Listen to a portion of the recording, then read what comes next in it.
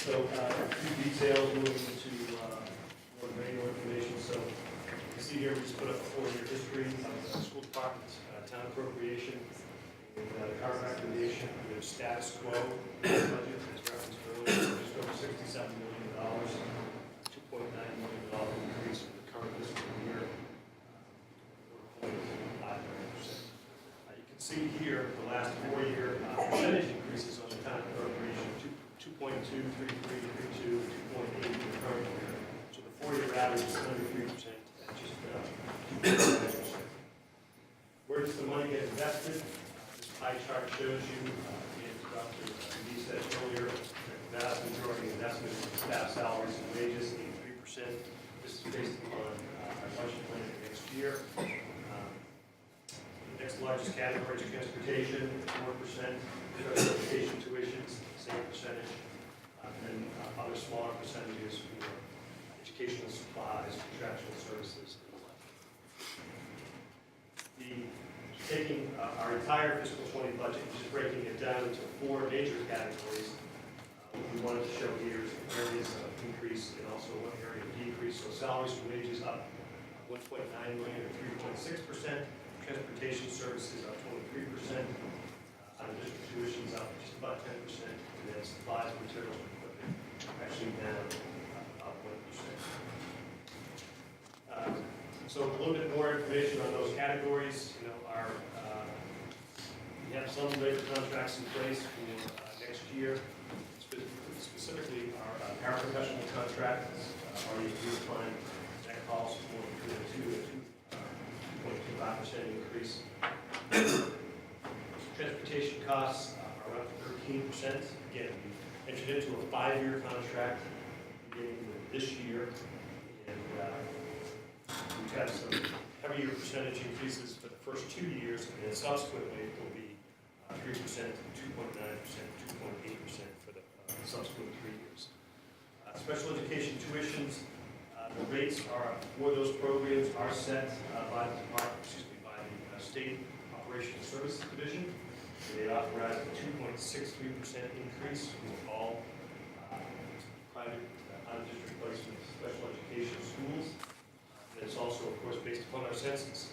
This is an area of a lot of volatility and some pretty heavy price tags that come with individual placements, as much as $350,000 per high for one student with residential placement.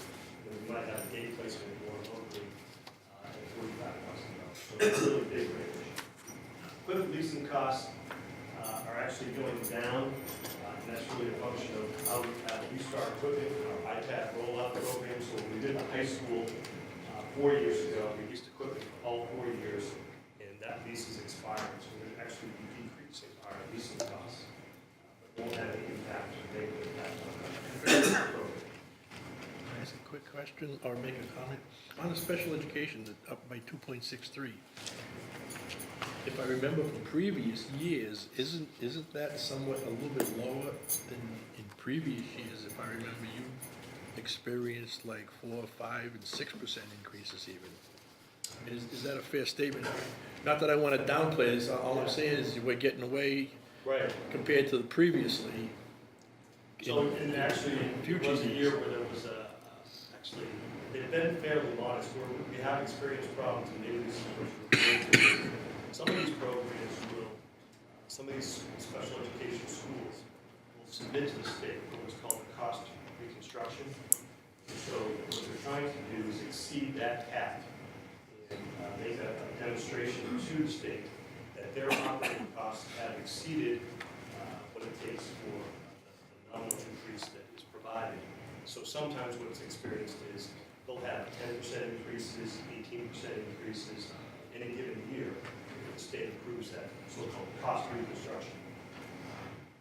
So we have a few of those for the upcoming year. Again, those are unpredictable.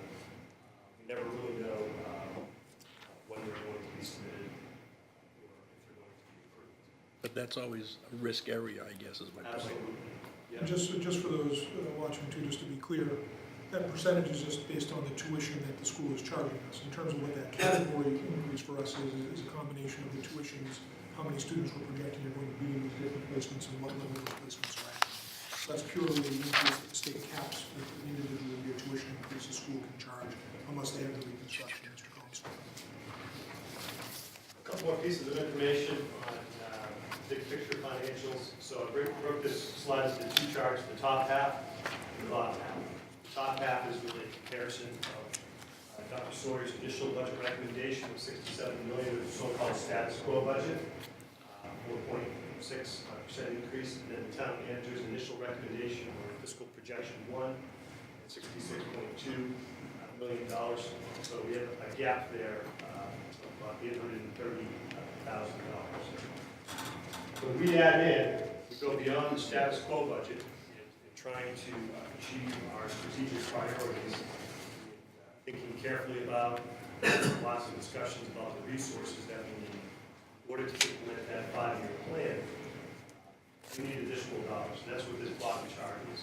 We add those additional dollars in our budget is $69 million, or 7.7% increase.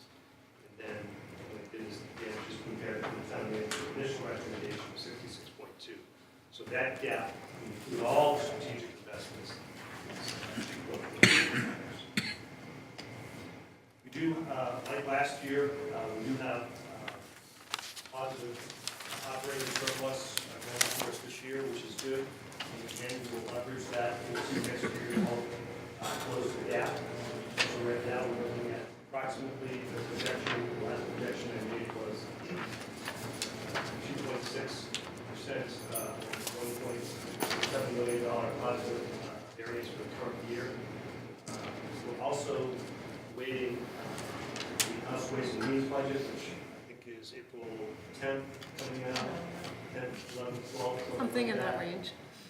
And we'll see if there's some additional Chapter 78 that comes out of that process, or maybe additional circuit breaker funding. And then finally, we're going to talk more about this later in the presentation. We have several grant applications out there that if we achieve those, are successful and accept them, then they can provide some significant dollar infusions into the school district in the coming years. I'm going to shift gears a little bit and talk about some enrollment pieces.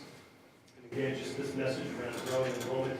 This chart just shows our district's headcount enrollment in 5-year increments until 2015, and then what we are projecting for this fall at 6,258 students. So the time period between 2015 and this coming fall would be a 3.5% enrollment increase for 213 students.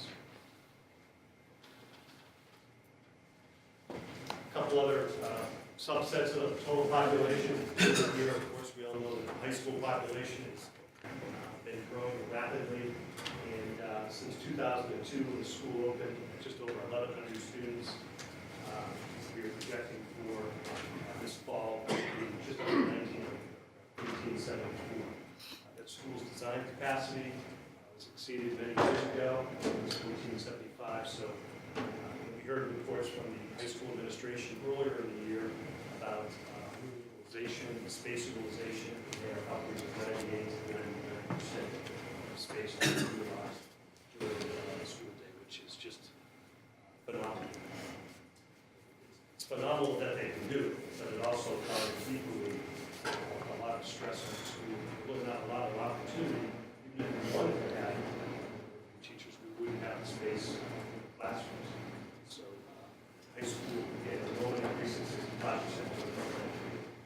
English language learner population, again, going back a couple of decades now, you can see it's around way back, 96, 97, it was 37 students.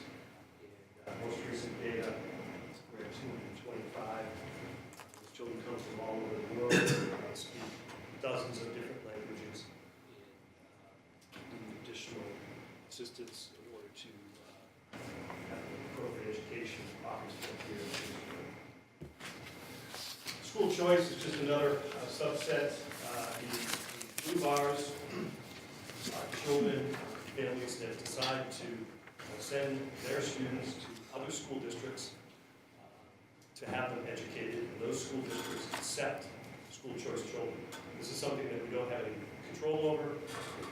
If the school district accepts them, for example, Worcester or Grafton accepts them, and when there's space available, they can apply it. The red bars are school choice receiving students, and we've had 2 different time periods when we've had children in the district. Recently, we accepted opened up to 30 slots. We had 27 enrolled. Actually, we're down to 25 now.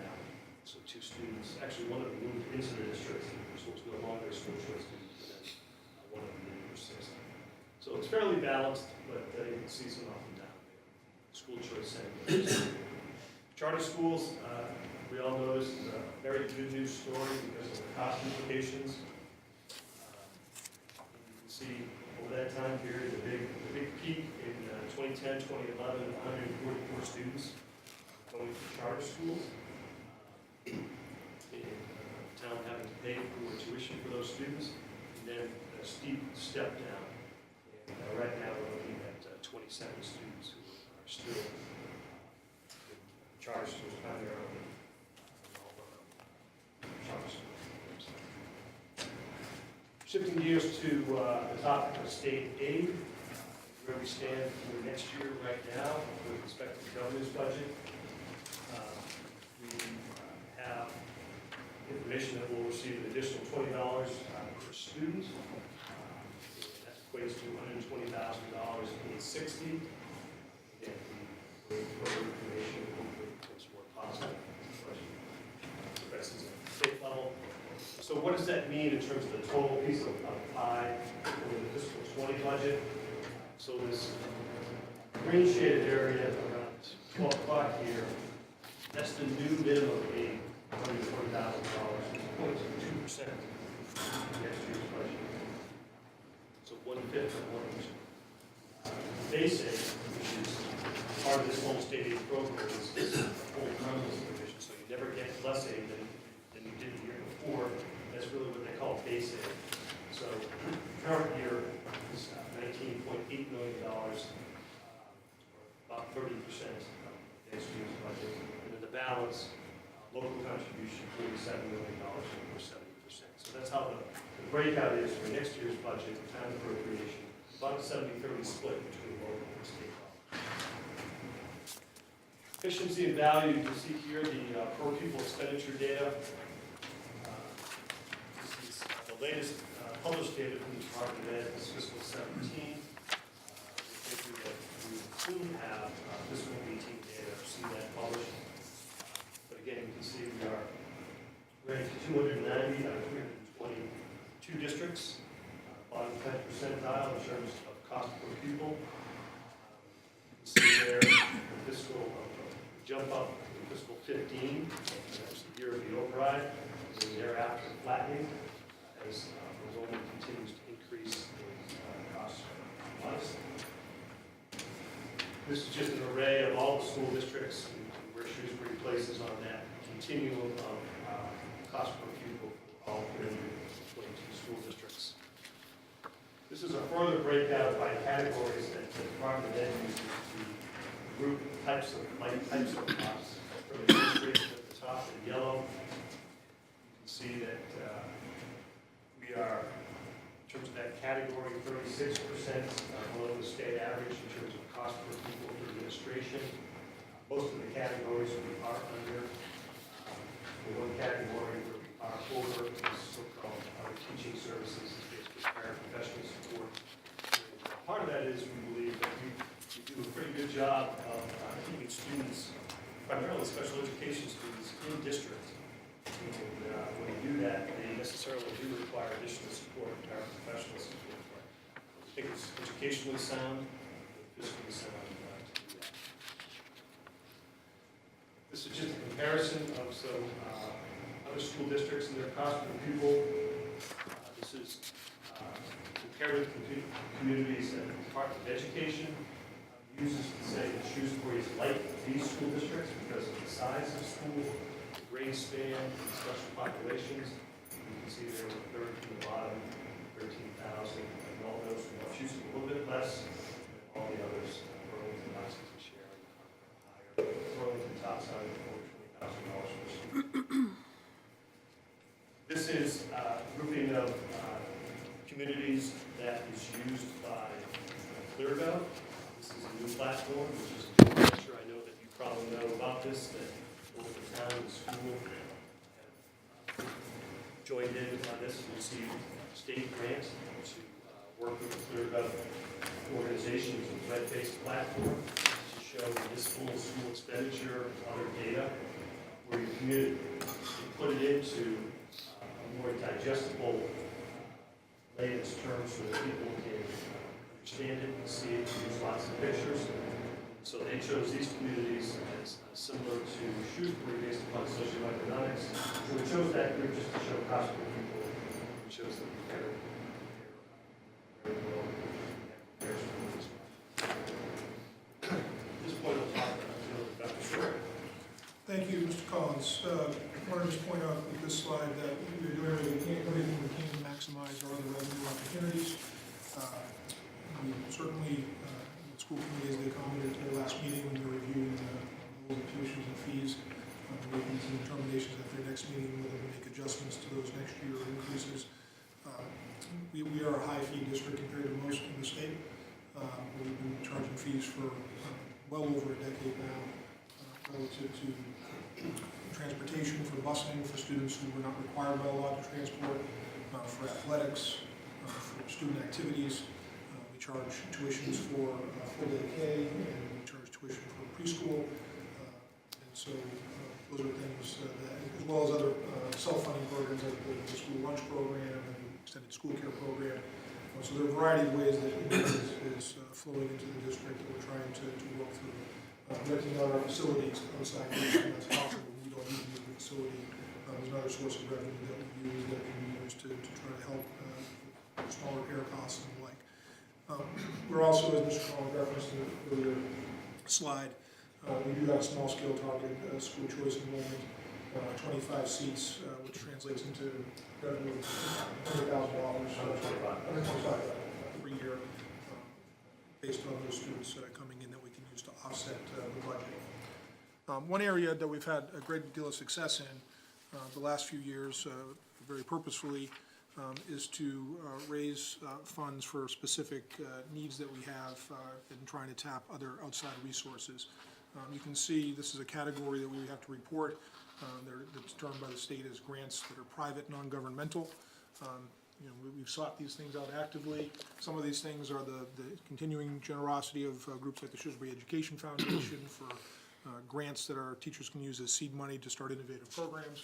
The Corridor 9 Chamber of Commerce does a similar grant program in the fall. But then others are unrestricted gifts. We began about 6 or so years ago a fund called the Colonial Fund that we raise money for each year. That we, again, try to utilize to provide money that is otherwise not available to start innovative kinds of educational programs. And then in terms of having a very specific funding need where we felt we did not want to go to the town and the community and ask for resources, was the campaign for Shrewsbury Athletic Fields, which resulted in us installing a brand new synthetic turf field and making several other improvements to the athletic stadium facility at the high school, which was funded entirely through sponsorships and philanthropic donations. Those totaled out of that gray bar last year of that 1.95 million, roughly 1.7, and last year we raised a little bit before that.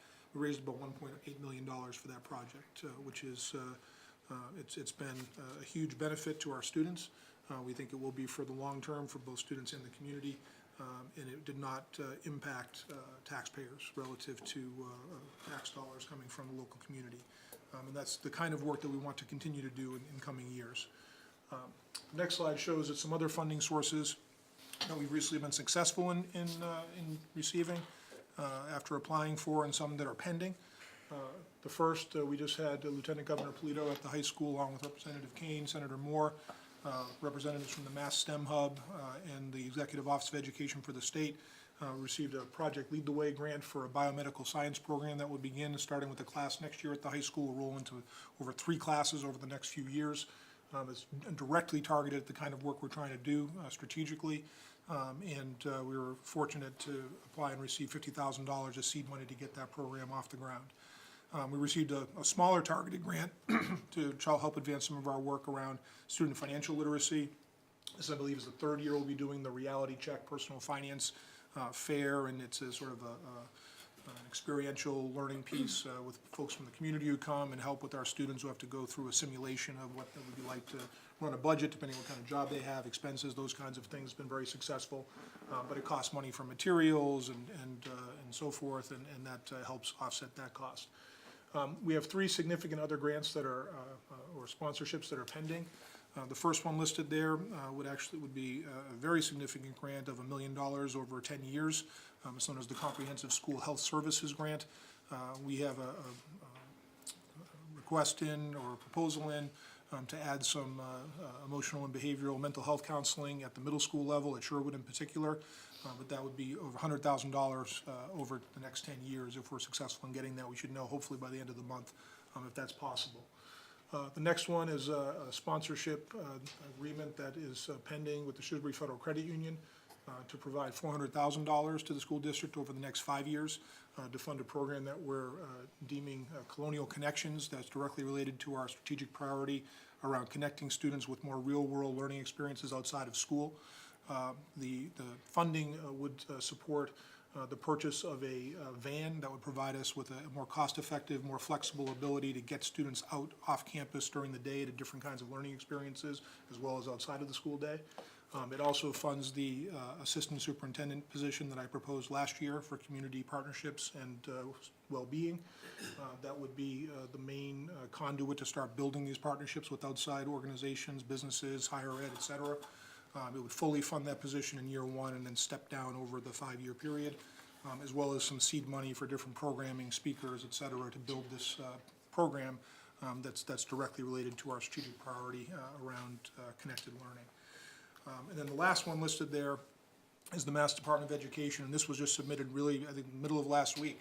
And I will be sending a copy to Representative Kane and Senator Moore, but this is a grant called Improving Access to Mental and Behavioral Health Services, which is directly related, and I'll speak in a few moments to our strategic priority around really focusing on student well-being, and that's a very significant need that we and other school districts have, and we're hopeful that we will be able to receive that $100,000 grant if we qualify. I've spoken to the Finance Committee in the past that oftentimes there are grants that are issued by the state that we don't qualify for because socioeconomically they're targeted at districts that have lower socioeconomic statistics.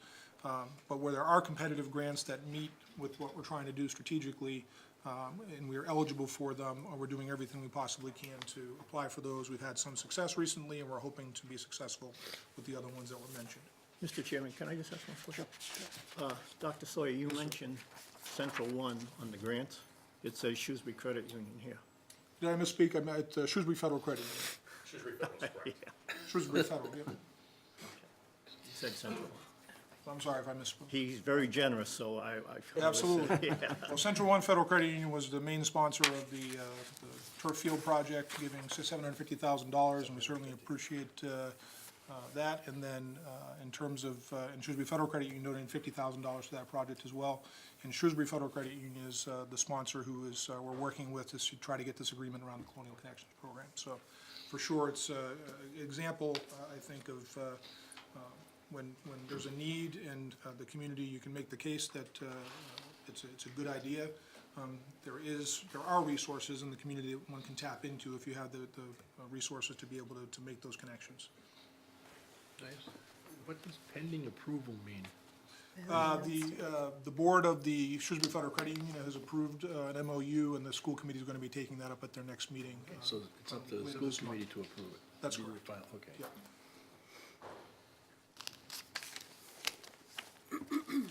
In terms of the community expectations, as Mr. Palich mentioned in his opening remarks, we're always trying to make sure that we're providing the kind of education for students that is going to meet expectations that parents have, the community at large has.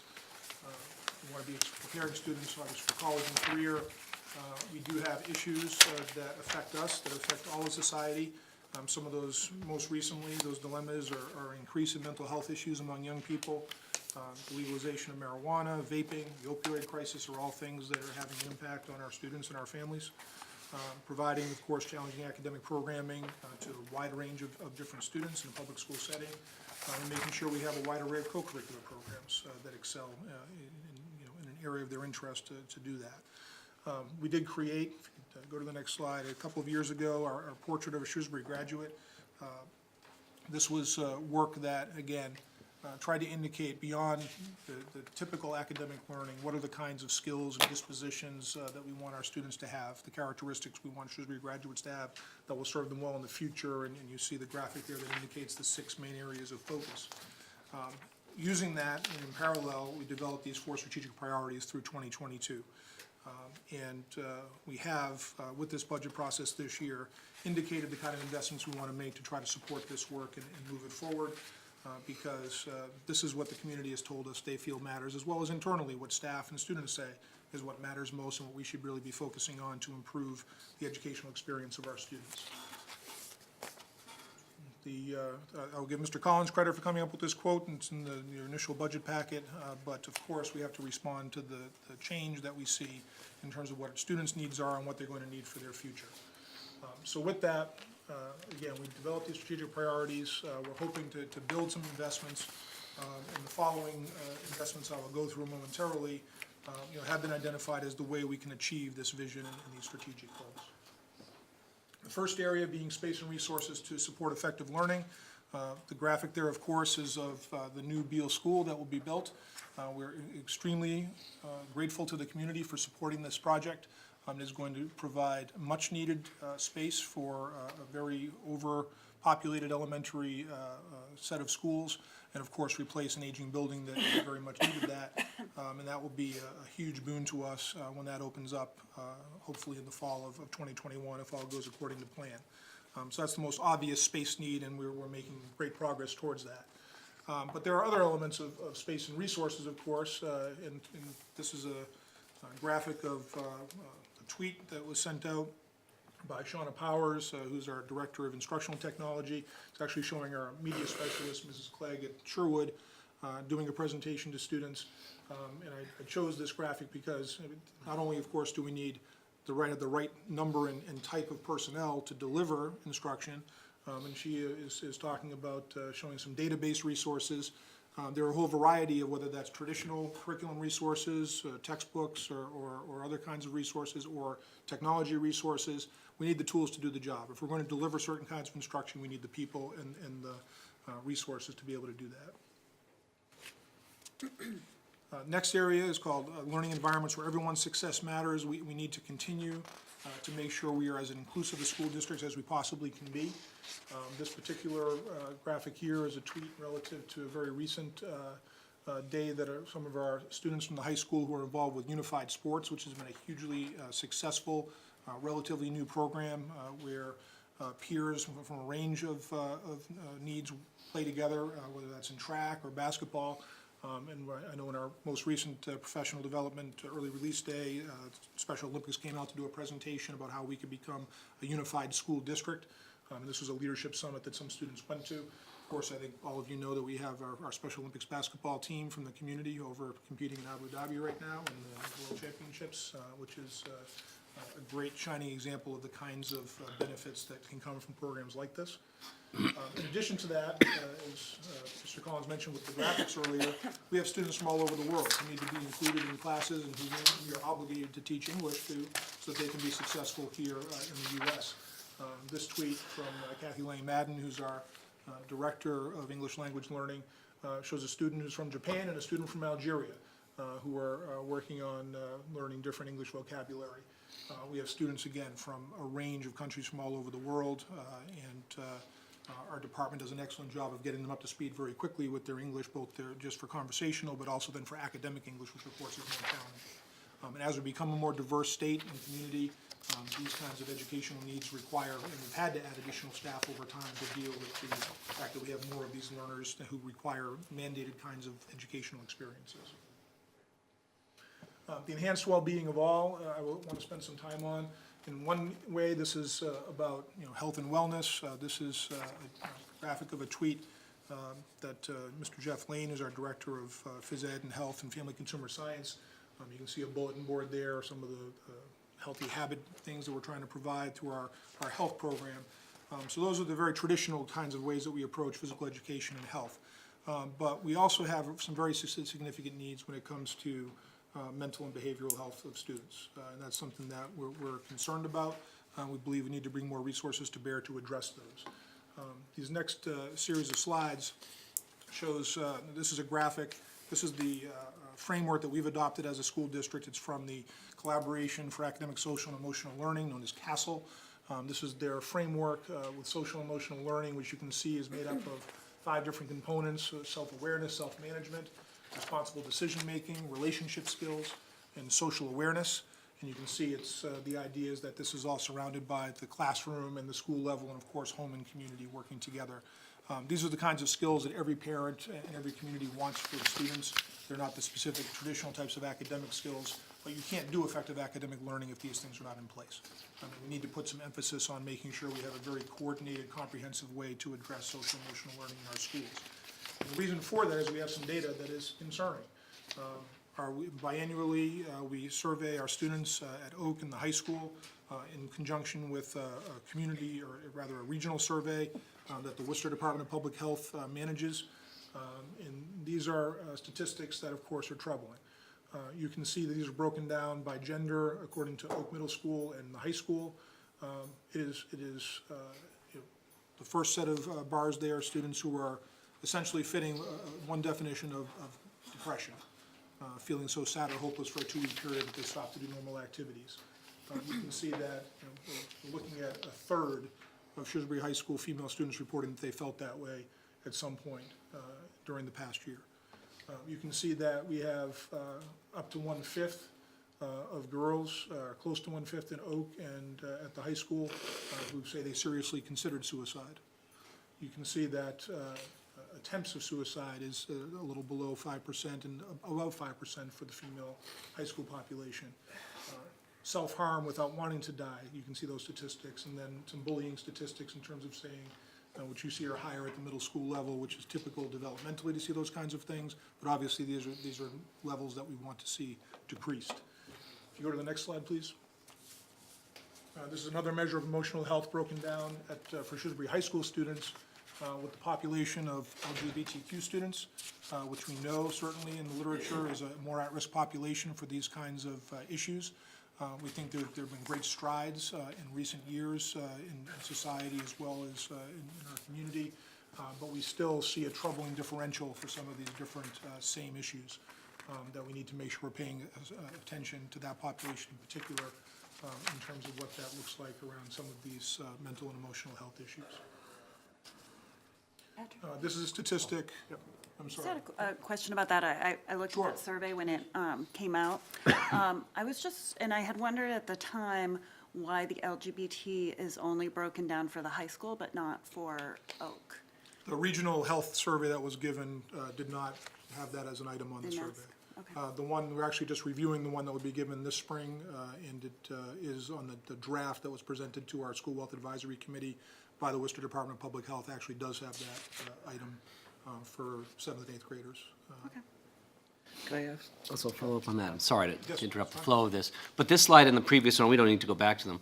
These are based on the survey, and therefore they are self-reporting. Correct. Which means their precision is difficult to manage, is difficult to determine.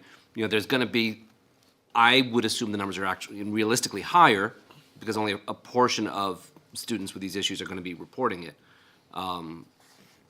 So can we assume a certain amount of deflation of these, you know, these numbers are a little deflated from, I mean, I'm they're not sure. high, but A they lot of should these- actually be considered yeah, A lot of higher. these items have been statistically sampled and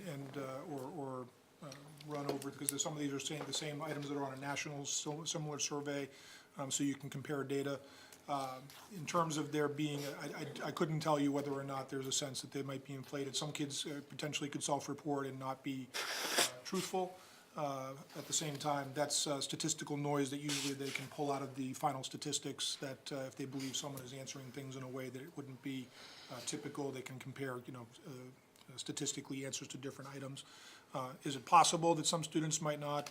That it certainly is possible. Our experience on other surveys is that our students, especially when they're providing anonymous data, tend to be pretty direct and honest around what they're experiencing, but it certainly is possible that some students are choosing not to.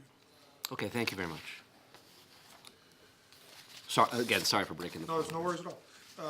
In terms of this is just a statistic for nurse visits last year, and over the course of the pre-K through 12, we had over 62,000 visits to our nurses, but over 2,300 of those were deemed mental and emotional health issues.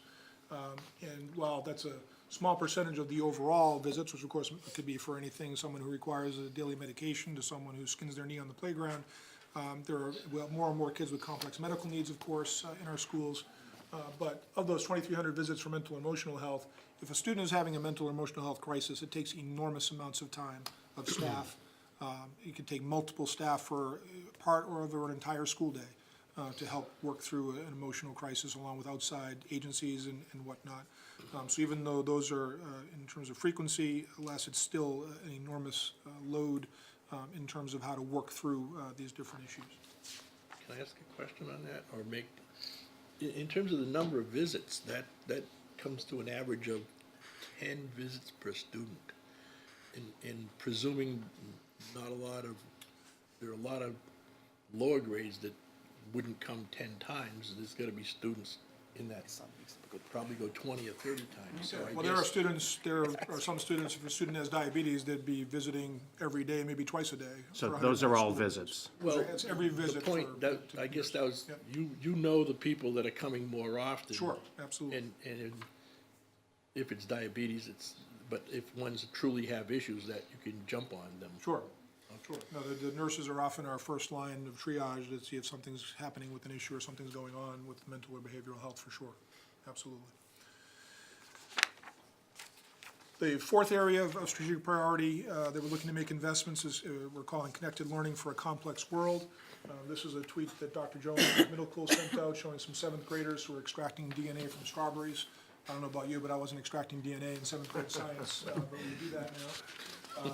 It just shows you kind of a combination of, you need equipment, you need different, obviously skillful educators to do that work.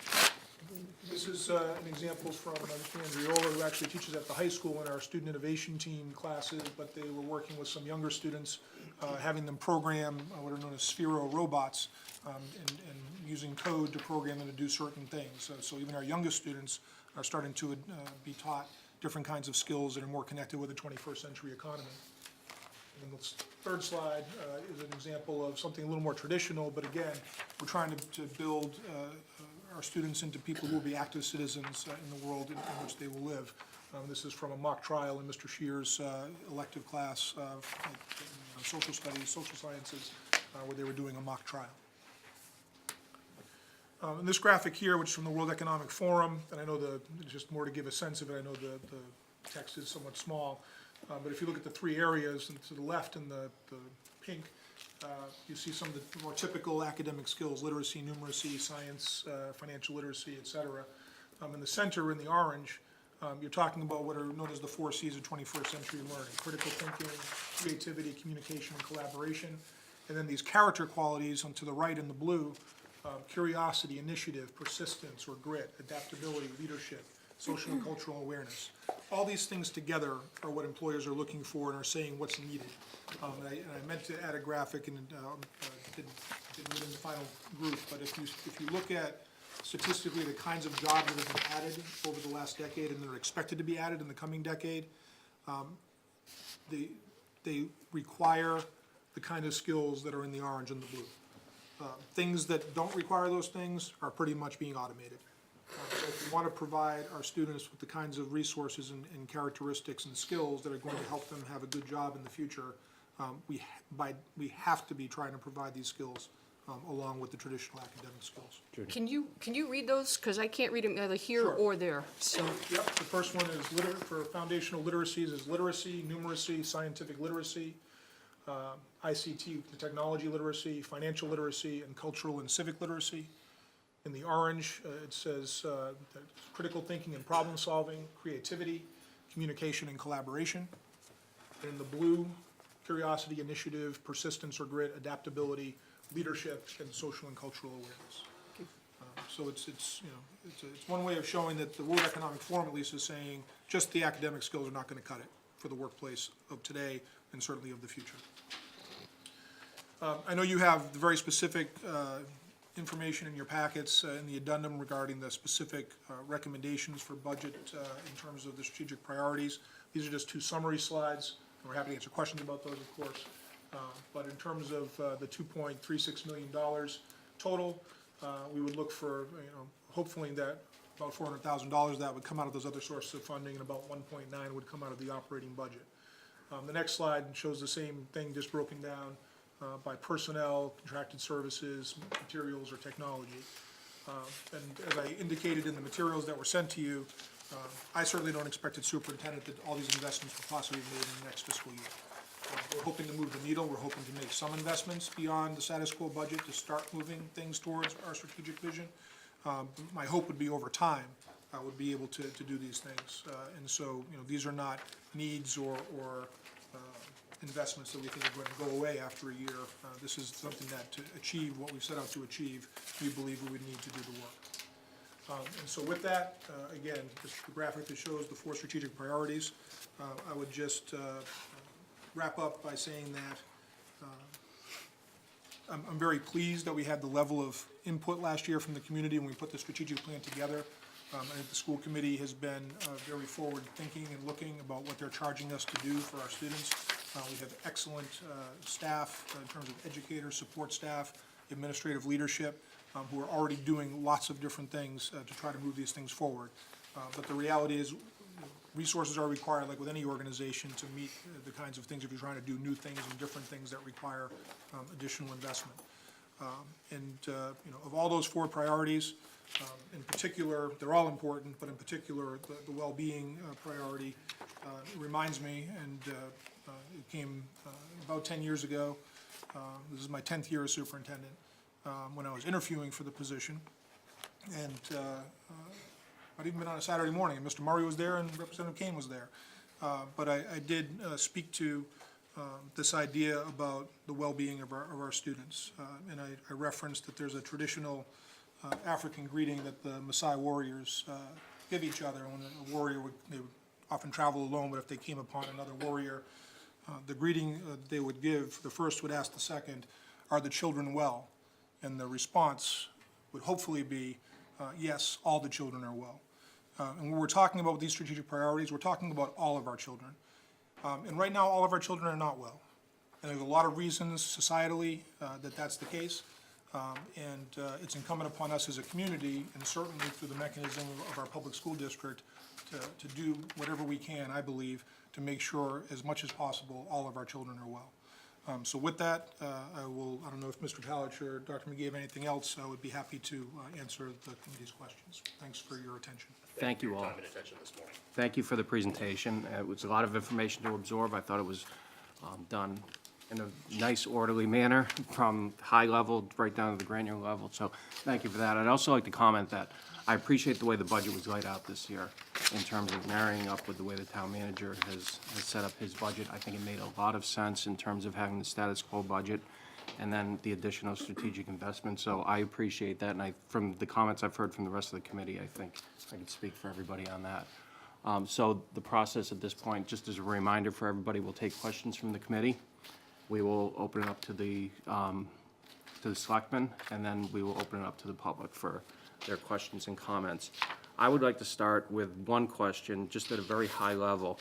If we go back to the total operating expenses slide, it shows a total spend somewhere in the range of $90 million for fiscal year 2018. Is that correct? So is that the number we're using to calculate the cost per pupil? Correct. That is. So that's the 13,300 cost per pupil. Okay, I just wanted to be clear on that. The only piece that I would mention there is that, capital items like debt service and things are not ever part of a per pupil Sure. operating expenditure. Those figures do include. And the pension costs are not calculated in as Pension well? costs are included. They are included? Yes. Okay, thank you for that. Gene? I ask one follow, are we gonna discuss basically this presentation right now, or are we gonna get into the budget itself, or are we gonna intermingle, or how are we gonna handle this? I think we can intermingle. I'd say fire away. You got anything else? Well, yeah, I've got this about point. 7 or 8 questions. Well, why don't you but, start, Gene? I'll just start off with the first one. I'm a little concerned with this 5-year plan. We're in to year 2. I don't think there's been much communication between the 3 boards on exactly which direction we're going with it and where these funds are gonna be coming from. So I would think that would be a number 1 priority right now, to sit down and discuss, when you're talking $2 million, where it is gonna come from overall. Because we're very limited on where these dollars can come from. Now, I don't wanna be getting into talking about overrides again. There's gonna be some funds available, but there's a lot of additional things going on. You've got a new school that's coming on board. That's the highest tax increase to the taxpayer in the town of Shrewsbury. It's the least amount of reimbursement from the Commonwealth of Mass that we've ever had on a project. So I think these are very important things that committees, the 3 committees should be sitting down discussing exactly what direction we're going with and where these dollars are coming from. Or are you gonna be cutting them from the town side? I mean, we've got problems in public safety right now. They need more manpower, both the police and the fire department. We're talking in the future of a new police station itself. You go down through the different departments, just about every department is looking for additional personnel or equipment. So I think it's time. I mean, you're into the 2nd year now. There's only 3 years going forward. It's time for some serious, serious discussion, and I think it's got to start immediately. If I may. Certainly. Mr. Budnagan, I appreciate the feedback. I am sorry and surprised that the 5-year strategic priorities seem to be coming as news. Those were adopted in the fall of 2017. We had a fairly extensive process in developing those. There was quite a bit of community input. We've now been through at least 1, if not 2, town meetings. We've discussed our 5-year strategic priorities as the context for our budget, at least 2 presentations to the Finance Committee. Having said that, I certainly agree that any discussion between the 3 boards is something that the school committee, I think, would be thrilled to participate in. We're happy to participate in any dialogue that anybody wishes. You know, it is the concern of the school committee. You know, we have set these goals for 2022. Are we going to be able to reach them? We've been very clear as a committee that doing so is going to require substantial investment. There's no guarantee that we're going to get there. It's the goal, it's where we'd like to go, so we're happy to participate in any dialogue that any board would like about where we're going financially. Judy? I guess I sort of touched on this the last time we met on a Saturday. But what we're hearing is obviously a great deal of your presentation was devoted to behavioral and mental wellness. And we heard that when we heard from the health department. We heard that when we heard from the senior center. We also have Shrewsbury Youth and Family Services. And then we looked at, you talked about, it's like $1.5 million of grants that would be to address in this area. And I know that there's a large portion of your existing budget that is personnel and other services that are devoted to that. So I guess my concern is really from a town is getting a handle on that cost of what we're looking at. And, you know, should the mental and behavioral and wellness, because we're seeing it in so many areas, should it be being addressed, you know, in the schools, in the health department, in the senior center, or are we looking at needing to maybe have a department that focuses on this? And, you know, so there's, how do we most effectively address this issue, and how do we get an idea of the total cost? And so that's just something, it's a bigger issue, but I put it out there because that does seem to be a big expense driver in a number of departments. So that's kind of a general statement. And then some specific questions that I had was, you talked about Project Lead the Way, I think it was biomedical, and I know that you also have Project Lead the Way with at least you had for engineering and so forth. We still have it, yes. So I guess I was wondering if we could sort of talk a little bit about that, because when I look at the education area, I also think about education as far as preparing our students in the work world, and really where there's, where we need people is like, we're clearly short on engineers and programming, particularly computer science programming for workers. That's where, if you go out to industry, we can't seem to find those people. And so I was wondering if you could talk a little bit about some of that type of educational initiatives as far as teaching kids to program, if you could expand on Project Lead the Way in that area, and then also vocational training, because, the trades is another area where we're not getting students prepared. So as far as preparing the students for what this country needs for workers, if you could maybe address that. Sure. A couple things that I would refer to, starting with the Project Lead the Way program. That's been in place at Shrewsbury High School for about a dozen or so years, I believe. There's a few courses, a couple of different engineering courses, hands-on types of things in terms of design and how that works. There's a CAD or computer-aided drafting program class. There's others were just general technology type of class. They've been very successful. Project Lead the Way is a national organization that pairs sort of sponsor universities. WPI is our partner for this work, and that they do provide some grant funding, and that's part of the source for this partnership between the state and them, this new grant that we have. We are looking to create a biomedical pathway for Project Lead the Way, and there's some other opportunities that are happening. The state government, under Governor Baker and Lieutenant Governor Polito, have really been pushing these kinds of investments, both in traditional public school districts as well as vocational technical districts, in terms of providing seed money for better equipment. And some of the biomedical things, we'll buy some equipment that we need for those classes, for example. So that's something that we absolutely agree is at the heart of our fourth strategic priority around trying to prepare kids with the kinds of learning experiences that will translate into good jobs in the future. In terms of computer science or coding, that's a place that there is a push, and particularly actually around my state association, around trying to increase that within the state. Some of that is some policy work in terms of trying to get the state to be supportive of that. We actually joined a consortium of districts that is sort of just getting off the ground relative to increasing computer science opportunities at the middle school level. We are going to be adding a computer science class, coding class at the high school, an additional one next year. We'd like to grow that. Some of that challenge, as Mr. Collins references, space in terms of having enough rooms to have additional classes. And of course, we'd have to add some faculty. We're maxing out the computer science technology faculty we have there. There are experiences happening in different ways for younger students. You saw one example of that there. Sometimes that's through our media program. When they go to the media center, it's not the experience that we might have had going. You check out a book, and that's pretty much what you go to the media center or the school library for. There's lots of hands-on technological activities that kids do in those classes, right from our elementary program right up to the middle school as well. And I think that another example that we're very, very excited about.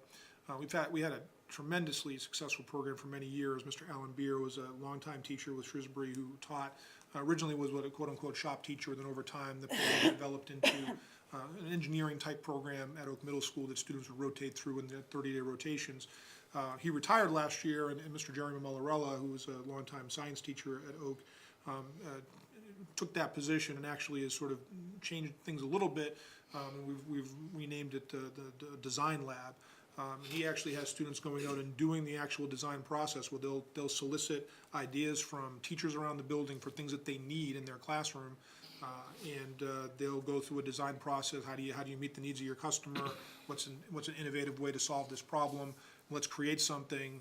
I know that I just saw a tweet from him, I think the other day, that showed that they developed some wooden iPad holders, almost like cookbook holder type things, for one of our life skills special needs classes at Oak Middle School, for an example. But that's a very real world type things that our 7th and 8th graders are getting. So I think there's some good things that we're doing, and if we're able to make some additional investments over time, I think we can even expand that further. As far as vocational and technical education, The reality is, I mean, Shrewsbury High School no longer has, other than the Project Lead the Way classes, and that program at Oak, the traditional wood shop and metal shop and auto shop, those disappeared a number of years ago from Shrewsbury High School. The vocational technical piece really is for students who choose to go to Assabet Vocational Technical High School, where they get an outstanding education. We're more than happy to support that and the number of students who go. And then those numbers fluctuate from year to year. We had some concerns a couple of years ago where not as many students were getting access. That's kind of shifted back a little bit. Pretty much every student who wanted access last year, who was accepted at least, was able to go. And actually a few fewer than went. That's one of the reasons we have a positive variance in the current fiscal year. But in terms of the, offering different kinds of things, and more real-world learning experiences for our students right through, especially at the upper middle school and the high school level, is something that we want to see develop further. Thank you. Hannah? Thank you. Thank you for everything that you all do. I have a 7th grader who had design lab this year, and I have a daughter who's a junior who's going to be, which I found out, of course, after the announcement the other day, doing the biomedical science class next year. She's very excited about. And a senior who I've just gone through sort of the whole college process applying. And really, our students are so well prepared against the other students that I'm seeing when I'm out there for going on to the next step, no matter what their next step may be, whether it's college or career. So I want to thank you for that.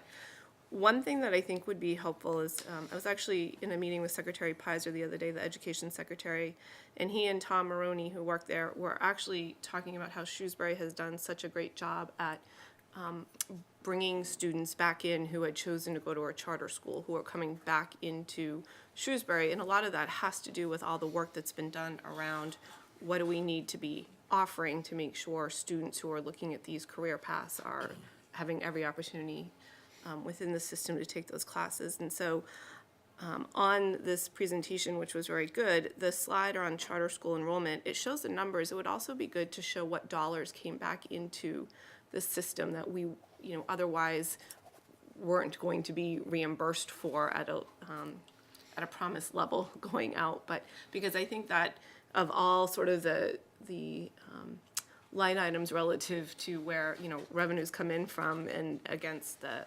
expenses that are there, that's one of the things that I think we should really illustrate is all the work that we've done here has been able to keep more of these students here and therefore more dollars in the Shrewsbury public school system as opposed to going out to charter schools. Well, we actually have a sort of slide below the deck if you'd like to see some Yeah, I think so. statistics on that.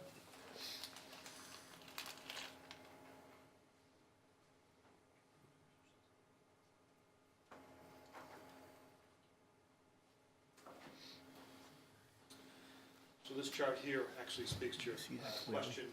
There's a lot of different data here, but on the far left is fiscal 10. It doesn't go as far back as that enrollment chart that you had. But on fiscal 10, the net cost to, this says district or town, was about $693,000. And then in fiscal 15, in the middle, it peaked out at over $1,055,000 cost to the town. With the enrollment drop-off, fiscal 19, we're looking at just about $378,000. So that's a net difference of $700,000 just in that short time. So it does have a huge positive financial benefit. And I think that's sort of part of what we need to keep in mind when we look at some of the proposals to add, again, some new strategic priorities in of, sometimes there's also a cost to not doing them. And I think that the more that we can look at it from that perspective, the better off we are, because you're getting a truer cost picture. Even if you buy into the strategic need for it, just understanding what the potential dollar amount would be to us is helpful to view it in that perspective. Thanks, Hannah. I have a question back towards the numbers. If currently with fiscal projection 1, we have a difference between the town manager's budget and the budget recommendation of Dr. Sawyer of $830,000. Assuming that nothing changes going forward, what is Plan B to make up that difference? Well, again, as Mr. Collins referenced in one of the slides he presented, we're currently expecting to land this fiscal year about $1.7 million to the good. And what we have done in the past, if, sometimes they're very small variances, it depends on how the year goes. We've had some things break our way in out-of-district tuition and vocational technical tuition in particular. Our teacher costs have been below what we've expected, which I think we're running at about, within 1% of budget, but given the number of teachers we have, that's about $300,000. So we're in a stronger position than we've been in some other years. So we would be able to, through the mechanism of carrying forward some additional circuit breaker money, we believe that we can close that gap and would not need the full 4.6% roughly increase to the appropriation just for the status quo. Our hope would be if things continue to trend in that way, that we would be able to use some money perhaps to make some of these additional investments. In your materials, of course, there's about 3 positions that we know we're going to have to, that is mandated positions in terms of meeting our needs, a couple of special education positions and a part-time school nurse at the high school.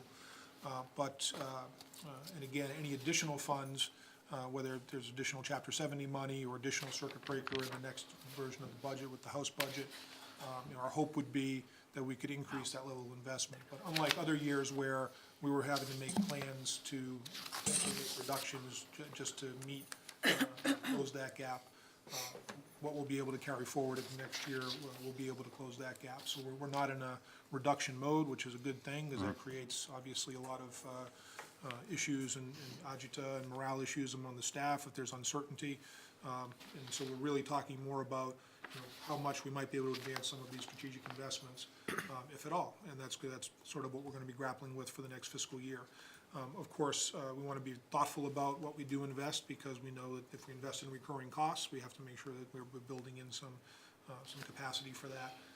But in some of that, what I'm hearing, certainly internally, is that some of these resources needed to address some of the mental and behavioral health pieces are particularly of need. And I think that's probably one of the first places we'll be looking relative to if we are able to make some investments beyond the status quo. And just to follow up on the strategic investments, it showed on the funding, approximately $2 million coming from the town side, and then other sources of funding, I think it was $392,000. Is that $392,000 money that we have in hand at this point that could be used? No, it's if we receive those dollars, then we would. So those are restricted Those are the to, kind of dollars we can only use for the purpose that we might get a grant for. So for Okay. example, that biomedical grant of $50,000 would be counted among that. We're going to have that money that's been decided, and so we'll move forward with that program because we have some confidence in that those dollars will be able to support it.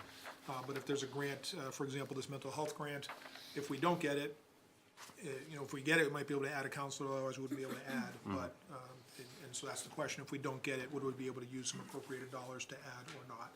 But we're any place where we possibly can, and of course, there may be other things we identify in the coming months and years relative to other sources to support some of this work. Anytime we can identify sources other than creating more pressure on the appropriated budget with the town, obviously we want to do that. We're not going to chase money for the sake of chasing money. Sometimes there are grants out there to do things that we're not particularly interested in doing, and that to me is a fool's errand. But when they're aligned with what we're doing, and of course, one of the things for me that is very gratifying is that we're seeing things come out at the state level, like the grant that just we're successful in getting, that are very tightly aligned with what we have strategically put into place as our plan. Around social and emotional learning, there was a major national report that came out in January from the Aspen Institute and the National, their name, Consortium or something about social, emotional, and academic learning. And their recommendations for what districts should do are very aligned with what we already were proposing we want to look at doing. And we're in the process of doing some work right now of identifying, and this goes a little bit to Ms. Vedder's question earlier, what is the best comprehensive way to address some of these social and emotional learning issues? We certainly know there's a lot of capacity, and school districts are expected to do that work, and there's people like counselors or those with other credentials, maybe even social work type credentials who can do these kinds of things. We have some in place, but we don't have, we think, adequate amounts to deal with some of the situations that we have. But it's good to see that we're aligned very much with whether it's the World Economic Forum or these national organizations or the state administration saying, here's where we want to be making investments in public education. We're saying that we're ready to do that, and then it's just really a question of can we get resources to move the needle and start moving forward. certainly. Mark? First of all, I want to thank Dr. Sawyer and the school committee. Wonderful report, comprehensive as always, very helpful to us. We can dig into it and learn at the same time, so thank you. In regards to the maximizing revenue opportunities, just a comment, number one. Obviously, there's been a lot of work done with grant funding, and I don't think people really know the amount of work that that entails to write those grants and to investigate them. If I remember correctly, during my time on the school committee, I remember people telling me that it was almost like a full-time job. And obviously, you've gone to great lengths to maximize those dollars as best you can, and that takes a lot of focus and a lot of manpower. So thank you for that. Relative to maximizing revenue opportunities, implementation of fees, we've been down that road. It's old news. I thought I heard you say that you're going to look at it again in terms of, God forbid, raising them.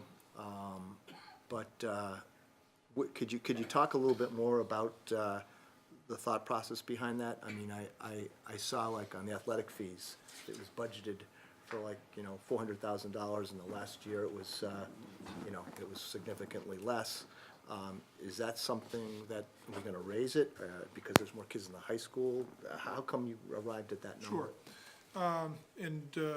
Maybe if I start, and then Mr. Palish wants to add, just in terms of what presentation was made at the last Wednesday school committee meeting, giving the school committee a range of what some different adjustments would look like. One of the messages that the administration has received from the school committee over the last several years is that we had a few different times where we'd kept a fee static for a number of years and then made a pretty substantial increase at once, and looking instead at perhaps doing smaller increases to deal with inflationary pressures over time, to sort of keep a similar ratio in terms of what the fee might be providing in terms of resources versus what's coming out of the appropriated budget for transportation, for example. We've got a big bump in transportation this year. We're looking at about a 13% increase, and it's more than that when you talk about some of the need for some of the additional costs as well with the contract. We just raised the transportation fee last year from $275 to $300. Mr. Collins illustrated what an increase of $300 to $310 would look like, $300 to $315, small percentages potentially. We did talk a little bit about the concern that we have a lot of traffic pressures at our schools. Those of you who drive around at arrival and dismissal time know that. And we want to be sensitive not to tip the scale too much where people decide, well, I'll just drive my student. And we lose the revenue, plus we have worsening traffic issues. But in terms of at the same time, understanding that, there's already a significant burden on families, particularly at the high school level. Based on the feedback from the school committee, I'll be considering and looking towards a week from Wednesday's meeting, what recommendations I would make to make I don't see any recommendations of any significant adjustments in terms of increasing fees, but I can see making some small ones just to make a dent, just to keep sort of in pace with some of the inflationary pressures. And just to add to that, of course, the school committee considers our entire fee structure every year, piece by piece, sometimes grouping items together.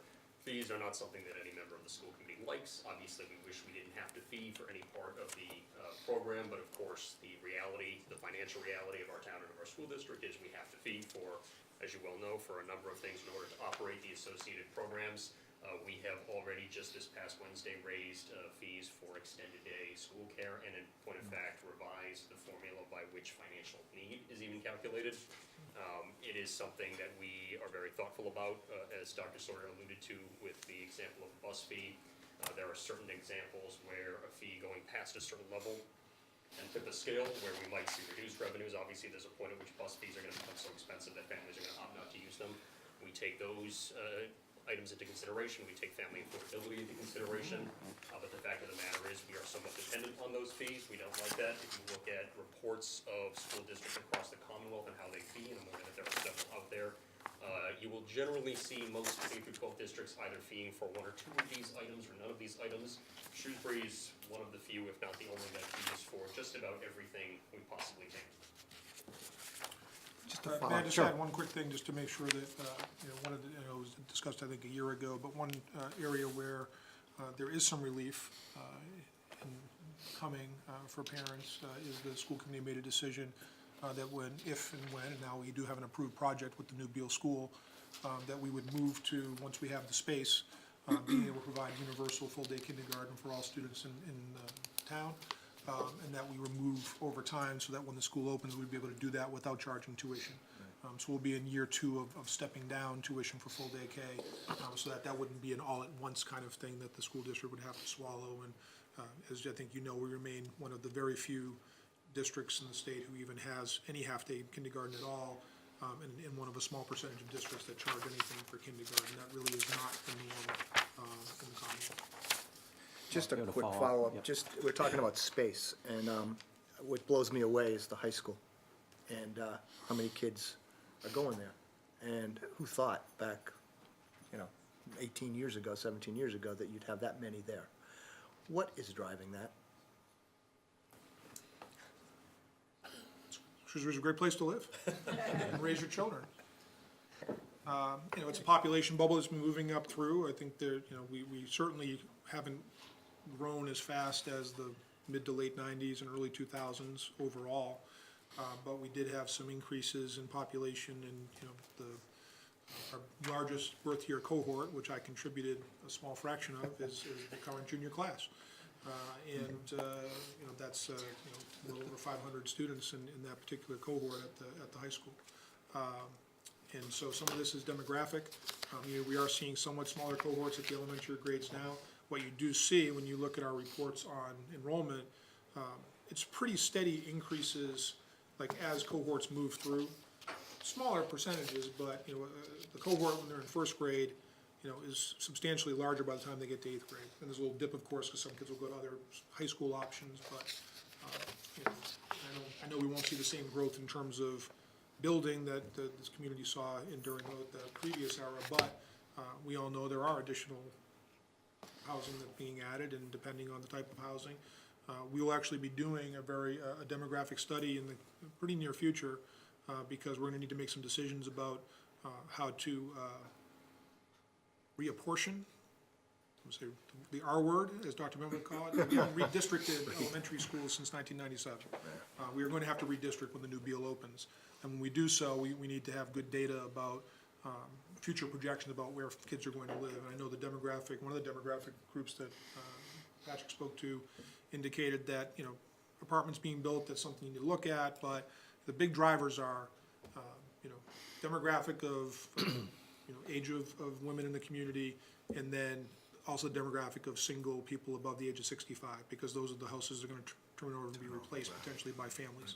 And so it's gonna be interesting to see what happens over the coming 5-10 years in terms of whether this growth continues at this steady, slower pace, or if it does, because demographically, there's actually fewer kids total in the Commonwealth and the country. A lot of school districts are dealing with declining enrollments, and we're still dealing with somewhat growing enrollment. If I could just add to that very briefly, part of the success story for Shrewsbury Public Schools over the past few years contributes ironically to this problem. We're keeping kids in Shrewsbury schools that in another district or in another time might have gone out either through charters or through an out-of-district special education placement. Keeping kids in Shrewsbury Public Schools as opposed to sending them to a charter, meeting the needs of a special education student in district as opposed to an out-of-district placement. Those are financial wins for the district. That's part of our success story. But of course, on the back end, that's a capacity problem because we're keeping those kids in buildings. And obviously, private schools too. I think Shrewsbury residents are seeing the value proposition and saying, hey, this is a good deal. Okay, we're gonna go to Judy, and then Aaron, you'll be up next, okay? I wanted to ask a little bit more about the transportation services, because I see that that's, I'm sorry, that's a 23% increase. And I know you talked a little bit about the fact that I think you carried some expenditure from last year over. But I was wondering if we could delve into that a little bit deeper to kind of understand. I think some people, I know the bus fee's high. I think some people think that they're paying the full load. So if we could talk about fee versus, the delta of the fee versus the cost. Also, special education, transportation, vocational transportation. I'm sure I'm missing some other things, but could we delve into the transportation, because that is such a high percentage, to understand that number? And then also, I'd like to understand what your projections, I believe you said that it's going to be less going forward to future years, so if we could talk about that in a little more detail. Sure. I would say, just to start, that, again, transportation services have to go through a public procurement process. This isn't just a, face-to-face kind of negotiation situation. We went out to bid, and as everybody, I think, knows, and most people know, that there are very few transportation companies in the state, and oligopoly. There's few players, and a district of our size is only going to attract a certain amount of vendors of interest. Our transportation bid resulted initially in a very significant increase for fiscal 19. And the contract then subsequently calls for lower percentage increases in the years 2 through 5. So because there was only one bidder, I was able to have a conversation with the owner of AA Transportation. And because they were low bidder, we were able to have a discussion about how we might even lower the cost than what he bid. And so he did in fact do that, and what we agreed to do was shift some of the price increases for fiscal 19 over 2 years into 19 and 20. So for fiscal 20, there was a 13% rate increase. I think if you look at your budget book, if you have it, the yellow book, on page 36, there's some more details there that I can help you go over. And I guess the other context piece I would tell you is, just big picture, we've got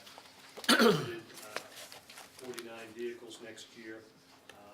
The rate, daily rate for a bus is going to be about $412 per day. That's an all-in for all aspects of transportation, the bus itself, driver, insurance, fuel, and whatnot. As you can see on page 36, various areas of transportation, pupil transportation, regular day, an increase, that's basically the rate increase, $433,000, plus 2 additional vehicles, which I have budgeted to take care of some pretty tricky situations with transportation along the major routes of Route 9 and Route 20. So I'm thinking that we'll probably need 2 vehicles to deal with those situations with students on very busy roads and trying to find a safer way to pick them up. Then you see below that McKinney-Vento transportation. This is transportation for homeless students. That's highly variable depending on the homeless population. And that means that if students were residing in Shrewsbury and then became homeless and lived elsewhere, they have a right to come back to Shrewsbury schools, and we need to provide transportation. And in most cases, we're able to split the cost with the district where they're headed to, sometimes not. Foster care is another area of transportation, growing cost. You can see vocational transportation, that's for 3 buses, $226,000 budgeted for fiscal 20. And then we've got some student activity transportation in athletics as well. Below that, you can see other transportation services for special education in particular. This, again, is just out of our appropriations budget. Another area of significant increase is bus monitors. And right now, we utilize about 18 bus monitors. And again, the bus monitors are primarily for special education students. So we have bus monitors on all of our special education buses, but we have a number of students who don't necessarily need to be riding on a so-called special education bus or a wheelchair-equipped bus. They can ride the neighborhood bus, but they might have a disability that requires that we put a monitor on that bus, whether it's a bolting or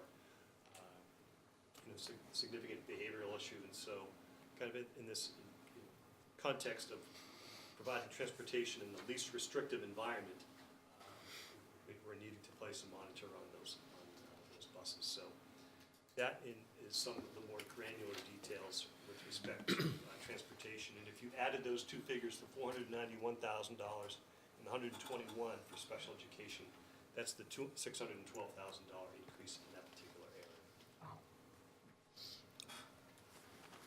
Just like to comment, having worked as a bus monitor in my high school and college years, it's a difficult, thankless job. So a follow-up then, obviously, so there's a reason why we saw a 23% increase this year. How do you anticipate that being next year? So the daily rate, Right. the cost per bus for the upcoming fiscal year is increasing by 13%.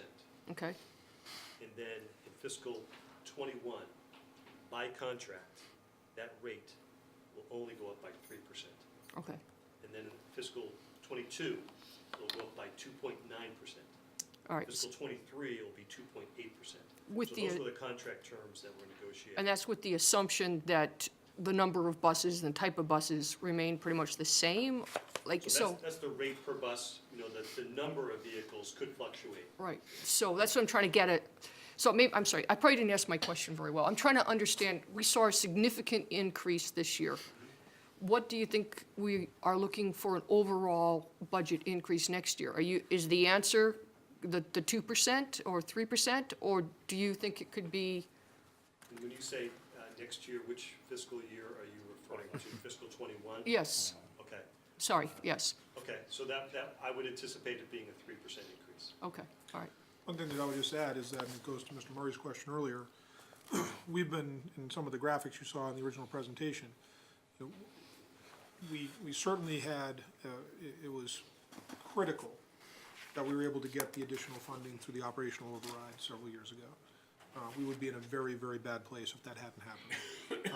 And we've been able to, and this committee asked us about sustainability at that time, and we've been able to sustain the teachers in the classrooms, about class size, and a whole variety of things with some of the increases we've had. But with the relatively modest increases, the appropriated budget averaging a little under 3% each of the subsequent years to that, we're still growing.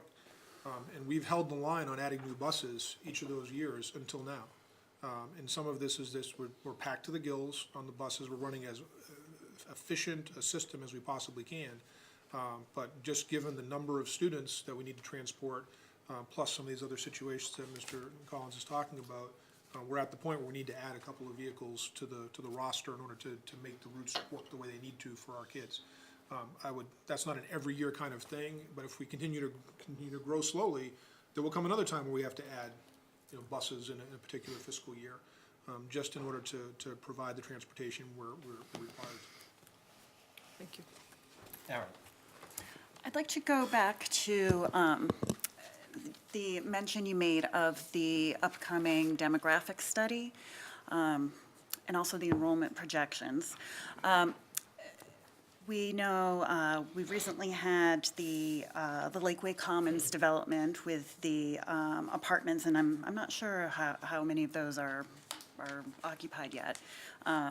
There's the possible Edgemere development, which I think is 250 units, and certainly many others. And I think the assumption has been that that we've been told that when there are a lot of 1- and 2-bedroom apartments, that those will be less likely to attract new students to the schools. And I would urge you, as you go through your enrollment projections and demographic planning, to look back to see whether that the proposed projections end up being correct.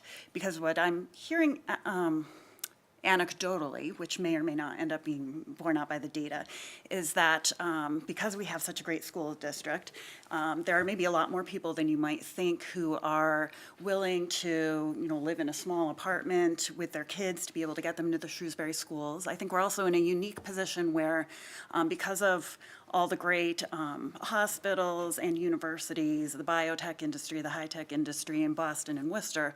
We have quite a few people here who are, and many of them sometimes are coming from other countries, who are here for postdocs, for fellowships, maybe for a few years at one of the local universities, for something at the hospital. So they don't necessarily want to buy a home. So they may be living in an apartment, so I would, I don't know if you have any data about that, but I would really urge you to work really closely with Mr. Marizakar's office on all the apartment and condo developments, smaller ones, to see if the enrollment projections end up, that we've been working with, the assumptions we've been working with, come out to be true. I mean, we have people spending $1 million to get their kids into college. They might be perfectly willing to live in a small 2-bedroom apartment in a family of 4. So, so that's my comment on that. We do have a little bit of data on that issue, if you'd like to hear a number, Mr. Collins. Yeah, so right now, currently, in terms of the Lakeway Commons specifically, and to your question, we have 18 students who are enrolled in Shrewsbury schools that live in that entirety of that complex. And is that, do you know, are those apartments all rented out at this point? I wouldn't know that. I right. don't know that, but we do 80%? absolutely share. 80%? Is that, as Jean says, 80%? And we share all of this information with Mrs. Lawson when she's doing her work. And do you know how that compares with what was predicted for, Offhand, I don't know what was predicted. I think we have Ms. Laws that can shed some light on this issue. This will be interesting, yeah. Sure, good morning, Kristen Good morning. Lass, Assistant Town Manager. When the Lakeway Commons project was going through the planning board process, both the town of Shrewsbury and the developer both did separate projections for anticipated school children, and we settled upon approximately 25 to 45 school children in the complex. As of October, we had 22 children in the complex, which we present to the Board of Selectmen every October, November-ish. Mr. Collins probably has the most recent data from his department. And again, the complex is about 80 to 90% full, so we are well below the anticipated school children of that complex. If and when the Edgemere development comes online, we do the same type of projections and work with the school department. We also look at single-family developments that are more mature and how many school children come out of those developments, the duplex type of developments and other multifamily developments in the town, and we work very closely with the school department on those projections. thank you. Hannah? I just wanted to go back to a comment that Judy had made a few minutes ago regarding the impact of certainly the social and emotional issues that, as we've heard, not just students, but people all across the age spectrum in Shrewsbury are experiencing. And, I think we actually do have a resource in town, and that would be Shrewsbury Youth and Family Services, who does a lot of work in this area. And part of, what we who are involved with Shrewsbury Youth and, did I say Media Services? Shrewsbury Youth and Family Services. I think you said that.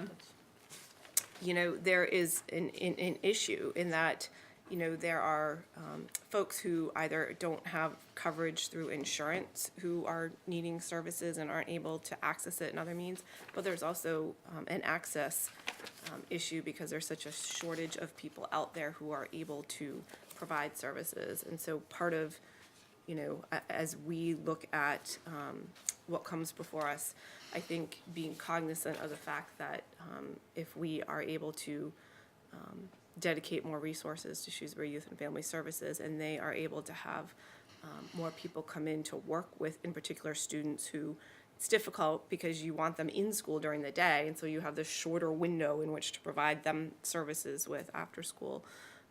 But part of the goal and part of the work that they also do through this youth mental health first aid training is to try and help identify young people before they reach a crisis point, not only for the benefit of that individual, but also because it can work to minimize some of the disruption in the school system. And so when you have a child who's now at a breaking point, it's impacting the school district far more than had you been able to get to that child earlier on. So I do think we're fortunate in Shrewsbury to have a resource who provides these services without regard to whether or not a family can pay. But I do think that is part of the complement of when we look at how to alleviate some of these issues within the school system. It is the grant work that they're doing and the thinking through how do we better serve, but it's also thinking through, I think, within the community, what are other ways that we can help alleviate some of this pressure?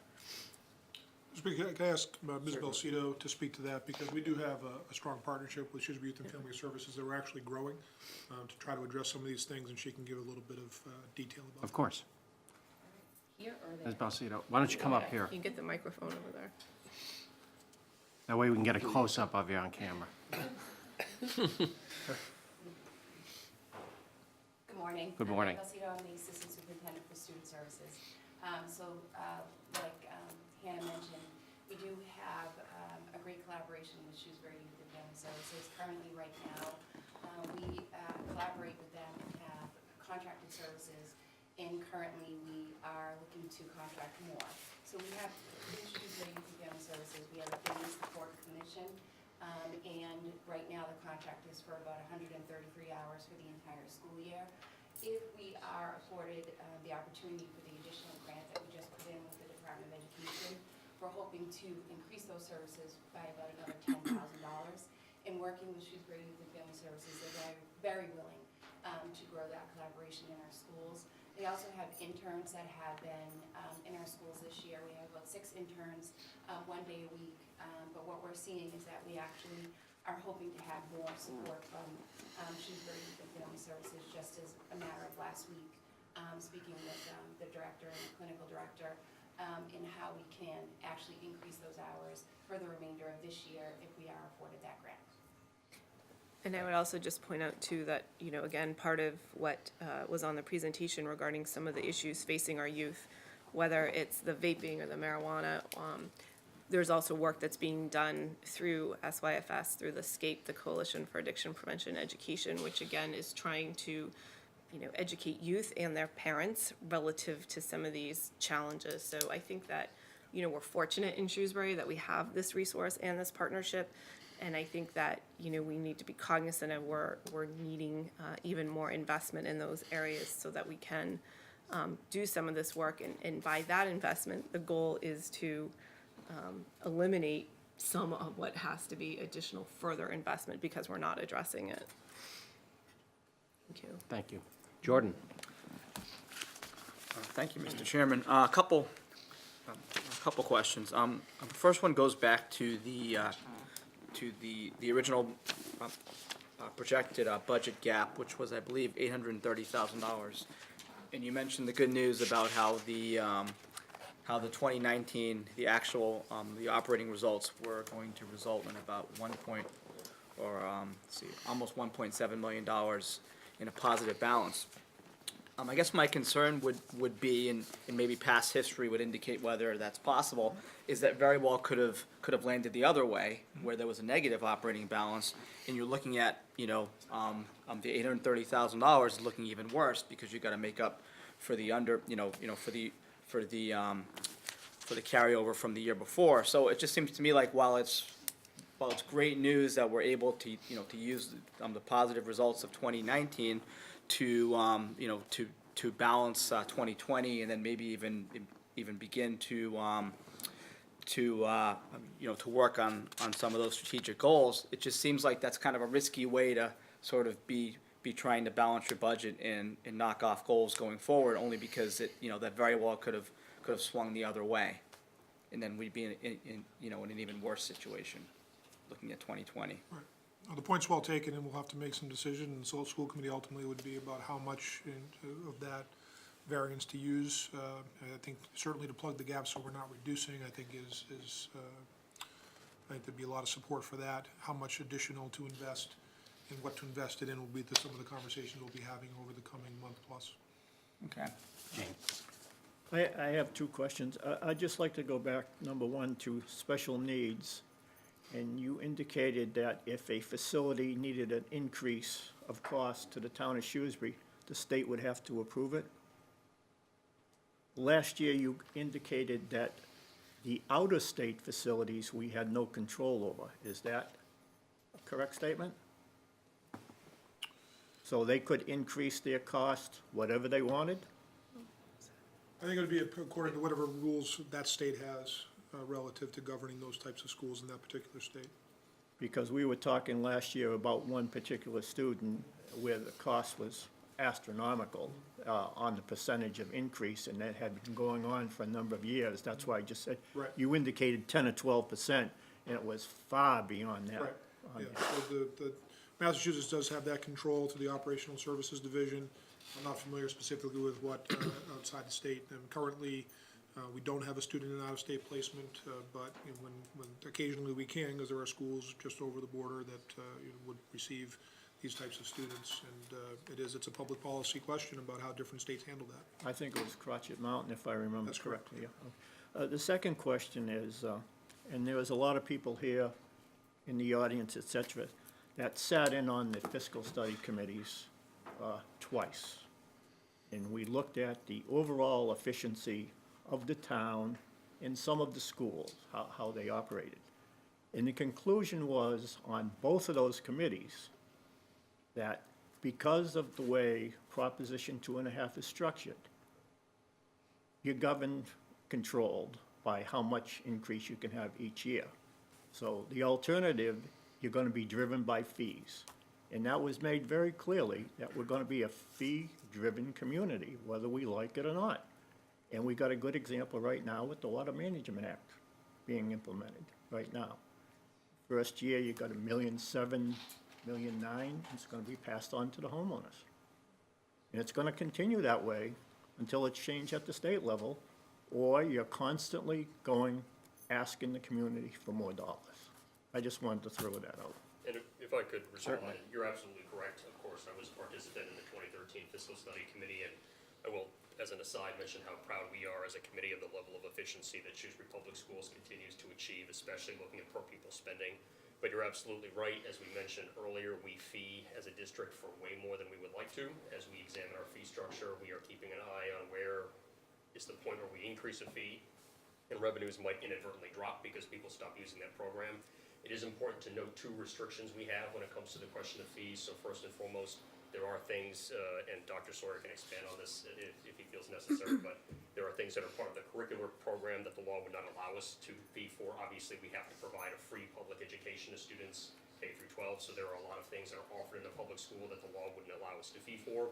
And the second restriction is that any fee revenue has to be used directly associated with the program that the fee is tied to. Now, obviously, indirectly, that's helpful because the fee revenue can maybe fee up some dollars on the back end, but we're limited in what we can fee for, and that fee revenue has to be associated with certain things. So you're absolutely right. We are more dependent on fees than we would like to be, but there certainly are constraints to what we are able to do with those fees as a district. Thank you.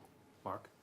Yeah, speaking of fees, again, getting back to the maximizing revenue opportunities, has any thought been given, I'm sure thought has been given, any projections on the new turf field in terms of what that can bring in terms of rental fees? And I'm just curious as to, you know, it's probably small money, but every nickel counts, and I'm just curious, it's a new asset that we have, and it would seem to me that a lot of organizations would want to take advantage of that facility if there's room. Correct, and Mr. Collins might have numbers, but in terms of the approach, one of the things that in order to make this project sustainable, because the synthetic turf will need to be replaced in probably somewhere in the order of 10 to 12 years, depending on the amount of use, a revolving account has been created so that rental income from renting the facility would be kept in that account and then ultimately used either for ongoing upkeep or to ultimately replace the carpet. So again, it would not be something that the town would have to take on in terms of that. Based on some conservative projections, we believe that the amount of use that we will be able to get from outside organizations will be able to provide the amount that would be necessary, which I think about $800,000, no, I'm sorry. Yeah, it was probably at, just for resurfacing the turf itself would be more in the order of $450,000 to $500,000. And when we did the presentation, we did lay out that potentially rental income over that time period of 10 to 12 years could be accumulated to help offset those costs. But, you know, frankly, we are moving into that slowly. And so, you know, the turf field just came on, kind of officially late in the middle to latter part of the fall season. So we haven't, even our own athletes haven't had a full year of use yet. So as we approach this springtime, we are getting inquiries, but we're also, retaining and fulfilling our commitment with Shrewsbury Youth Soccer, who made a significant investment. So they will have first priority, trying to work out their hours first. But when we can, we're gonna ease our way into this rental program to generate some revenue. Jordan? Just getting back to fees in full-day kindergarten. So first a comment, I think it's great that Shrewsbury is gonna be moving towards full-day kindergarten for everybody and not having the lottery system. I think that was always one of the worst things I personally didn't like about Shrewsbury, was that we still had this relic of half-day kindergarten and people wanting full-day who couldn't get it. My question goes to moving away from fees, as far as what that's gonna look like, as far as budgetary impact, as to how we're trying to get off that, that drug of fees for full-day kindergarten, and what that's gonna mean going forward. So, and I'll just comment first before I turn it over to Mr. Collins. That is specific, weaning away from the fees. That's obviously very specific to full-day K. As we've talked about, other fees are either increasing or staying where they are. The school committee will be taking action at the next meeting, but just want to be clear, the fee reduction is specific only to full-day K. Yes. Sure, and a little bit more specifically,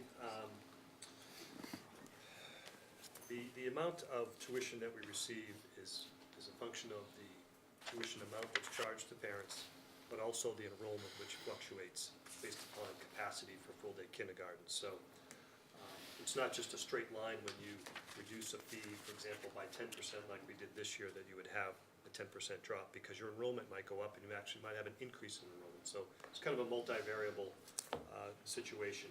The current year, but more specifically, the current year, we are estimating that we would generate approximately $598,000 in full-day kindergarten tuition. And based upon the fiscal '20 budget composition,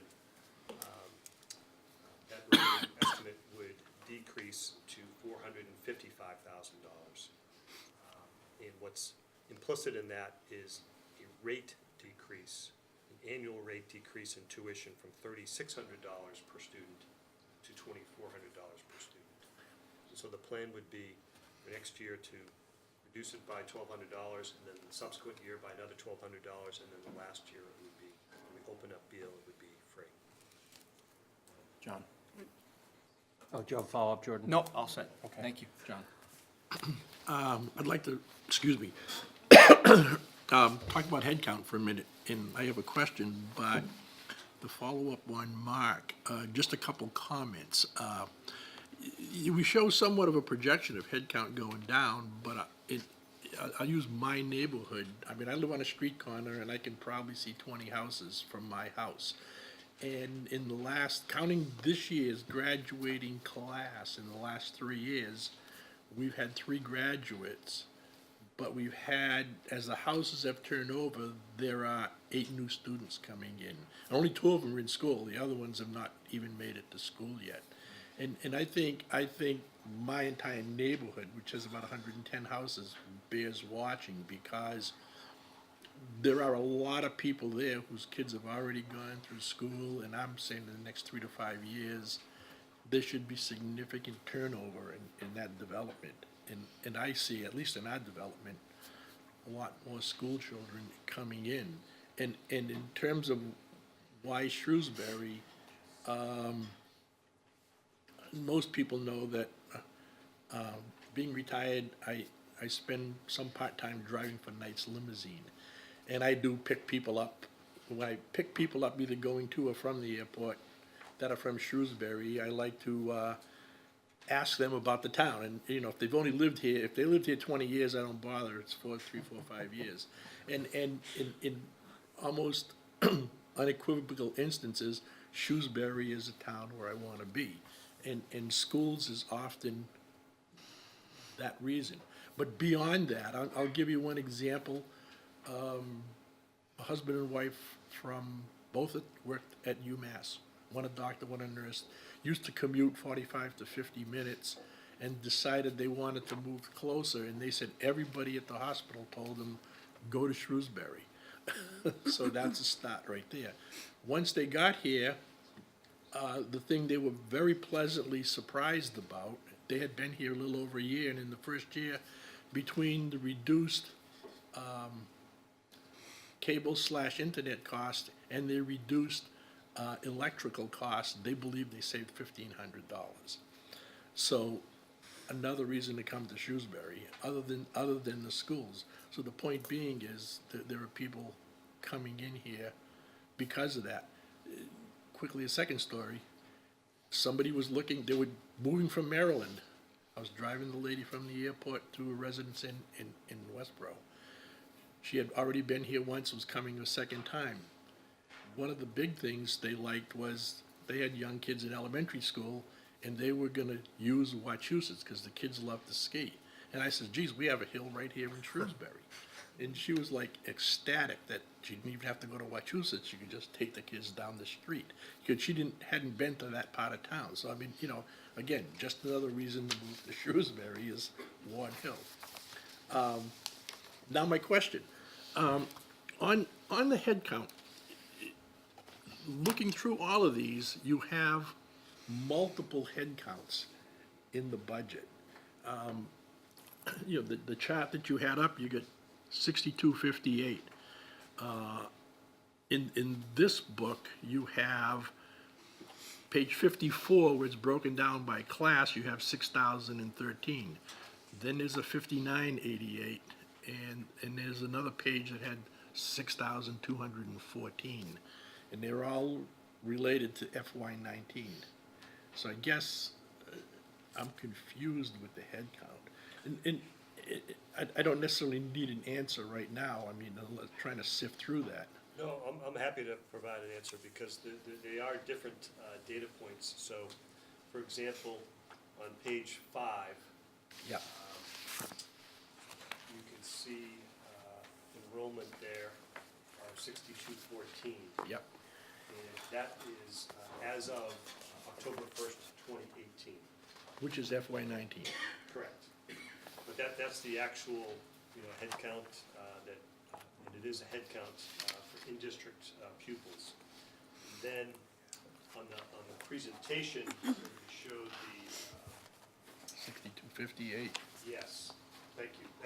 That is for not fiscal 19, but that's for the fall of 19 projected. So this coming That's September. fiscal 20 then. Correct. All right, but then on 53 and in page 53, and 54 specifically, again, it's a December 18 number, and that comes down to 6,013, the one that's broken down, page 50. It's always gonna be a moving target. I guess, I know that one of those pages does not include preschool, Mr. Yes. Sigelnik, so that's the reason it's a little bit lower count. Those are on pages 52 and 53, those are K-12 counts, because the preschool's not included. so I guess my follow-up question is, what do you use to calculate the $13,000 number? So, An average student? yeah, that's a great question. Let me just ask it this way. If I use the 6,258 versus the 6,000 number, that changes the cost per student by $700, I guess. That's kind of why I'm asking that. Sure, that's a great question, and I guess I would first off just say that we do not calculate per pupil expenditures as a school district. Those are calculated and published by the Department of Education. Okay. And so what they do is, they take all of our cost data, which we supply to them, annual end-of-year report, and that is the numerator for that cost equation of cost per pupil. So that's the numerator. The denominator, the student count, is a function of us reporting our enrollment 3 times during the year to the Department of Education. And there's an October, and then there's a March, and then an end-of-year enrollment. So if you came for half of the year and your family moved you out, then you would be 0.5 of a student for that calculation. That's how granular it becomes. And so that's why you couldn't use any one of these figures in the budgets to do Okay. that equation. It really is a function of not only the students that are in district, that a lot of these figures that we're showing here are in-district students. The cost per pupil includes all the students for whom we're financially responsible for. Okay. So these in-district numbers, like at the beginning, what is our October 1 enrollment? It doesn't show the out-of-district students. It doesn't show the Assabet students, but we're still financially responsible for them, and we report them. That's why all of that information is the total cost divided by the number of net full-time equivalent students for whom we're financially responsible. I hope that answers your question.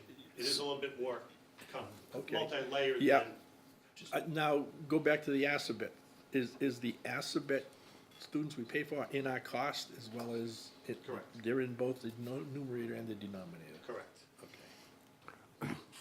I think there's still questions out there. We haven't opened it up to the public yet. I have had several requests for a 5-minute break, so I'm going to grant that right now. Why don't we break for 5 minutes? If you have, if the Board of Selectmen or the school committee have questions or comments, prepare them now, because we'll get to those in 5 minutes. I'll have a question. Now we're ready. Okay, welcome back. I hope everybody is Where's John? relaxed and refreshed. He'll be back. He'll be back. wander back, don't worry. And I think before we hand it Give over somebody a to ride somewhere. the boards, I think Mark had one more question. Yeah, Jason, you mentioned at the very beginning of the presentation that you and Dale are the finance subcommittee. So how many I don't know about how the structure of the school committee works. Can you kind of give us a story about how that works, what the committees are, who's on them, how many people, and so So forth? obviously, we're only 5. There are very few items that are handled in subcommittee or subcommittees. Somebody will jump in if I forget one of them, but we have finance, policy, negotiations, which handles contract negotiations with represented labor groups, policy, finance, negotiations.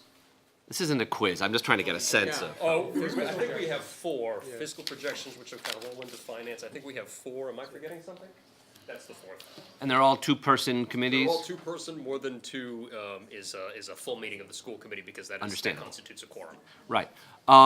So what I'm thinking is how Jean said at the beginning of our questioning that it seemed that the 5-year plan seemed new, and the information about it. And in some ways, it is because the Finance Committee doesn't have that same kind of ingrained communication with the other departments in the town. We have our monthly meetings, and unless it comes to us at one of our monthly meetings as an item of business, it doesn't really come up as something for us to discuss, for us to digest, for us to get involved with. And this is not the responsibility or the fault of the school department or of any department, but I was just thinking about how you'd said you guys were on this committee, a subcommittee of the school committee, and that Jean was concerned about understanding how this 5-year plan works. And I thought, why doesn't the finance committee do this same sort of thing? Why don't we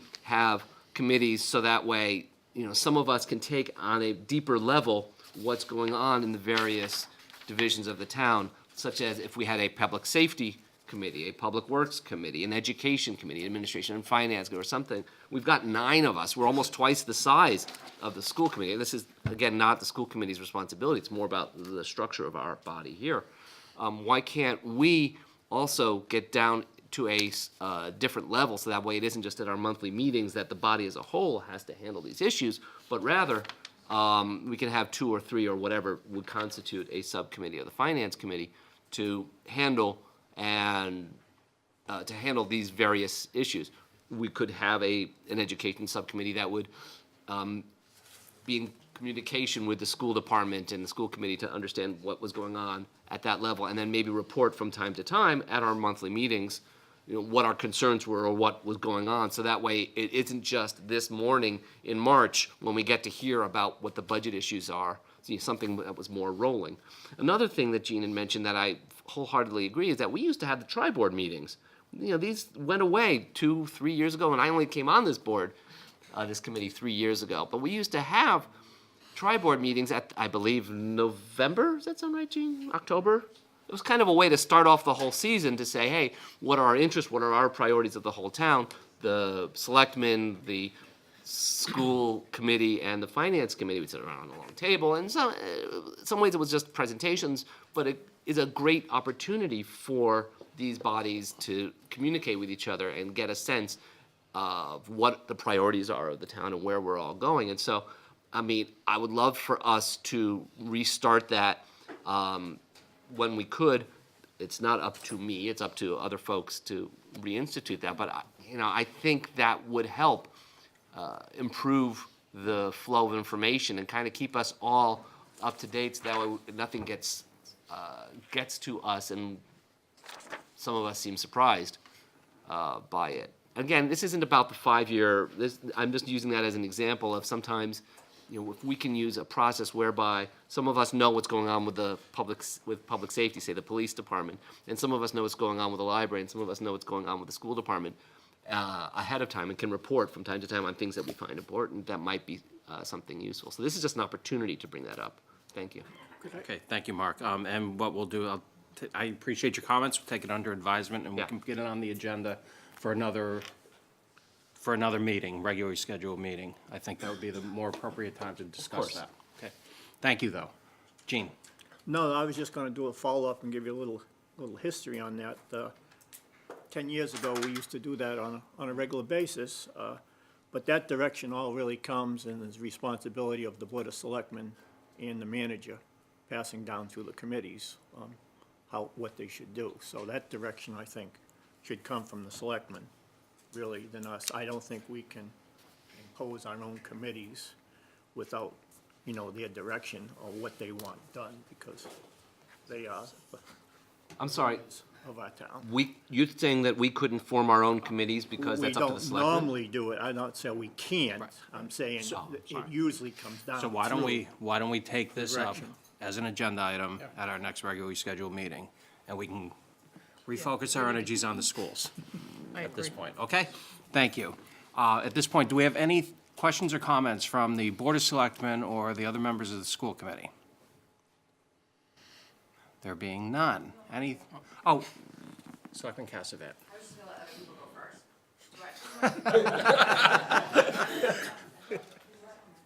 Oh, perfect. So I guess the first thing I want to do is just thank you all for the presentation. I've watched it multiple times at home. I feel like there's a lot that you have to, there's a lot of moving pieces, and so it takes a while to really sort of tease out what I think, I guess, should be the priority. And I have two concerns, just overall. I'm thrilled that the budget gap isn't as significant as it's been in years past. And I guess that's partially in part to the work that you're doing to kind of keep the costs in check, but also to the way that the manager is working with the school department to make sure that we aren't in the alarmist situation where we have to have this huge gap and come together. I think that there's a lot more work being done maybe behind the scenes so that we avoid that step. But I think also too, sometimes without that step, the community doesn't realize that a gap still does exist and maybe can get lulled into this false sense of security that everything's fine, when really we do have we have a budget that we can move forward with that would continue the level of service, but it isn't necessarily addressing the strategic priorities. I'm most concerned with the social emotional piece of it, and I spent about 9 years as a PTO president and attended the superintendent's PTO president's meetings, where we never failed to talk about the anxiety that we see in the schools at all levels, and that social emotional learning piece that I think is absolutely critical. I know from firsthand experience, I have a 10th grader and I have a 7th grader, that if you aren't feeling that you're in a good place mentally, being able to go to school and learn is almost impossible. And that some days, those mental health needs actually prevent you from being able to go to school and go on with your day. So when I see the results from the survey that was given at Oak and at the high school, I agree with what Mark Adler said, that they perhaps could be a bit deflated because kids may not be as willing to be honest or to identify.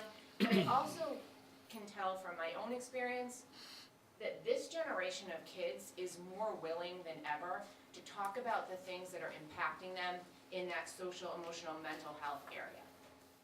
I feel like we have done so much as a community to remove the stigma around mental health that kids don't necessarily hesitate anymore to identify that what they're feeling is anxiety or depression or thinking about suicide or talking about the vaping that they see in schools, whether that be that they're uncomfortable going to the bathroom because they know that that's where kids are going to be vaping, or the pressures that they feel around needing to participate in such an activity, and trying to come up with excuses or reasons to deflect that pressure without seeming like the uncool kid.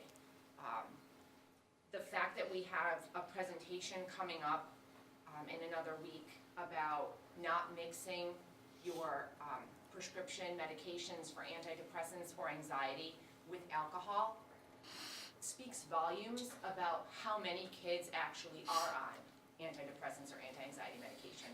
So I feel like there's this whole unaddressed, in some respects, undercurrent that we really do need to think about as a priority area.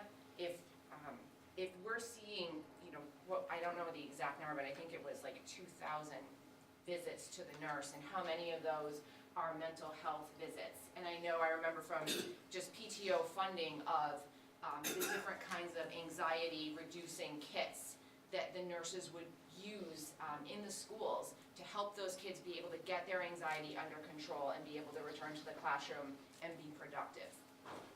I know from middle school years, being able to get time with a counselor on a day when you're feeling like you're having a crisis it's critical. And sometimes, as I heard someone mention, those crises do take up a significant portion of someone's day. And for a lot of kids who aren't receiving mental health services in other places, the school is the only place where that gets addressed.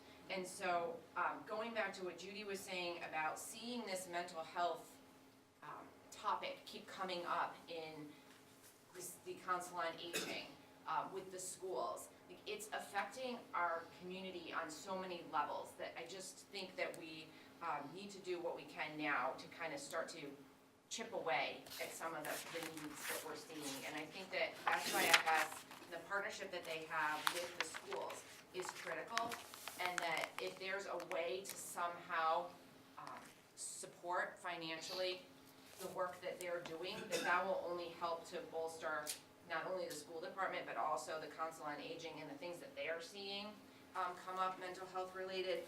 So that's what I'm really concerned with. I mean, we can talk about how it's social media or it's the pressures of academics, but none of that stuff is going away. It's a problem, it's here, and I think we have to deal with it. So when I look over your budget and I look at the strategic priorities that are connected with the enhanced well-being of all, that's sort of where I would like to see if there's any additional funding, have that be focused. But then my other question is going back to the high school and the crowding at the high school. And it took me a while to try to figure out exactly how we eliminate or somehow reduce that crowding. There's a goal of eliminating the shared staff between the high school and the middle school to enhance course scheduling efficiencies and offerings and address growing enrollment. And I am the last person that would ever want the job of trying to figure out how you share staff and then make everybody, every student's schedules work at the high school, because that's just beyond anything I can imagine. But I was wondering if you could just speak a little bit to the 3.5 FTE teachers in music, art, and foreign languages and how having those positions funded would alleviate the crowding that we're seeing at the high school. Sure. So by necessity of resources for a number of years in different areas, and those subjects in particular, we have had and continue to have shared staff who work across multiple schools. Sometimes that's because, you know, maybe a couple of the smaller elementary schools might share the same physical education teacher, for example. We do have the equivalent of roughly 3.5 positions in those departments that are shared between the middle school level, typically Oak, and the high school. The impact that has is that the high school is then limited in the way it can rotate its schedule or flex its schedule, because those teachers have to be at the high school at the same time to teach their classes, and have to be at Oak at the same time to teach their classes with the travel time in between. If the high school is able to have a faculty that's entirely independent of any other school, it provides a lot more opportunity to flex their schedule in ways that, for example, we have very crowded, the largest commons area, which is where students eat lunch, is overcrowded. And we run 3 lunches about half the days. There's a smaller 4th lunch that they're able to work in with some scheduling things that they can do right now that alleviates some of that. I know that Mr. Pizzillo and the high school staff would like to try to run a schedule that has 4 full lunches to alleviate some of the overcrowding in the cafeteria, as one example. It also, although we already have close to 99% room utilization, there are potentials for flexing what rooms can be used when you can rotate staff in terms of, when certain times of day classes were offered, or they could rotate throughout the day. And there's a whole variety of high school schedules that I don't pretend to be an expert in. But one thing that, in terms of being able to provide some opportunities to either add classes or maintain class sizes, or in particular relieve some crowding during lunch, having that independent faculty that is only scheduled at the high school would enable us to do that. So that's the purpose behind that there. Just have one more question. Sure. Going back to the grant money that we talked about that's funding specific programs, those grants, are they one-time grants or do they happen again and again? And if they are just one-time grants, then how are we going to absorb the costs that is associated with those programs in order to keep them going forward? Depending on which one, I know that the one that we are hoping to hear from the Department of Public Health would be a recurring grant of $100,000 per year over 10 years.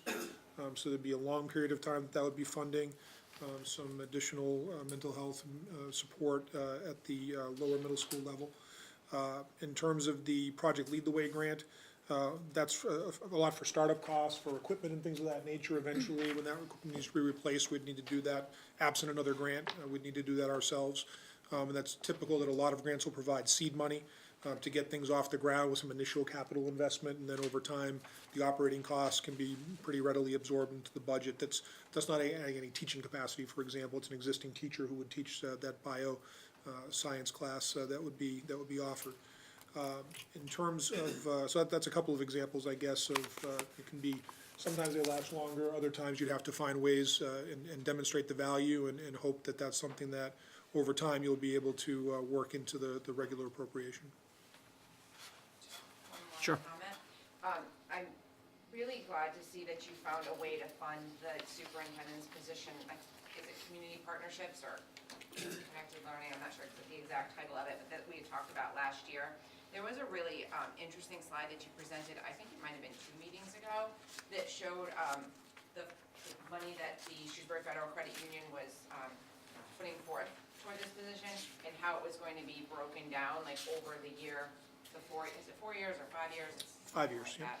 that. And where, basically how we're going to start seeing that money used for different things. It's not just for this position, but there's also some communication in there, I think, and there was some other part, but I did like that slide, and I was wondering if I could maybe get that as well. Yeah, I'm not sure we have that slide today, but in terms of that program that would fund the so-called Colonial Connections program, that position, which we had presented a year ago, was not able to be funded in the budget, and we endeavored to look for an outside funding source. It would provide the full cost up front, I think about more than half of the cost in year 2, and then step down over the 5-year period. And that the intent is that role would be responsible for in terms of the community partnerships, building robust partnerships with local businesses and higher ed. Also be part of the intentional work. Mr. Murray mentioned earlier that we've done some work to do some of this fundraising or development work. We have a couple of positions that are partially funded through donations that Kathleen Cohen and Michelle Biscotti fill, our coordinators of volunteer services and development. I'm very confident that they could do even better work if they had more support from administrative level behind them. Ultimately, I work with them, and my bandwidth is somewhat limited in order to be able to do some of that work. we believe that that would actually generate even more opportunities for outside types of funding. You mentioned about grant writing and these kinds of things. This is going to add capacity to do that kind of work. The other part of the position that's not really connected to the community partnership element in terms of building some of those relationships outside of the district is to focus on student well-being, to make sure that we are providing more resources and attention at a leadership level to the social emotional learning domain. And I think, just as you've heard lots of comments and questions today, we see that as a critical element of what we need to do for our kids. So we think it's a position that would add some capacity. We haven't added any central office administration capacity since the year 2000. We're about 30% bigger as a school district since then, and it's an area where we do tend to. They're actually going to be at the next school committee meeting. A report that we've commissioned from the Collins Center at UMass Boston, similar to the report, type of reports that the town government received when Mr. Mizikar came on board in terms of doing it. They've done an analysis of our capacity administratively and operationally, and they'll be making some recommendations to the school committee. And the school committee will be taking that into account and also looking to, this partnership is not yet approved by the school committee. It is my hope that they will. And I believe it is going to add a lot of capacity to address these kinds of pieces with, thankfully, a very generous sponsorship that will enable that to happen in year one with no impact on the appropriated budget and then limited impact over time. But even as we assume those costs, I think that we'll very readily and rapidly be able to show a very high degree of value that we're receiving in terms of both services or funding or impact. So that's some of the thinking behind that. Thank you. Okay. Anything from the public? Questions? Mr. Lukash.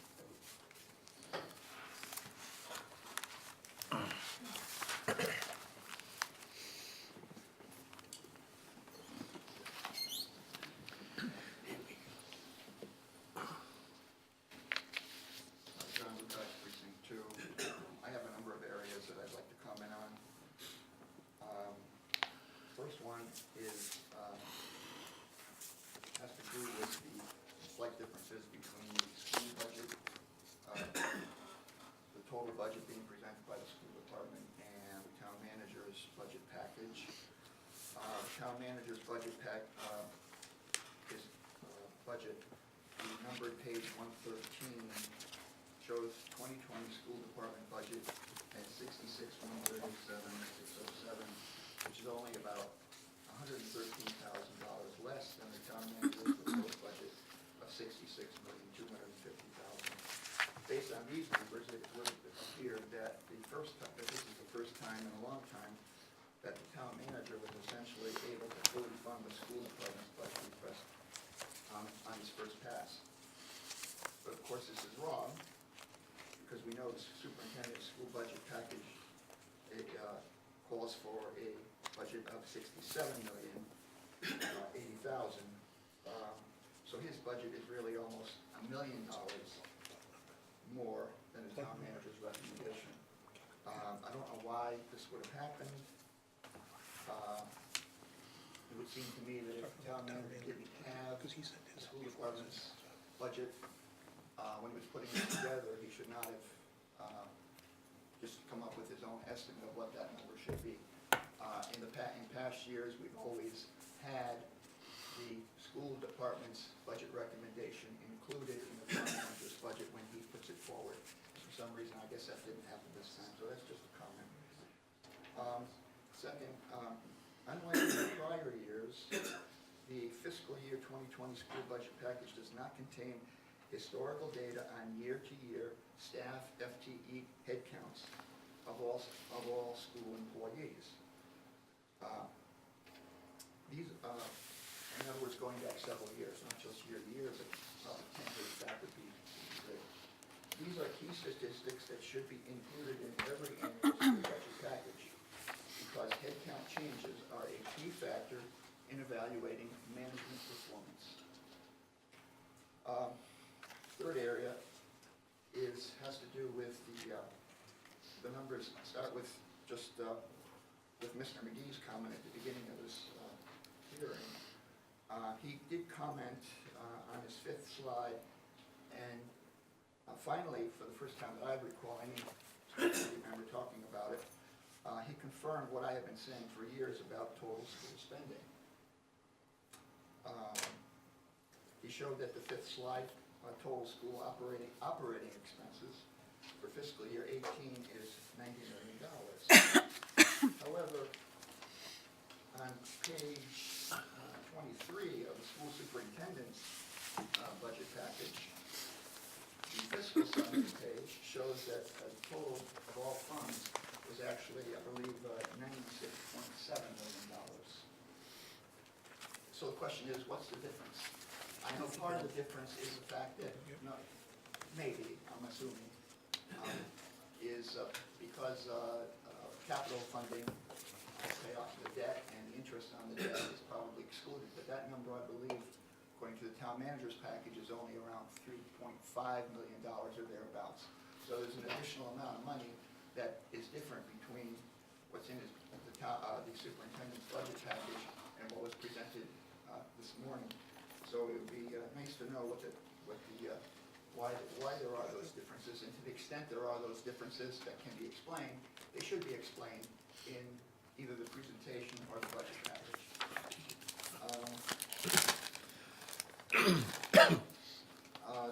So continuing with that, I just want to point out that if you use for fiscal year 18, for fiscal year 19, the estimate for fiscal year 19, the total of all funding is shown on that same exhibit, page 23.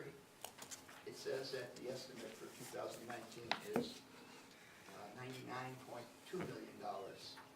Okay? And as I want to point out again, that is almost 50% more than the $67.1 million budget number that school officials wanted to focus on. And of course, fiscal year 2020, that number is expected to exceed $100 million. These numbers are critical because they are the real numbers from which the state calculates per pupil expenditures, as was mentioned earlier. And yet the school department almost never has talked about those numbers. And even this $100 million estimate for next year is understated. Several years ago, I pointed out that some spending by town departments on behalf of schools was not being included in the school department's total spending. The prior town manager had finally agreed to study the problem, but his resulting report failed to address several issues. For example, he simply assumed that the reporting coming out of the town's automated systems were accurately allocating other department spending to the school department without testing the underlying data for accuracy. He also failed to explain why none of the annual costs for benefits that the town receives from Selco for its MIS network and services is allocated to the school department, which benefits greatly from them. In the town manager's fiscal year 2018 budget book, on page 225, the town manager reported a total MIS support budget of $747,000. Very little, if any, of that was allocated to the school department when it goes to report total school funding. Yet the school department is probably the biggest consumer of Selco services to the town. In addition, every year, Selco states in its section of the town's annual report that it provides over $1 million each year in other services, some of which could also be allocated to the school department. These Selco benefits to the town are very unusual for a town. Only a few other towns in Massachusetts have either one of those benefits because they don't have cable companies. All other towns and school systems must pay and must report the much higher commercial costs for their cable and internet services. Third, the prior town manager failed to confirm that these are in fact significant indirect costs incurred by other town departments on behalf of the schools, such as a portion of the pension and health care costs of town employees who perform school maintenance and custodial services, which cannot be charged to the schools by the state regulations. The reason that this is important is that in many other school districts, these maintenance and custodial employees are within the school department. So these school districts do include these indirect costs in their total spending numbers. These costs are included in other town school spending, but not in Shrewsbury. So in order to do a true comparison to other towns, you would have to adjust for that kind of difference in the way these employees are, where they sit, whether they sit in the school department or they sit in the town department. So I just want to point out, those are the three areas where I believe, and I'm pretty sure we can back this up, that the total school spending on behalf of the schools is higher than even the $99 million that they're assuming for this year's budget. If all these points were properly addressed, Shrewsbury would look much better in its per pupil spending comparisons with other towns. Just one other point. When we talk about the high school enrollment increase, a good part of that increase is due to the charter school reduction, which we talked about earlier. But I want to point out that parents had pleaded for advanced math and science courses at the middle school for many years, for over 20 years. I know, I was one of them. But they were ignored until the school department came to the realization that they were losing a lot of students at the middle school level to AMSA, for example, because the middle school wasn't providing advanced math and science courses. And of course, naturally, once those students left, they were more inclined to stay at the high school level. And that's why we we didn't see as big an increase in high school enrollment as we would have otherwise encountered. Once the school department decided that, gee, we need to get those revenues back, because we have to pay for those students, it's coming out of our budget, they finally realized that it was appropriate for them to introduce advanced math and science classes in the middle school. And that resulted in a reduction in out-of-district charter school placement. Okay? So there's part of your reason. It's just unfortunate that they didn't do that a lot sooner. If they had, they would have been able to anticipate the unexpected increase in high school enrollments that are now causing overcrowding in the schools. That's what I wanted to say. I just don't know if anybody has any comments about that. Thank you, Mr. Gukash. Who would like to I would just make Mr. Collins. two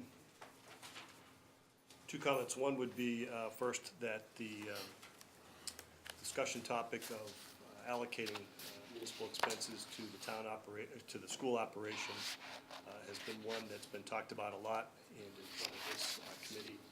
And I think it was about maybe 2 years ago now that Mr. Magado and myself brought the external auditor who audits our cost report to the state to your meeting to explain how good of a job that this community does. This is a partnership. This isn't an agreement between the town manager's office and the superintendent's office about cost allocating. And we go through finite detail to allocate costs from municipal departments to the school operation to get a true accounting of all the costs.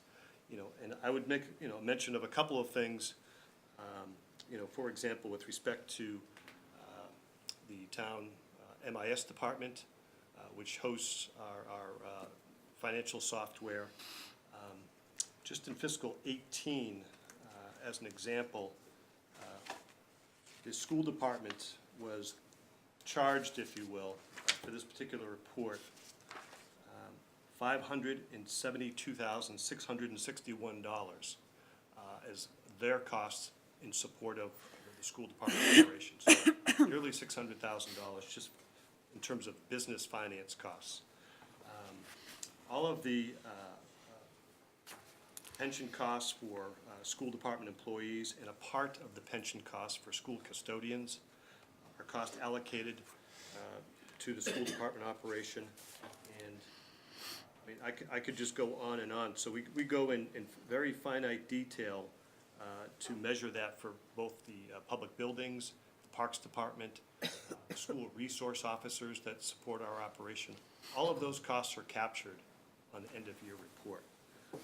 And then I guess the final comment I would make is that we certainly do enjoy the benefits, all of us, I think, as residents and a school department, of having our own electric light and cable utility, and we all benefit from lower costs for that operation. We do, as a school department, we do pay Selco directly for internet service. And I don't have the exact figure right now, this is something I could follow up with you, but it's in the order of $60,000 a year for internet service. And we also share, and this is another example of how we try to be a cost-effective operation as a total organization. We sat in meetings here with the town manager, Mr. Hale, the Selco manager, to talk about a replacement telephone system. And we have a shared telephone system that we all contribute to the cost to that. And costs are allocated. We pay directly for telephone service and any kind of capital improvements. So I think that this topic is well-worn, and we've certainly shown that external auditors have verified that we do an accurate job of allocating all of the municipal costs towards the school operation.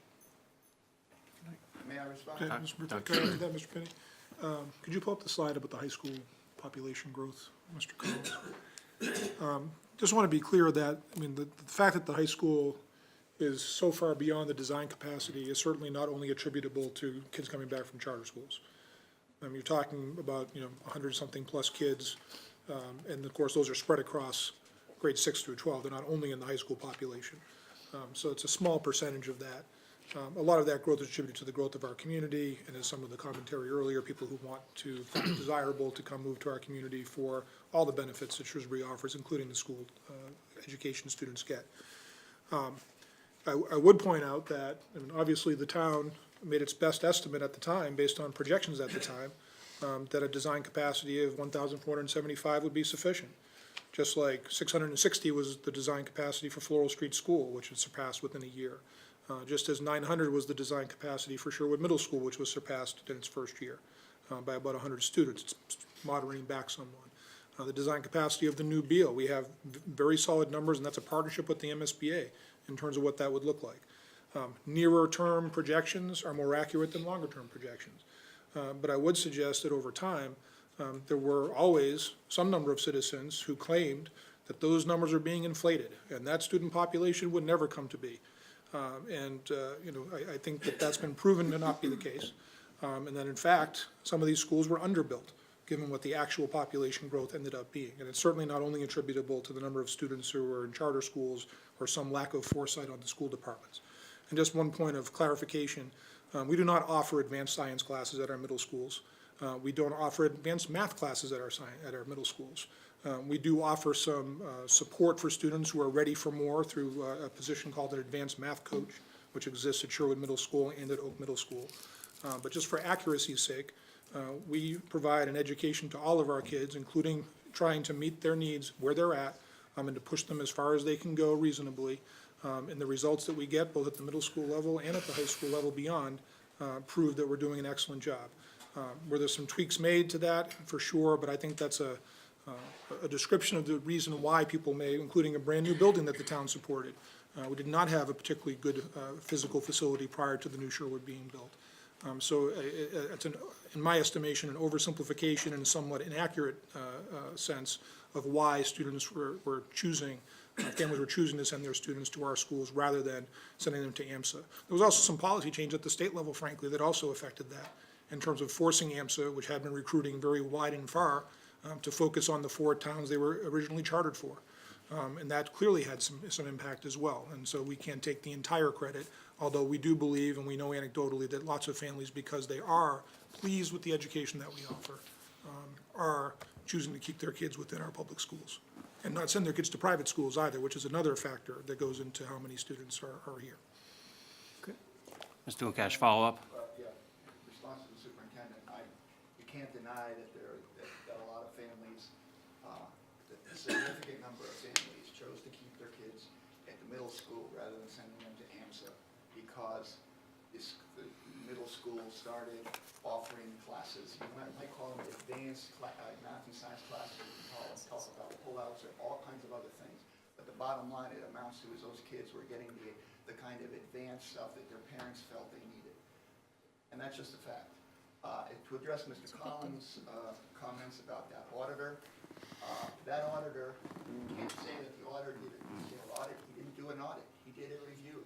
My understanding is he spent probably a week doing his work. You can't possibly look at all of the inputs and the data points that go in to make up the total school spending and verify that those are accurate in a week. Any auditor would tell you that a decent audit is going to take a lot longer than that.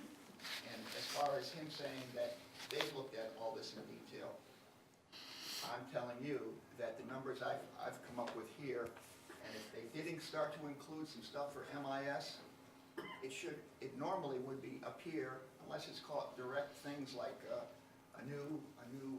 some new equipment at the school, which would then be, they would charge directly to the school and would appear in the school budget when they're putting together the numbers for the state. Most of the rest of this would be services in support of the school system that would come from the town, and that would be in a separate column. And at least up until 2 years ago, those numbers, there was almost nothing in that number. And it doesn't address the fact that Selco also provides those indirect services that have no cost associated with them, but that do. And they didn't address the point about what I'm saying to you about that these employees on the town side, they incur indirect costs. I mentioned pension and retiree health benefits. Perhaps there's a small portion of that, but I'll bet you that if a detailed analysis were performed, you would find that there's a lot more. If they were in the school department, if they were underneath the school department, those costs would be, there would no longer be an allocation. They would be getting 100% of their pension and retiree health costs would be assigned, and therefore the total school spending would go up more than what it currently is. That's just a fact. I would disagree that it's a fact. Oh, just one other point. Last one, Mr. Lukash. Yep. The page, I forget, you don't have the slides number, so this presentation this morning where he's talking about the summary of investments by strategic priority. I thought up like a year or two ago, when we started talking about going to full 3-day kindergarten, that was, at least I thought you were talking about that as a strategic priority, since it wasn't going to be, it was going to take 3 or 4 years to implement. I don't see it listed here. And again, going back to a comment somebody made earlier, just the fact that you've got this you talk about the lost revenue when you go to full 3-day for the kids in the school system.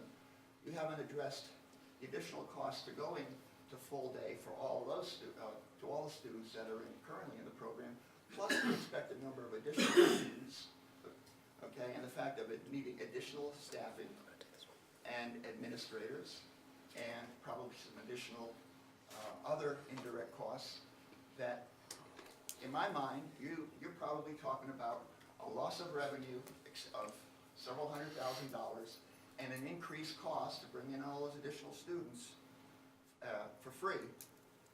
You know, then instead of being half a day, they're all going to be full day. You haven't costed that out. It seems to me, if you're talking about a strategic priority, you ought to be talking about, have that on your list and saying, what's the total cost? Lost revenue, in terms of both lost revenue and additional costs. Mr. Powers, response. Sure, so that is one of our strategic priorities. I don't believe the slideshow lists every single one in detail. This is a high-level presentation. It is absolutely a strategic priority. I'm still speaking, thank you. And I brought this up at town meeting last year. It was probably about a third of my remarks. There's absolutely a cost associated with this, but this is a priority that the school committee feels is essential to make sure that students in Shrewsbury are provided with an appropriate education. Free full-day or tuition-free full-day kindergarten is really part of the expected program in Massachusetts. Something like 94% of students across the Commonwealth have access to it. And just the past year, I believe another 10, Pat, am I right? Another 11 school districts that were still feeing for kindergarten moved away from it. That was a 20% Of all the districts that still feed for kindergarten, 20% in a single year moved away. This is an area where Shrewsbury is behind the times. It's not gonna be additional administrative capacity because we're going through a K through 4 system. So there's gonna be additional administrative capacity at the new Beal School, but that's gonna be a reality anyway. It's K through 4, it's not a separate kindergarten. There's absolutely gonna be a cost associated with it, but you know what, this is a priority. This is an example of something that we need to do to ensure that we're offering the best possible educational experience to our students. If I might. Mr. Gokash. Just to respond, I wasn't criticizing the fact that we're going to a full-day free kindergarten. That's not, I don't know why we're talking about that. My concern was if it's a strategic priority and it's in terms of the net cost to the school, both in terms of reduced revenue and increased costs, it's larger than any of the other items shown on that strategic priority page. So it should have been there. So I believe we can cost out, and again, it's not in the slideshow this morning necessarily, but I believe, and I'll turn over to Mr. Collins, we absolutely can cost out what the fee revenue from kindergarten currently is and what we would lose when that goes away. Do we have that Sure, handy? no, absolutely. This presentation tonight, today, I lost track of what time it was. Soon to figure out which day it is. But the point of this presentation is to talk about next fiscal year's budget, fiscal '20. And I understand Mr. Lukash's point about the impact for sure, but that is over time. Certainly, we're going to be talking, we talked about specifically, Mr. Rubin's question specifically was about the impact for the upcoming fiscal year. I addressed that question. Yes, you did. And the same type of trend would happen in the future as well. Mr. Boudinot. I do, a couple quick questions. Number one, on this MIS, could you also include that charge, correct charge that you've submitted to the information system department, okay? And the interface, the internet cost on there, those two items to us? Could I submit it to you? Yeah, no, just give us to us in the future, okay? You said it was $600,000 you had paid out of your operating budget to MIS. Oh, sure. Yeah, will you just put those down in writing so we can have them? Sure. And the third thing is, you know, we've talked about this town side of the expense going towards the schools for the last 15, 20 years, okay? Now, you have all this data, okay, that you put together between yourself and the town manager. Why don't you, when you take that package, give it to us and share it with us, so we can just look it over? You've got it all. Why don't you give it to us so we can analyze it and review it, okay? Not that we're gonna do anything with it, but we have a better understanding of how the breakdown is submitted. And then I think it would clear up this whole thing, because each year we put down 14 million, 19 million, 20 million. Those are big figures, if you don't know the total package, what's included in it. So I just think maybe yourself and the manager, when you're submitting this stuff, we could get some type of an outline. Sure, and if I could, I think that the point of this particular discussion was that, what are those costs that the municipal side incurs in support of schools, and that, it was our understanding that coming before the Finance Committee, as we did a couple of years ago, and providing all of the end-of-year report with all of that data, served that purpose. I'm happy to supply this report on an annual basis to the Finance Committee and show all of the municipal expenditures. That's very easy to do. We can do that on an annual basis, but I hesitate to conclude that that's going to be the end of the discussion. Well, I'll leave it up to the chairman. I mean, he can make that decision. But I think year after year, we spend so much time debating this thing and talking about it. And I mean, if we had everybody had a clearer understanding, I think it would put it to bed. Absolutely. That would be, I think it would feeling. help clarify things a little bit. Absolutely. I just have a couple of questions. Is ClearGov now available online for the public? For this district. No. It is available, although I don't know the status of all the data. I don't think it's in there yet. It's not in there We're yet. still kind of like in phase one, and we've got some training to do. Would this information would you be able to tease out this sort of indirect cost information from ClearGov when it is available? I couldn't tell you right now that you can tease that particular part out or not. I'm not Okay. as close to the details on that. All right. on that particular platform. I'm trying to assign Mr. Lukash some homework for next year's Yeah. budget. If they can do that. Data, and I'll do the homework. There you go. John? In regards to the cost per student, as we said, we discussed this thing at length. 2 years ago, I sat down with Mr. Collins, I called him. We spent about 2 hours together going through the report in detail. And personally, I was very satisfied with the way they collected the information, what was in it, and the cost information. And again, it was a 2-hour review. So we even talked about, when you see the report, yeah, you got the numbers. He and I went into some discussion as to how we collected the numbers, okay? So yeah, I was very, very satisfied. And if there's any information missing or any numbers missing, I wouldn't say information's missing, we may not have costed it all out, according to Mr. Lukash. As I said 2 years ago, if we missed $1 million divided by 6,000 students, that would add $133 to the 13,000. It doesn't bring it anywhere near, I mean, right now, we're below average by $2,500 per student. We'd have to add $16 million to the town side to basically bring it up to the average cost.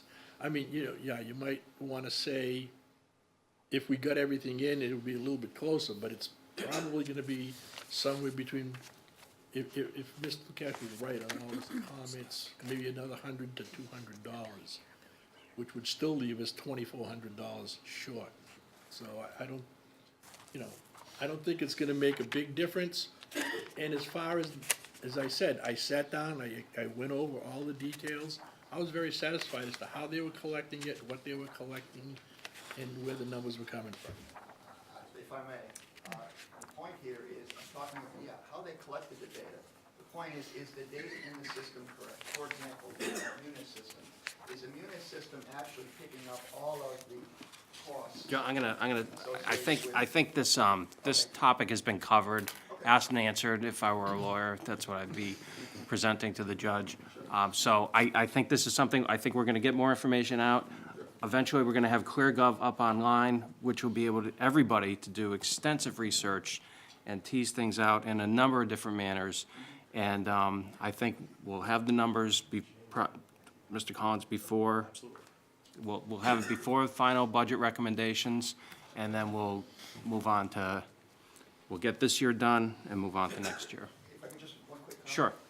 And if you're gonna do that, then I would recommend you not just look at the output reports, you actually have to trace some of the data back to the source systems or the source department and make sure that all of the costs are being put in so that report, because looking at a report and saying, oh yeah, that looks reasonable, doesn't tell you whether all of the information was captured at the source. Understood, Mr. Lukash, thank you.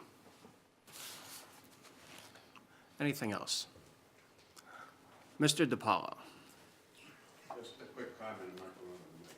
If these numbers were so suspect, or looked like they were so far off, why hasn't the state come back and told us to redo the numbers? They've never told us, that I'm aware of, that our numbers are inaccurate, and go back and check them over. If the state's happy with them, I think we're close enough that the numbers are accurate for what the state is trying to do. And what we pay per pupil doesn't mean anything. All it is a number, it's a statistic. We know what it costs, $90 million, or whatever that number was, total cost, that's what it costs. So, if the state's happy with the numbers, I don't know why we're gonna bother going back and trying to research this stuff out. We already did it once with an audit. I agree 100%, Mr. Powell. When we had this discussion 2 years ago, I thought it was going to go away for a while, but it has not. I'm certainly comfortable with the number that's being presented. We are, as John said, that's $16 million below the state average. I don't think we're gonna ever get to that number, not in the near future, certainly. And, but given the quality of education that we're receiving at this point, and we're able to, at least for this year, meet our needs, I'm comfortable with the numbers. Anything else on the schools? can I make one more comment? Just one. Basically, and I think we had this conversation 2 years ago, and Mr. Lukash will say, this is not what he wants done. But in terms of the information he's asking for, tracing it back to its origin, is what he's really asking for is every employee to fill out timesheets every week, and then somebody's gonna have to data enter those timesheets into a system to get a real exact calculation. And then that takes 1-2 hours out of everybody's working to have to fill in what they're doing every minute of every day. And to get that last, let's call it $1 million of accuracy, we're gonna spend that much doing it. It's not worth it. I just don't want to leave the impression there's $1 million inaccuracy. There isn't. There's one person out of a community of 37,000 asking the question. We do not have $1 million issue. All I'm saying is, worst case scenario, I know it wasn't just one comment. no, worst case scenario, if it added $1 million, it ain't gonna make a difference. I don't think it is either. I mean, like I said, I sat down with, Mr. Collins, and I went through it in quite a bit of detail, and I'm satisfied the numbers are accurate. I think bottom line, the move on. committee feels that the numbers are accurate. Thank you. Thank you very much. Thank you all for your time. Thank you.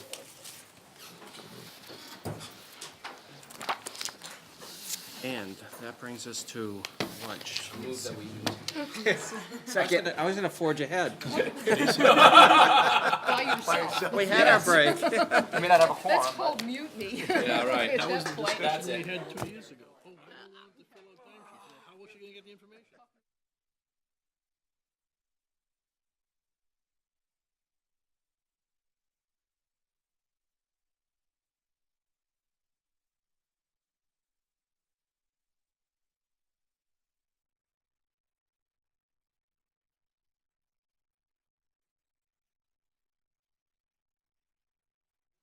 Ready? Good afternoon, welcome back to the March 16th budget hearing of the Town of Shrewsbury. And we are on to our afternoon session, and we are starting with Department of Public Works. We have Mr. Jeff Howland, our new Director of Public Works, as that's a new department within the town. And welcome, Jeff. Good afternoon. And I see you have some new faces on your team here. If you'd- I would say that everybody is new. There you go. There's one carryover, Okay. but for the most part, everybody you're gonna hear from this afternoon. Well, yeah, we know who that is. I'm gonna let you take the lead on introductions and things like Yes. that. Okay. Going slightly out of order than what's on the agenda, because I feel that the first thing we should do is to do the 30,000-foot look at the DPW restructuring. This is the first year in front of the Finance Committee that we actually have a true DPW versus individual departments. So I'll spend 2 minutes going over the restructuring of the Public Works of where we are today. Back in August, the Engineering and Highway Department merged into what was now what we consider the DPW. When we had the retirement of the Highway Superintendent, John Knight. So Highway Engineering merged in August. Then in around the end of October, early November, with the retirement of Bob Cox from Public Facilities, the DPW then brought on what is now the Public Facilities Division, which includes Parks and Rec, Cemetery, and the public buildings. We have also now have the Business Management Division, which we have taken all of the admins and the admin functions and merged them all from all of the DPW department divisions under Rosanna Lava from, actually we stole her from Selco. Usually goes the other way around, but who's now our business manager and is responsible for all tasks associated with the admins, procurement, et cetera, and I'll let her explain that. The last one that will come over will be water and sewer, and that will be upon the retirement of Bob Tezewski in June, but I won't steal the thunder, let him do that. I'm gonna let each of the division managers give their little, when you get to their division. So you get to meet them, but I'll give a brief introduction. So Highway, who replaced John Knipe, is Nick Repetka, who was the foreman who moved up to the division manager for Highway. Engineering, though I am still the town engineer also as DPW director, Andy Truman is our senior engineer, and he will be here to present the engineering report. Public facilities. So public facilities, we have a department head, which is Angela Snell, which moved up from Parks and Rec and Cemetery. And then she, under her, has Parks and Rec, which is Kevin Esposito, who was the foreman for Parks, is now the division manager for Parks and Rec, and Cemetery.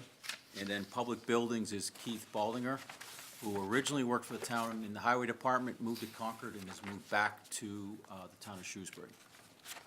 So again, I'll let them when they give their presentation. So the first one for, under Public Works will be the Business Management Division, which is what's encompassed to all of the admin and all of their duties. Hello, my name is Rosanna Malaver, and even though I'm not new to the town, I'm actually a Shrewsbury resident, and I've been a town employee for 8 years, 7 of which I worked under Mr. John Covey, the CIO, as the business analyst for the IT department. And now, since October 1st of 2018, I've been serving as the business manager for the Department of Public Works. A little bit about us. As a division, we have 7 full-time administrative assistants and a division manager.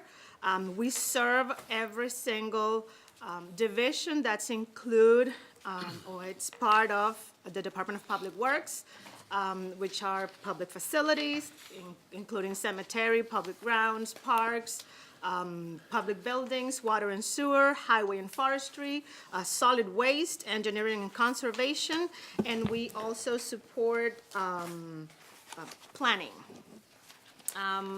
The level of support or the areas of support that we provide for these divisions are payroll. We do all time and attendance. We track the time and attendance. We do all the data entry in Munis for payroll processing. We also assist with the payroll projections for budgeting purposes. We generate all the POs on procurement, invoice processing. We maintain all the bids, all the contracts, all the vendor records.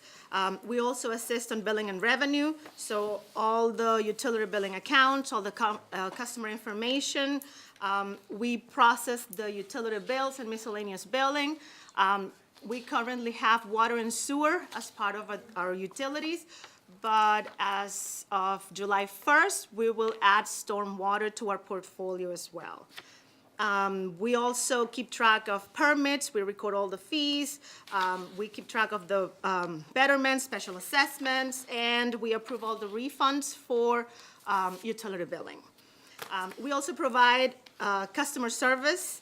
You know, we are that first level of support for all the citizens' requests, citizens' complaints, and we manage all the different communication platforms, whether it is Code Red, website, phones, emails.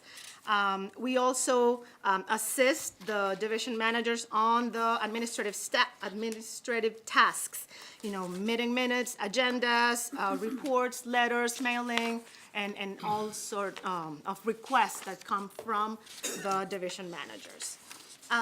Our main goal as the business management division is to provide the best customer experience to our residents, our internal customers as well, and to provide a high level of service. We do care about data consistency, data accuracy, and as well as replying back and responding in a timely fashion. To do this in a fast-growing community as Shrewsbury, we have adopted a list of individual goals and areas that we want to work on. And those areas are, the first one is structuring our division. It's a new division under a newly created department, so we're still giving it form. We are evaluating and adjusting the current positions, all the job descriptions. We want to eliminate duplication of tasks. We want to create specialized administrative positions that will be assigned to the different staff members that we have based on the set of skills and the strength that they bring into the mix. We also want to focus on policies and procedures. We want to standardize the way we do business in town, that the Department of Public Works does business. We want to define, we want to clarify that interaction between our division, the other divisions, as well as the public. We also want to focus on implementation of new technologies, systems. It doesn't mean that we have to buy or procure or get new technologies. It can be existing systems, existing technologies that we have available, but that have never been implemented. Those systems can facilitate and support the communication between our division, the other divisions, and the residents as well. We want also to focus on document and record management. Paper was king for so many years, but the new public record law allows us to maintain records electronically. And we would like to move towards that goal of having our data, our information easily accessible, easy to report on, easy to search, and we also would like to determine our compliance with the current public record law and the record retention schedules. In terms of the budget, I think the easiest one to discuss, I think it's page 92 under DPW. The line items that are listed there are all related to salaries and wages. So we have the DPW director, administrative staff, and my salary listed there, along with the longevity. And I believe that the rationale behind combining all these items under one main budget is to help us change our mind and remind us that we are one department. We are not different divisions or different departments anymore. We are one team, one department. We are the Department of Public Works. So if you have any questions, I'll try to answer them to the best of my knowledge. Questions? Mark? The staff, how many of them were carried over either internally from other departments in the town, or like you from Selka, but other, or were there any new hires on an FTE level, not necessarily a change in personnel? So we keep the 7 positions. Karen Hemmerdinger used to assist the highway department, and we did hire a new person to fill out that position, but we didn't create any new administrative staff position other than mine. Right, so just to clarify, so there was 3 admins in water and sewer? Yes. There was there was 2 combined between public buildings and highway. There was 1 in parks and recreation, and then there was 1 for engineering, and so they've all now come under 1. So we did not add any new person. And these were all and I'm looking at the org chart, these were all positions that would be under Public Works. That's correct. Anyhow, That's so it's not correct. like these are folks who came over from something Exactly. outside That of is that correct. organization. Okay, thank you. Judy? Is your structure, are people, is your group all in one group physically, or are you still spread out, so it's a virtual type group? No, it's one location. Everybody is in that same location. Right, so we actually moved the Parks and Rec and Cemetery Department upstairs to the second floor. So now we are, and then we moved the planners from the second floor down to the first floor. Actually, at this point, the only, and I don't want to steal Angela's thunder, but our recreation currently is still on the first floor. All right, that's great, because I think that'll be easier to, Easier, yes. to manage than if they were still virtually spread, so that's good. Correct, Thank- yes. Gene? I have some questions in reference to the budget. We're still talking about public buildings too, correct? Well, no, this No, is. Not public yet. buildings This will is- be next. All right. That's correct. Yeah, this was just the business management division of which is the start of DPW. Right. We're gonna go, we'll then go department by department. Okay, Not department, Fine, but division by division. That's correct. Started off like we were gonna tackle each one, but. Well, we are. probably- we are. No, I understand that. Okay. Anything else? General DPW questions? Mr. Mizikar? Mr. Finney, I'll just add that this business management, the business management division central DPW budget will evolve next year. We'll start moving some of the common expenses from the various divisions that are really centered on business management functions into this line item to continue to centralize it. So this year, as Rosanna said, it is just personnel expenses, but we'll start to migrate other things into that in future years. So work in progress? Yes. Correct, very good. No? I think if everybody wants to get down to the nitty-gritty on the Nitty-gritty, that's divisions. correct. Thank you. Next, I'll have Angela and Keith for public buildings will come up.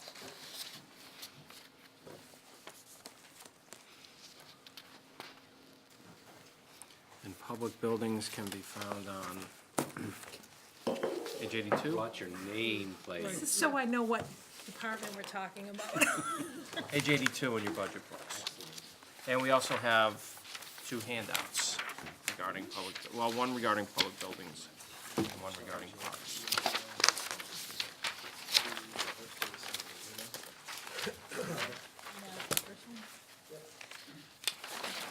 Welcome. Floor is yours, Angela. Okay, we're here to talk about the Public Buildings Division. My name is Angela Snell, I'm the Director of Public Facilities, and Keith Baldinger is our Public Buildings Division Manager. We started within this department 4 months ago on November 19th. The mission of the Public Buildings Division is to maintain the public facilities and respond to the needs of the building users. Our staff consists of one Director of Public Facilities, who's also in Parks and Recreation, one Public Buildings Division Manager, 3 Assistant Superintendents. They each supervise an area of our operations. The custodial supervisor oversees the custodians and contract cleaners. The building maintenance supervisor oversees the building repairs and the maintenance staff. And the plant manager for Shrewsbury High School oversees our largest facility.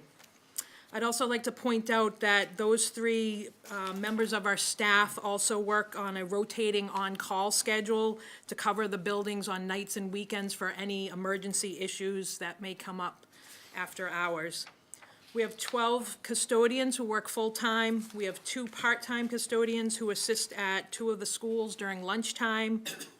And then we have 5 maintenance craftsmen who are also our tradespeople, the electrician, the plumber, carpenter, and then general maintenance.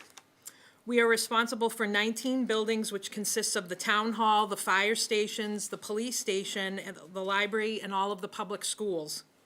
All of the schools have at least one day custodian, with the exception of Parker Road Preschool. We see the need for a part-time custodian at this building in the near future, as that school has over 300 students that come through there in different shifts. The types of work that our staff does are cleaning, lunch duty at the schools, replacing light bulbs, plumbing issues, electrical issues, changing filters, roof repairs, weather stripping doors, fixing windows, tile work, carpentry work, lawn mowing, clearing sidewalks and entryways of snow and ice, among the few things they do. The other issues we deal with are related to the HVAC systems in all of our schools, and I'll turn it over to Keith to talk a little bit about that. Hello, everybody. As you know, my name's Keith Baldinger. Welcome, Keith. It's great to be back in Shrewsbury after being gone for a couple of years. As Angela said, HVAC is probably our largest driver for maintenance. In all of our buildings, we have almost 1 million square feet of space to take care of. We have over 7,000 people in those buildings daily, between students, teachers, residents, library users. I mean, it's actually pretty amazing how many people walk through the door on a daily basis. But one of the things that we're asking for this year is a new HVAC technician.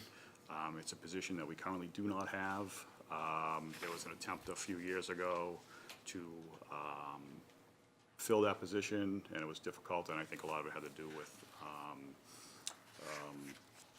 maybe the economy or our pay scale at the time. Right now, I think we're much more in line with what other municipalities and private companies are actually paying. So I think we're in a very good position, and I'm very confident that we'll be able to find somebody that will help improve our systems, both maintenance-wise and efficiency-wise, to operate the buildings. We spend roughly about $110,000 a year on average for contractors to come in and work on our HVAC systems. A lot of that, unfortunately, we're at the whim of the contractors on who they send and their skill level.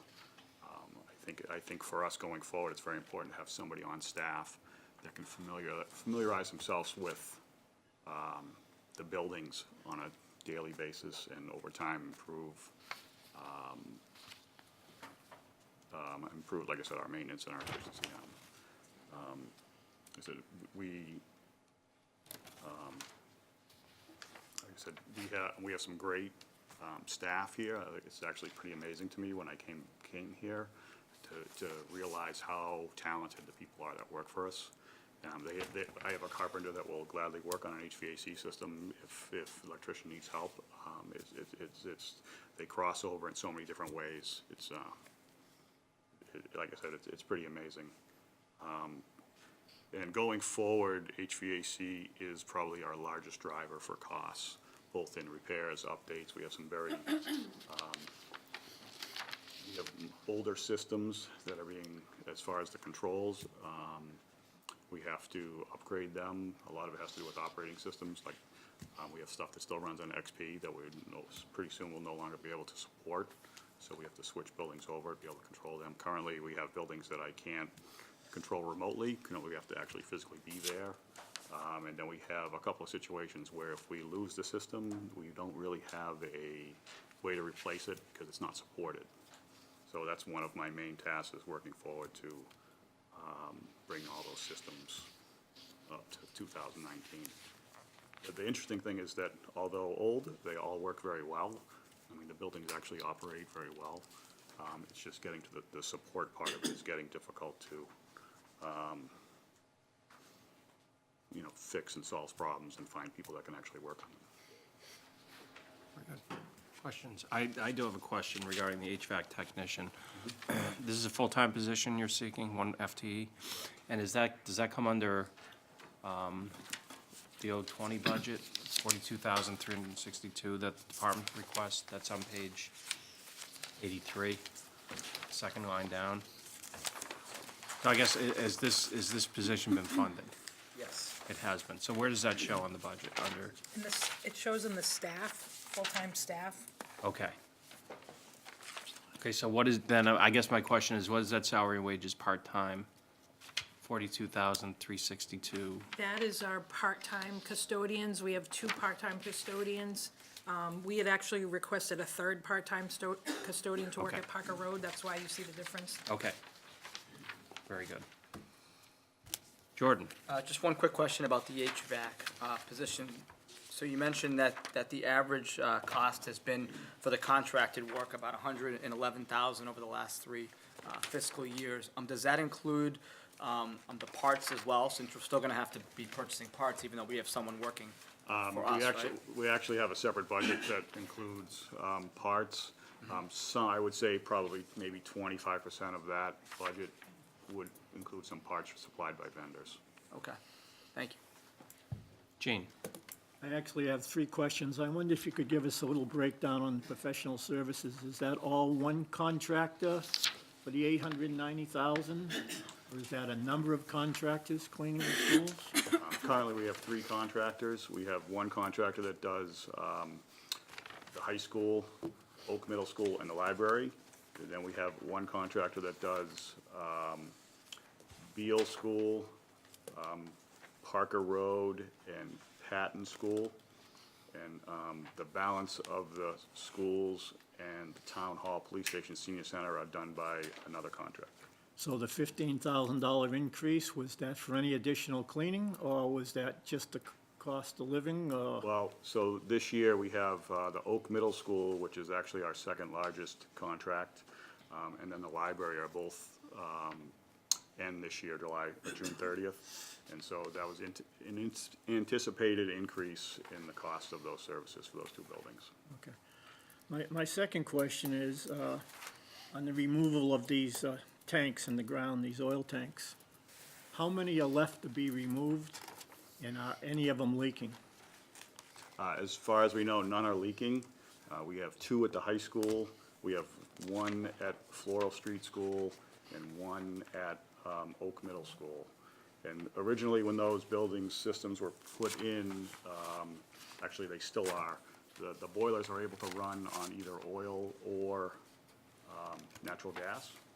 And none of those, we have not used oil in many years. I think the high school used oil initially, probably when it first opened, but due to market and efficiency reasons, oil has not been used in those in many years. So the tanks are not leaking? Correct. They're all empty? No, they are not all empty. Yeah. So that's what's holding them in the ground right now, what's left in them? I'm not, Because if they're not leaking, they can be drained and sand filled and left in place. So I don't know. I would have to defer to Mr. Howland on that, on whether or not they can be left in place. I'm not sure that they can be. Yeah. Well, I didn't know if you had notification, because you can go for exemptions on tanks. That's the only reason I'm asking the question. Mr. Howland? Go to the podium. You can go right to the podium if you like. It's my understanding through DEP that if we know of a tank that is in place, that they must be removed. To get an exemption is very difficult, and currently they changed the rules on that, I believe it was several years ago, in which if we know of a tank which is not being utilized, they must be removed. Thank you. My last question is, you just had recently a request for proposal for renovations, Phase 1, second floor of this building. I'm just wondering what it is, because we just spent $400,000 on the second floor. It's not the second floor, it's the first floor. It's the IT room. We're converting the mailroom to the IT office.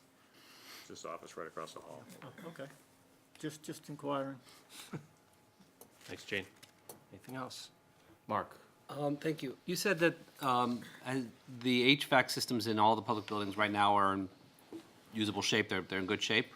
Correct. Because I know that when we've replaced buildings, you know, the old Sherwood, the old library, you know, the HVAC systems were pretty much last legs, which is not surprising. These systems are not, they just don't last forever. The police station is under consideration, or will be soon.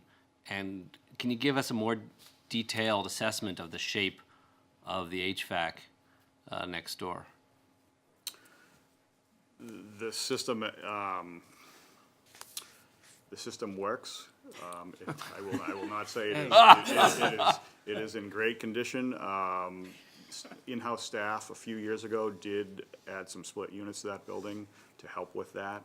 But I would say the overall system is, it heats and cools the building, but it is one of our problem childs. Is there anything else that would be at that level? Any of the other buildings that you would say would be a problem child? Beal School. Yes. The current Beal School. Yeah, I've seen that. Otherwise, for example, so Spring and Patton are very new. They're only a couple years old, and we have seen some great changes in efficiency with that new install. I mean, the gas bills are really low. Sherwood it runs excellent. Oak, they've done some upgrades over the past few years, working very well. The high school, although very large and we have daily issues there, it for the most part runs pretty good. Our biggest issue there is controls, which is one of my, it's actually my next building that is really, that needs controls. Okay, and if I can just, one last follow-up. So bringing the HVAC contractor in-house as a salaried position, which I think is a great idea, because it merits the attention. Some of the cost that goes to the contractors, though, is parts and other things, other costs that are still gonna have to be contained. So it's not an entire savings. Do you have a sense of how much of the cost that we're right now contracting out is parts or whatever cost would still be borne by the town? Well, we have a conservative estimate of about $60,000 savings from what we currently spend. Oh, that's the savings Yeah. from the contracted cost to bringing it in-house? Correct. The thing about having somebody in-house too is we spend a lot of money, hour-wise, I guess you could say, when we bring a contractor in, and, because we don't necessarily get the same person all the time, and so they have like on-the-job training. The nice thing for us is we'll have somebody here 2,080 hours a year that will be able to learn the system and create our history of our own so that we fully understand what our issues are. Diagnose it. Diagnose it. I mean, we have a terrific maintenance staff, so I mean, the diagnostic part is our biggest issue in the programming the controls, and then we have staff that can always help in changing parts. I mean, so I think we'll be in a much better position. Okay, thank you. Gene? Are they Johnson controllers? So we have, 14 control systems, 14 buildings with systems. We have 9 different types of control systems. I believe 6 of them are Johnson. Are the new based buildings systems. Johnson? Sherwood is an Allerton system, which is a proprietary system. We only have one contractor that can work on that. The high school, Floral, Town Hall, are all proprietary Johnson systems. And then we have some open protocols, 2 open protocol systems that are a Johnson family at the library and Oak Middle School. If I could just, so the committee had asked us last week or at a previous meeting to illustrate some costs per square foot numbers for utilities. May have been in relationship to Beal, so we do have it on the screen and within your presentation packets. I'll just highlight on the right side, on the raw data side.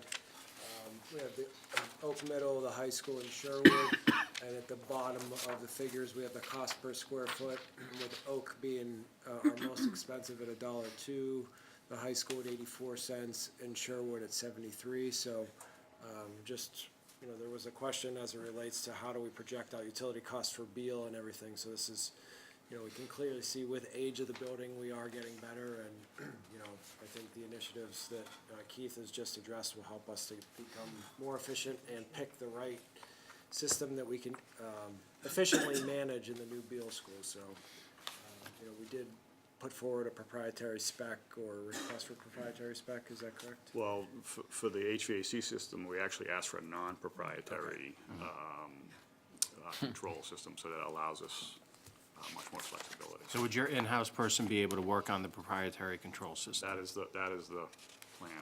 That is the plan. And is there any risk associated with that if they do something wrong to it? Does it void warranties or anything like that?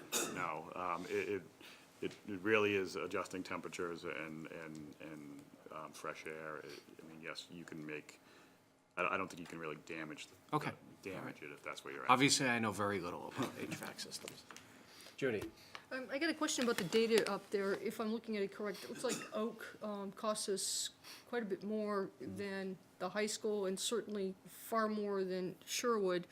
But if I'm pretty sure Oak is a newer building than the high school. Well, actually, it's older. It's older. It was renovated. But it was, wasn't it renovated? Okay. It was renovated. It was, yes. that, okay, so that's what because it's not a brand-new building because it was renovated, so that's the answer to my question. Correct. Okay. And also the layout of the building, Okay. it's a little bit spread out.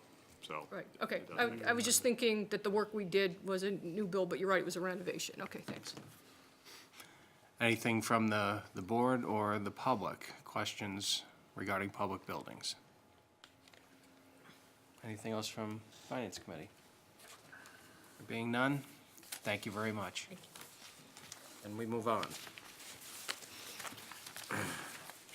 I believe we're on Parks and Rec. Mr. Holland, is that your plan? Parks and Rec next? Yes. All right, very good. See her sign? See? Oh, Parks and that's right. Oh, I'm Recreation. sorry. I was looking beyond the sign. You need to get like a digital one, you just push them on. That's in the budget.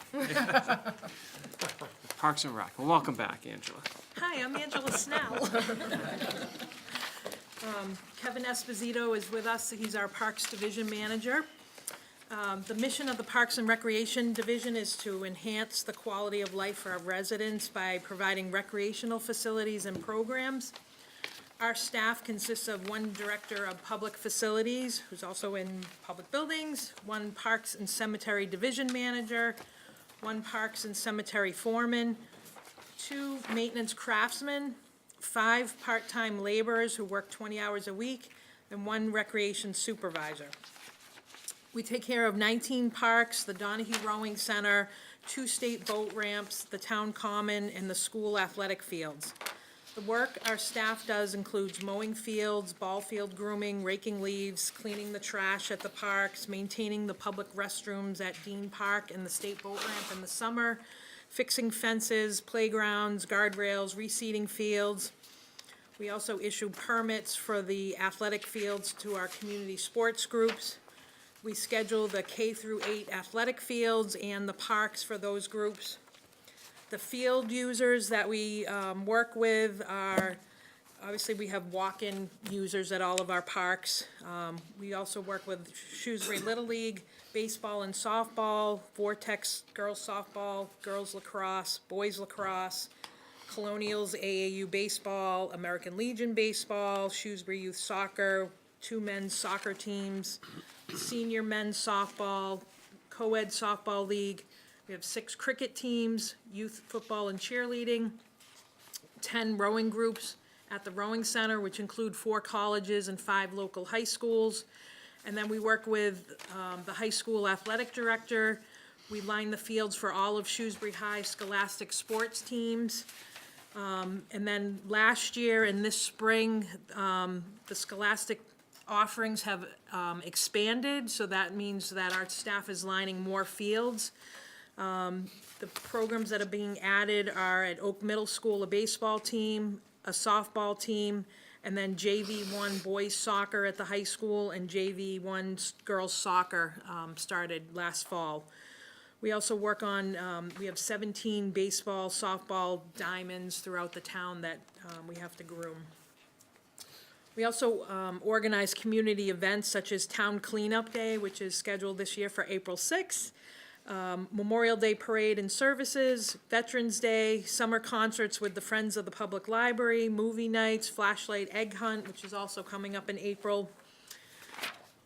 This past year, the Parks and Cemetery Commission worked on a master plan for Dean Park, Maple Ave, Municipal Drive, and Lake Street Park. We held 2 public hearings to get input from the neighbors and residents at each of these locations.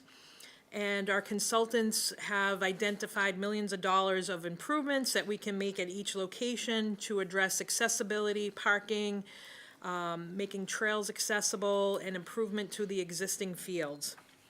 The Parks Commission is working to prioritize these needs, and we will be asking for improvements in future capital budget requests to work on those.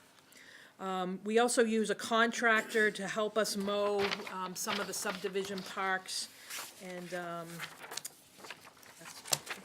That's it? that's it. Any questions? Questions? Erin? I know that, I think it was last year, there was a lot of Asian longhorn beetle removal in some of the parks. Is that a state program, or does the town have to bear any of the costs of that? So we didn't really have any in the parks. I think, I'm not sure where they were last year, but a couple of years ago there were some.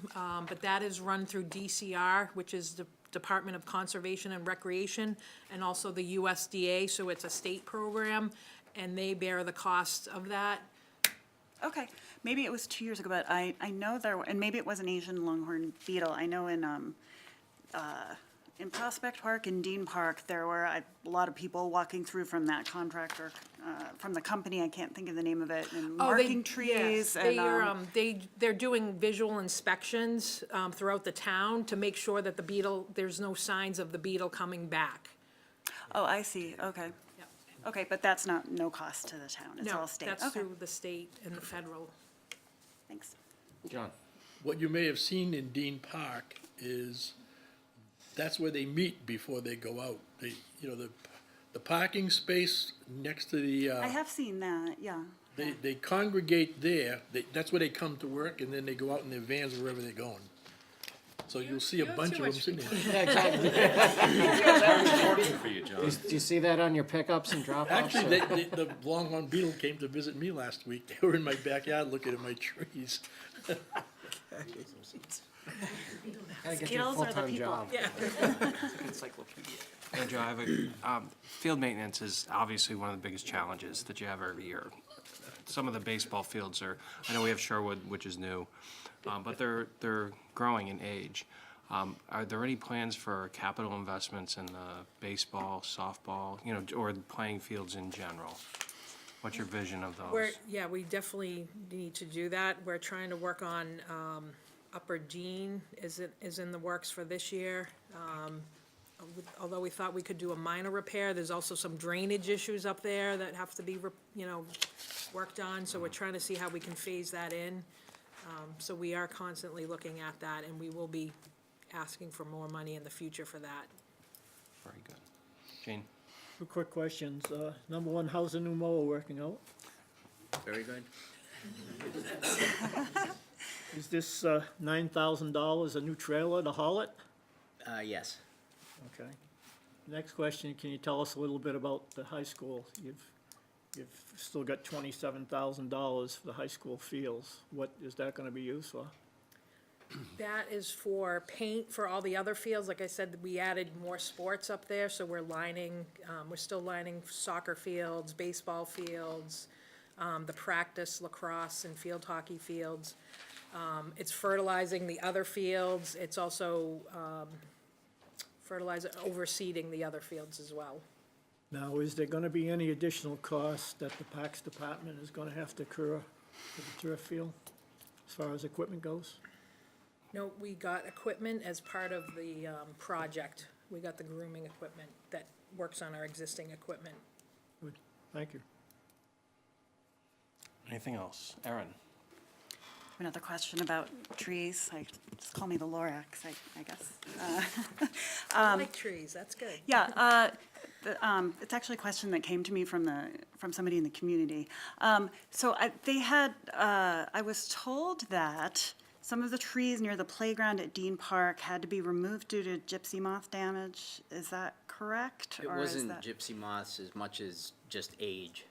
Oh, okay, just age. So, Deteriorating and breaking off pieces at a time. Like huge and branches. everything was falling into the playgrounds. okay, is there a, Sandboxes. is the thought that it's better not to put new ones there because that might happen again? Or are there going to be, or will they be replaced? Well, we're trees? looking at either a structure type shade or adding trees around the outside.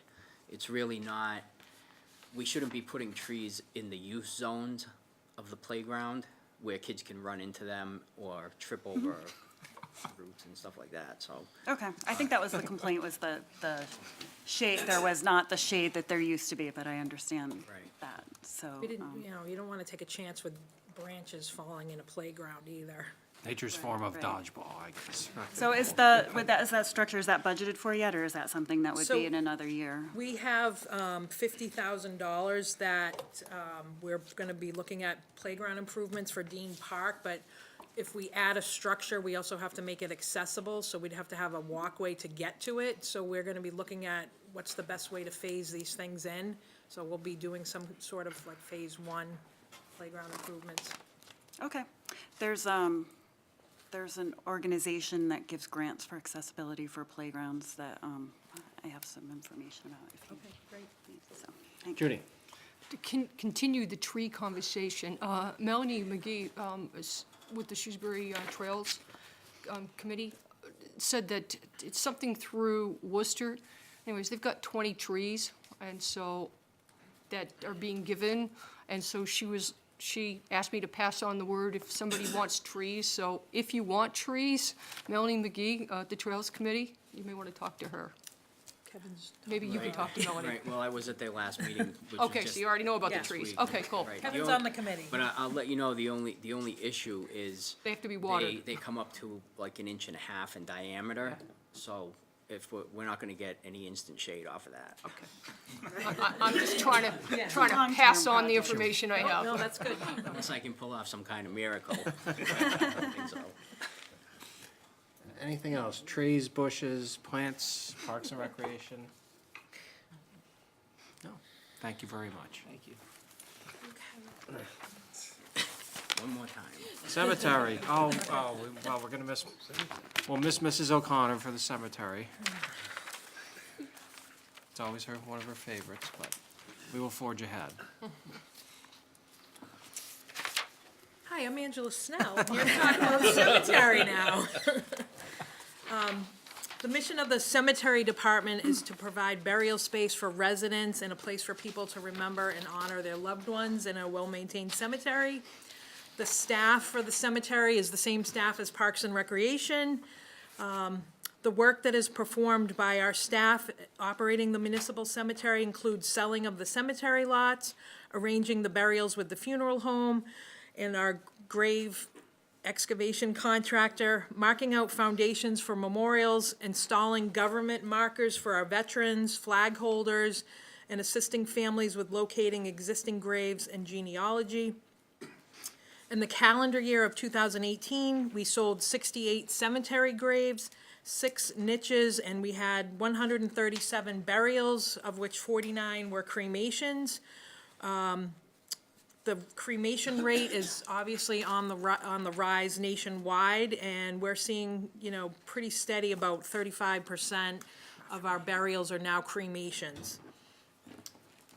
Any questions? Yes, actually, as the cremation rate, is that turning into sales in the columbarium or interment in the ground?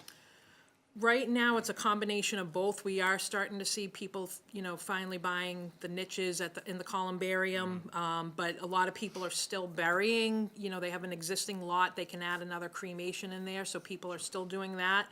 I would say that more people are being cremated than are being buried. Some people are just keeping their loved ones at home until maybe the second person, like a spouse dies, and they're being buried together at a later date, or they might be scattered. We believe they should be buried somewhere so people have a place to, go and memorialize their loved one. Thank you. Jane? 2 quick questions. First one, you made a presentation at the men's club, and you were talking about the different lots, a 2-lot, 4-lot. Did I hear you right? On a 4-lot, you cannot bury 4 people in caskets? No, you can bury 4 if it's a 4-grave lot, you can bury 4 caskets and 4 cremations. So 8? Yes. Wow, okay. Okay, I misunderstood that. The second question is, The entire finance committee, minus.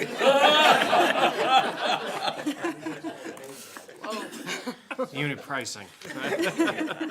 on the ground, professional groundkeeping at the cemetery, why don't we ever touch the plot of land at the corner of Boylston Circle and 140 in there?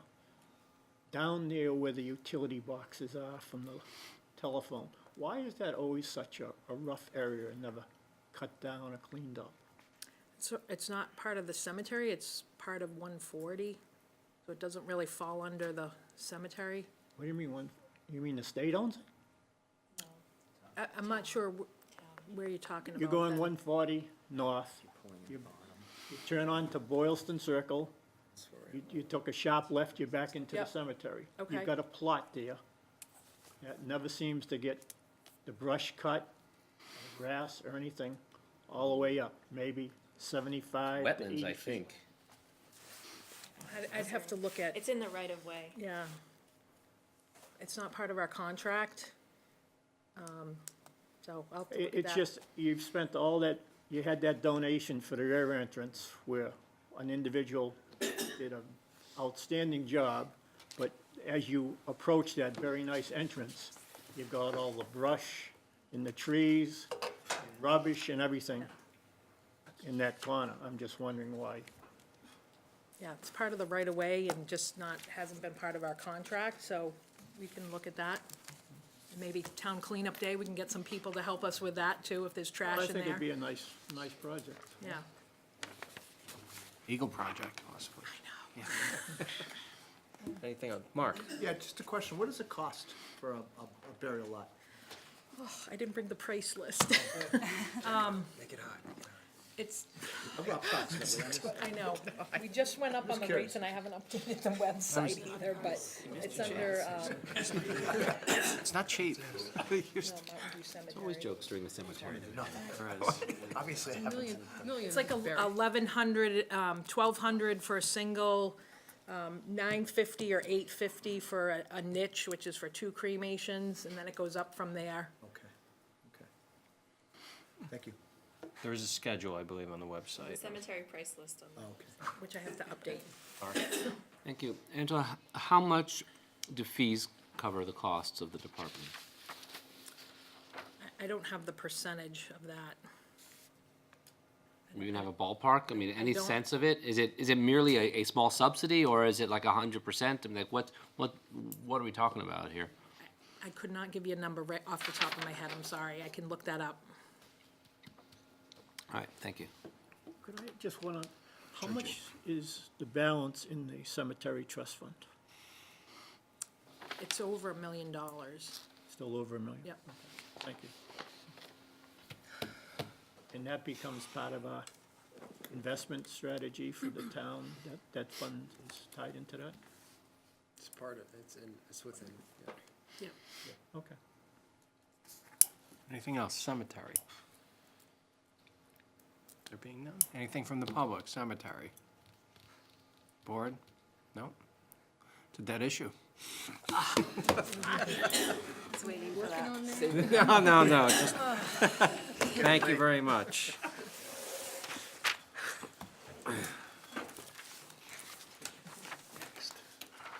He's touching our HVAC over there. Just changed the temperature in the room. Where are we, Mr. Holland? Highway? Yes. All right. Page 94 of your budget books.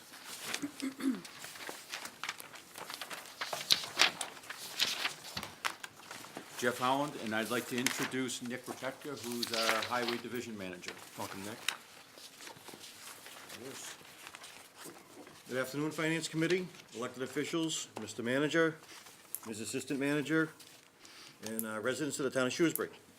My name is Nick Rebecca. I'm the Division Manager for Highway in DPW. I've been with the town since 2004. I started my career with Angela in the Parks Department, moving to Highway 2008. I was promoted to the foreman position in 2015. With the retirement of John Knipe, I was promoted to Division Manager this past August. The town maintains nearly 300 lane miles of road, which is actually slightly over 300 lane miles. We also maintain sidewalks, line painting, all the traffic control devices, which includes some of the stop lights, traffic lights, street signs. We do roadside mowing, catch basin cleaning, storm drainage. Mechanics maintain over 110 vehicles, and snow and ice control. That's undertaken with myself as division manager. I have 1 foreman, 6 heavy equipment operators, 1 mechanic foreman, and 2 full-time mechanics. Staffing is a significant challenge. For example, in snowstorms this past winter, we were shorthanded many times. Myself and my foreman were bound to plow individual plow routes. We currently have 33 plow routes using 50 pieces of equipment for a full plowing operation. It's become very difficult to get the number of contractors to have an efficient plow operation than in the past. Summer can be challenging with staff taking vacations over weekends. We get callbacks for emergencies, possible trees down, flooding. We can be limited in how we respond to these immediate needs. If we can add staffing, we can be more versatile, taking on more tasks in-house and relying less on contracted services. Our equipment also is aging and it is a concern. We have many frontline trucks from the 1990s and the early 2000s. We also have a couple from 1988. We've been fortunate in the past few years to replace a couple of front-end loaders, one of which was in 1973. We replaced with a 2014, and in 1985, we replaced with a 2016. This year, we were asking for a couple of pieces of equipment through the capital purchases to replace one of the 1988 Mack sand salt trucks with the plow and underbody scraper. Would like to replace a 1991 JCB backhoe, which was a hand-me-down from Selco in 2014, and a 2004 utility pickup that was a hand-me-down from the water department, I think 2 or 3 years ago. Also, the mechanics lifts at the highway garage, the in-ground maintenance lifts, they were original to the building in 1977 and 78. Just another feature we've started this year, we've done some trial salt brine pretreatment, a little cooperation with the city of Worcester, who's helped us out a little bit in getting the material, because we do own a tank and a spray system. Our mechanics retrofitted to our truck, and we did a couple trials that we found very positive results, but we only did it a couple times, so we'll look forward to do more possibly next year and assess that trial.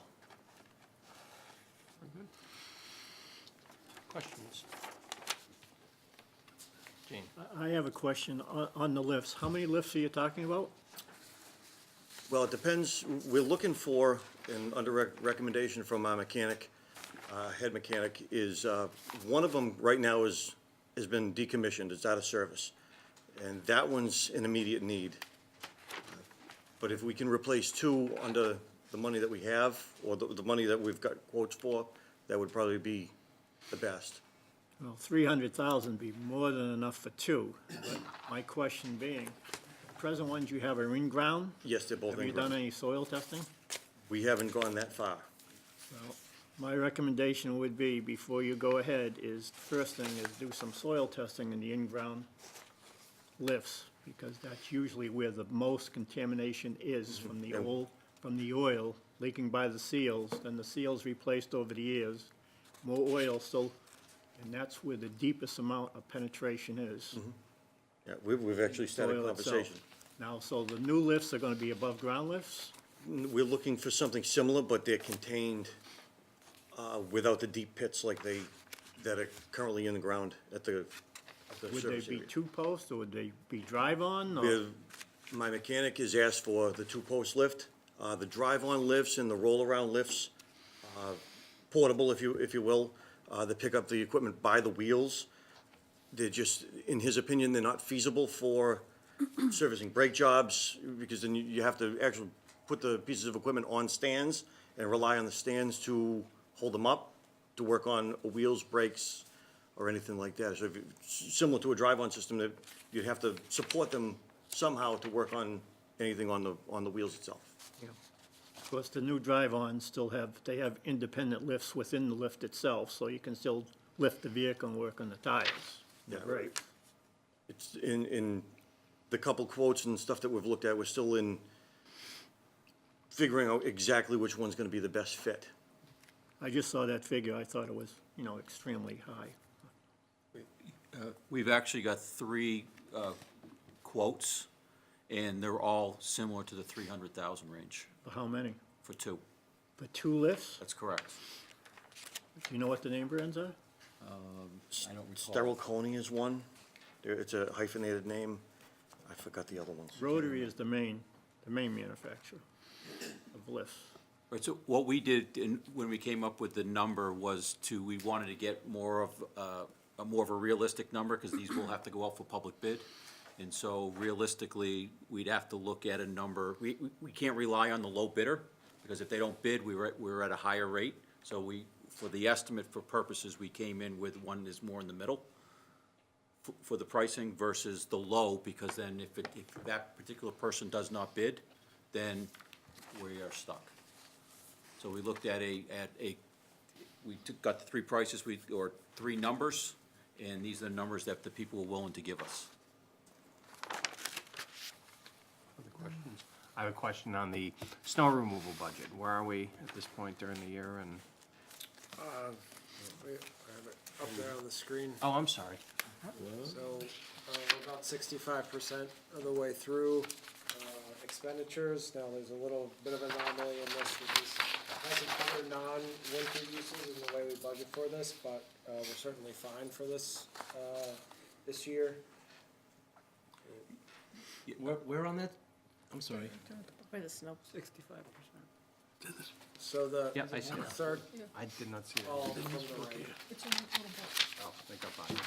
So I do want to bring up under salt, in, 65% total. last year, because we built the salt shed, we did not purchase salt to fill the salt shed up at the end of last year, so we will have more salt to purchase under FY '19 than we would normally, just because of, last year, we emptied the salt shed. I think we only had about 200 yards left, Maybe about 200 tons 200 left, 200 tons left versus filling the salt shed, because obviously we needed a place to store it while the other salt shed was being built.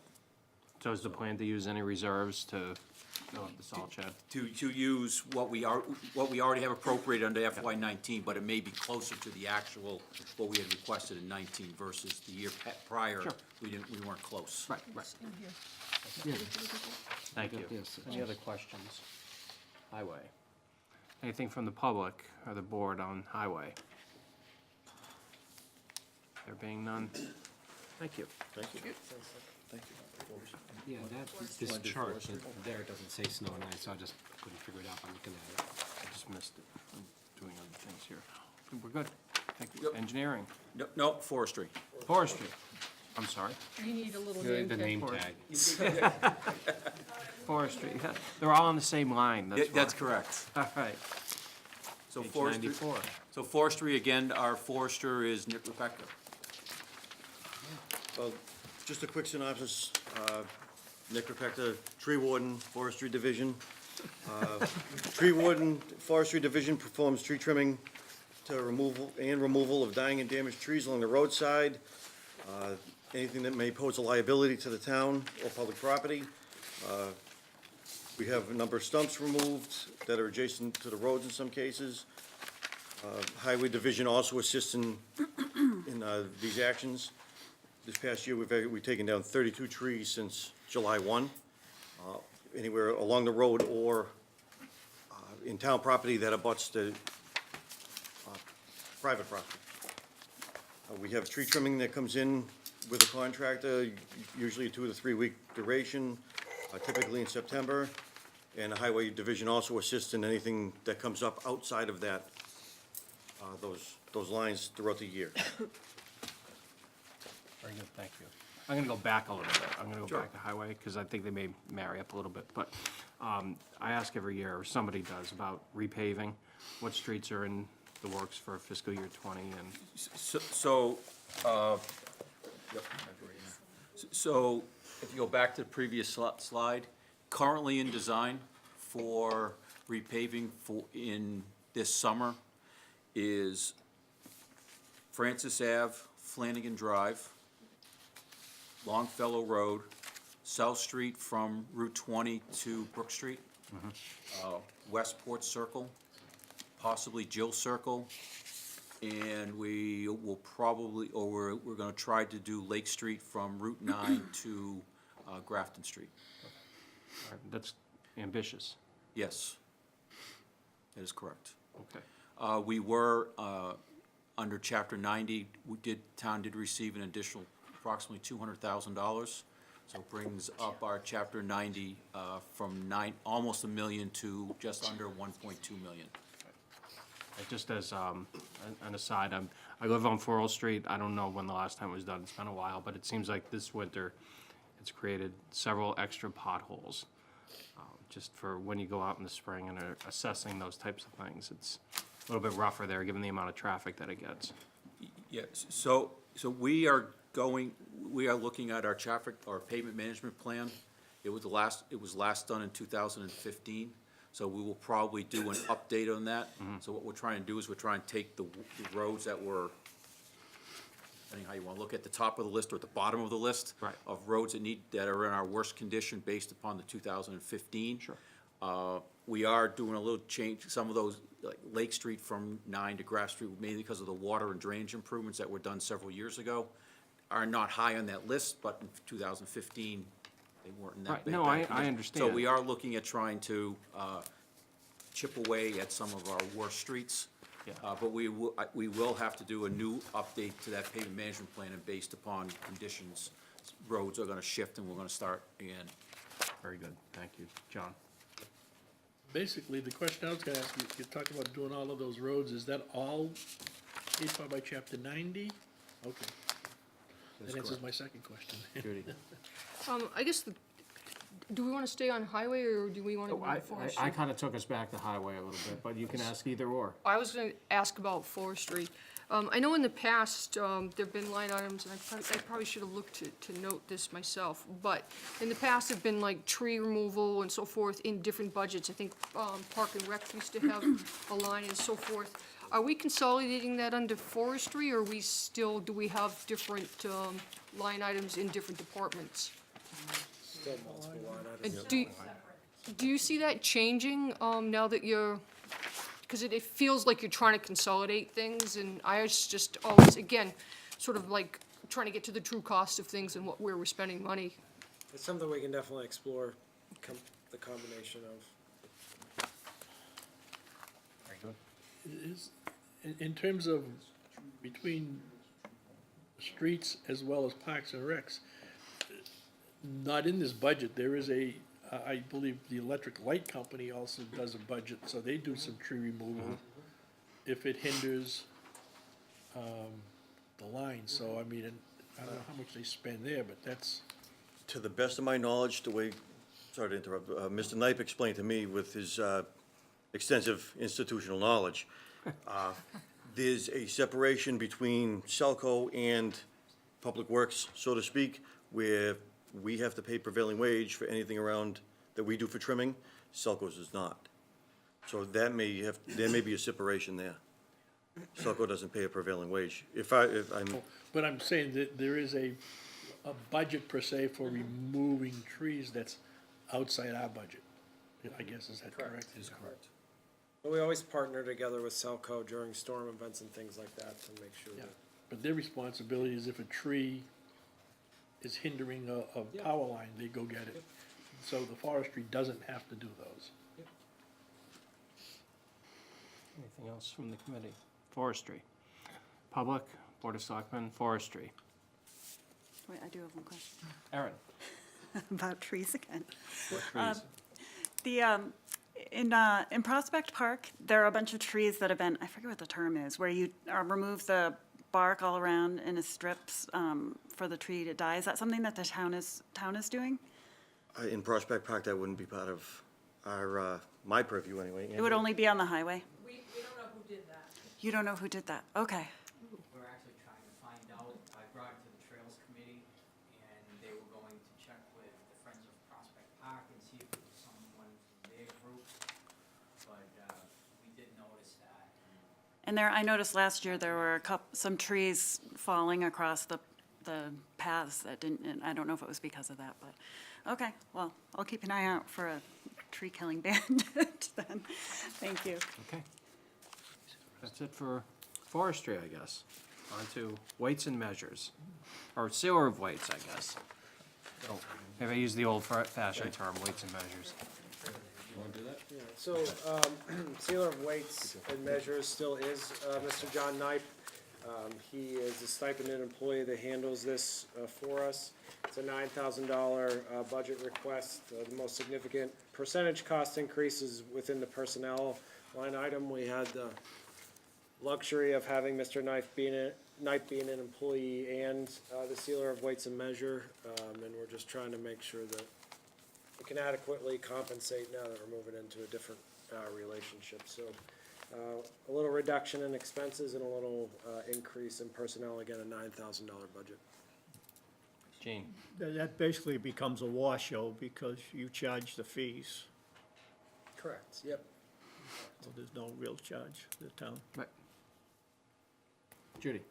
So is it a washout? It's basically. It's more than. It's yeah, more than, okay. Cover more fees than it costs us. Anything else? Public? Board? Nothing on this? You can, it is up there, 14,713 were the fees in 2018. Oh, yeah. Are those fees set by state law or by town bylaw?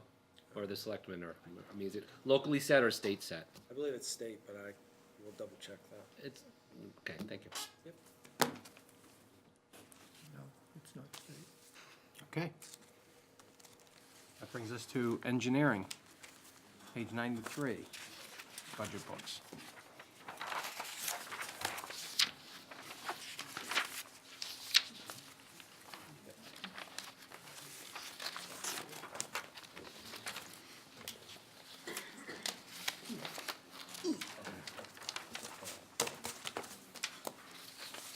Again, Jeff Holland, and I am still act the town engineer, but I have with me today the senior engineer, Andy Truman, who started with the town in January. January last year, yes. So a little over a year, so I'm gonna let him do the engineering budget. Very good. Welcome, Andy. Yes, as Jeff said, I started a year ago. So the engineering department is one of those departments that's, people are curious what we do. So we have a staff of 7 people, although technically we're going to lose 2 of them this year because some are getting moved into the stormwater. So we kind of support most of the boards, the selectmen, sewer commission, highway department, parks and recreations. You know, we'll do engineering, design, and bidding. Last year we bid out about $2 million worth of work for all those departments. We still assist Selco and doing some of their site work. So we kind of work in the background. We're kind of like the band player in the band. We just make everyone else look good. So, and we usually spend other people's money. With the engineering budget, as you'll see, is mostly staff and a few overhead. There's no real significant capital improvements. We're looking to maybe get some new GPS equipment. We're also looking to update the town's GIS this year. So we're going to be doing a new flyover. We're doing that with several other towns. So we got to update our GIS. So hopefully that will help us assist in, again, presenting information for the town. But the budget is slightly gone down, just mostly because of staff moving out. Other than that, it's pretty much the same as it was last year. So happy to answer any questions. Very good. Is the change, I see a difference between the 2020 department budget and the town manager budget, somewhere around $140,000. Is that due to changes in salary, retirements, things like that? It's more of a movement of staff out into this centralized DPW and different divisions within DPW, kind of. It was still Just moving work the in- salaries yeah. over to DPW? Yeah, Okay. a work in progress throughout the budget process, so that's the difference between them. Okay. John? In regards to the engineering budget, are we thinking about or looking in terms of any drones to assist you in any of the requirements you I have? don't think we're looking at drones. We are looking at getting some updated GPS equipment. I don't think we're quite at that point where we need drones. I mean, they're usually done for surveying equipment or, I mean, when they do the flyover, I think they may be using drones for some of it, but I don't think there's really a need for that in engineering. Say they meaning The company contract? that we're consulting out, yeah. I can also add to that, when we have used drones for aerial footage for either engineering projects or planning projects, Shrewsbury Media Connection has been able to assist us with that. They have a drone and they've been able to do some flyovers that we've used in some marketing materials or looking at certain drainage features or something like that. So we partnered with Shrewsbury Media Connection on that. Yeah, we still have a full-time surveyor on staff, so we do it the old-fashioned way. It's another benefit of the cable. Absolutely. I just have one quick question. Are the Stormwater Management Act rebate forms available yet?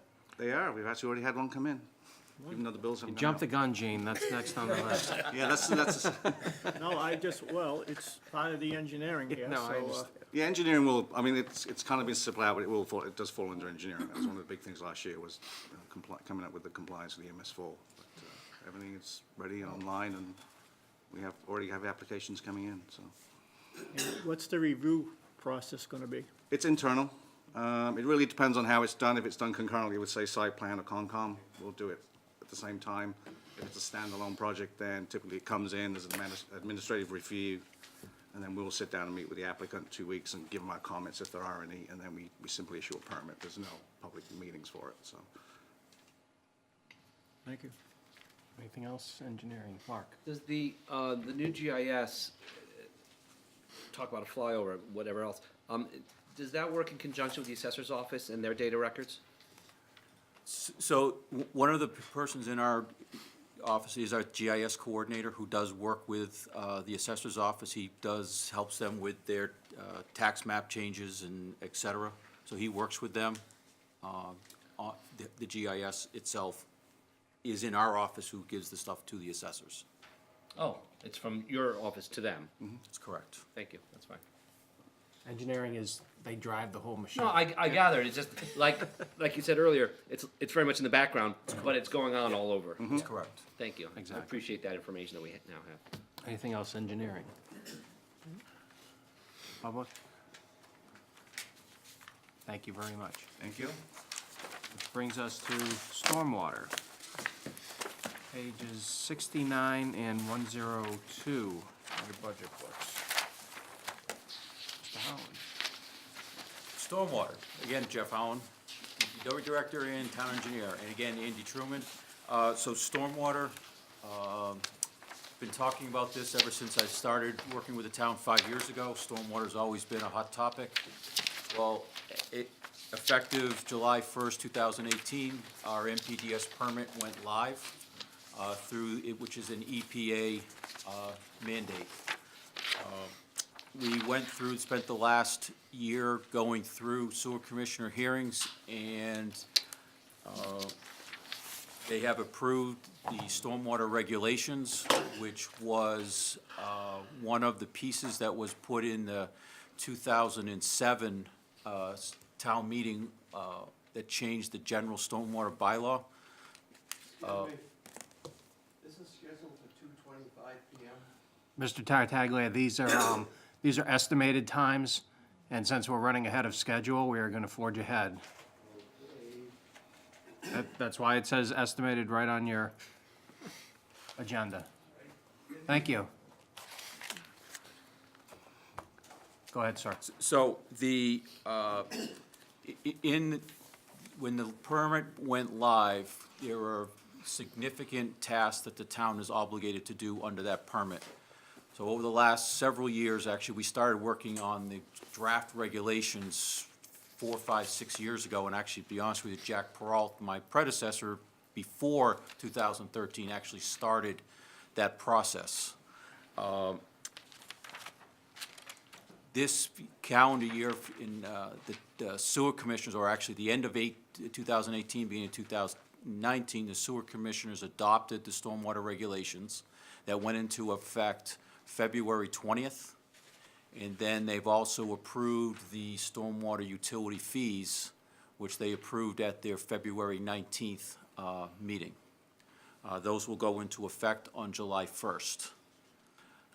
As part of the stormwater is the request to do, I bring this up now, the enterprise account that we will have on the annual town meeting in May. We want to do the stormwater as a enterprise account.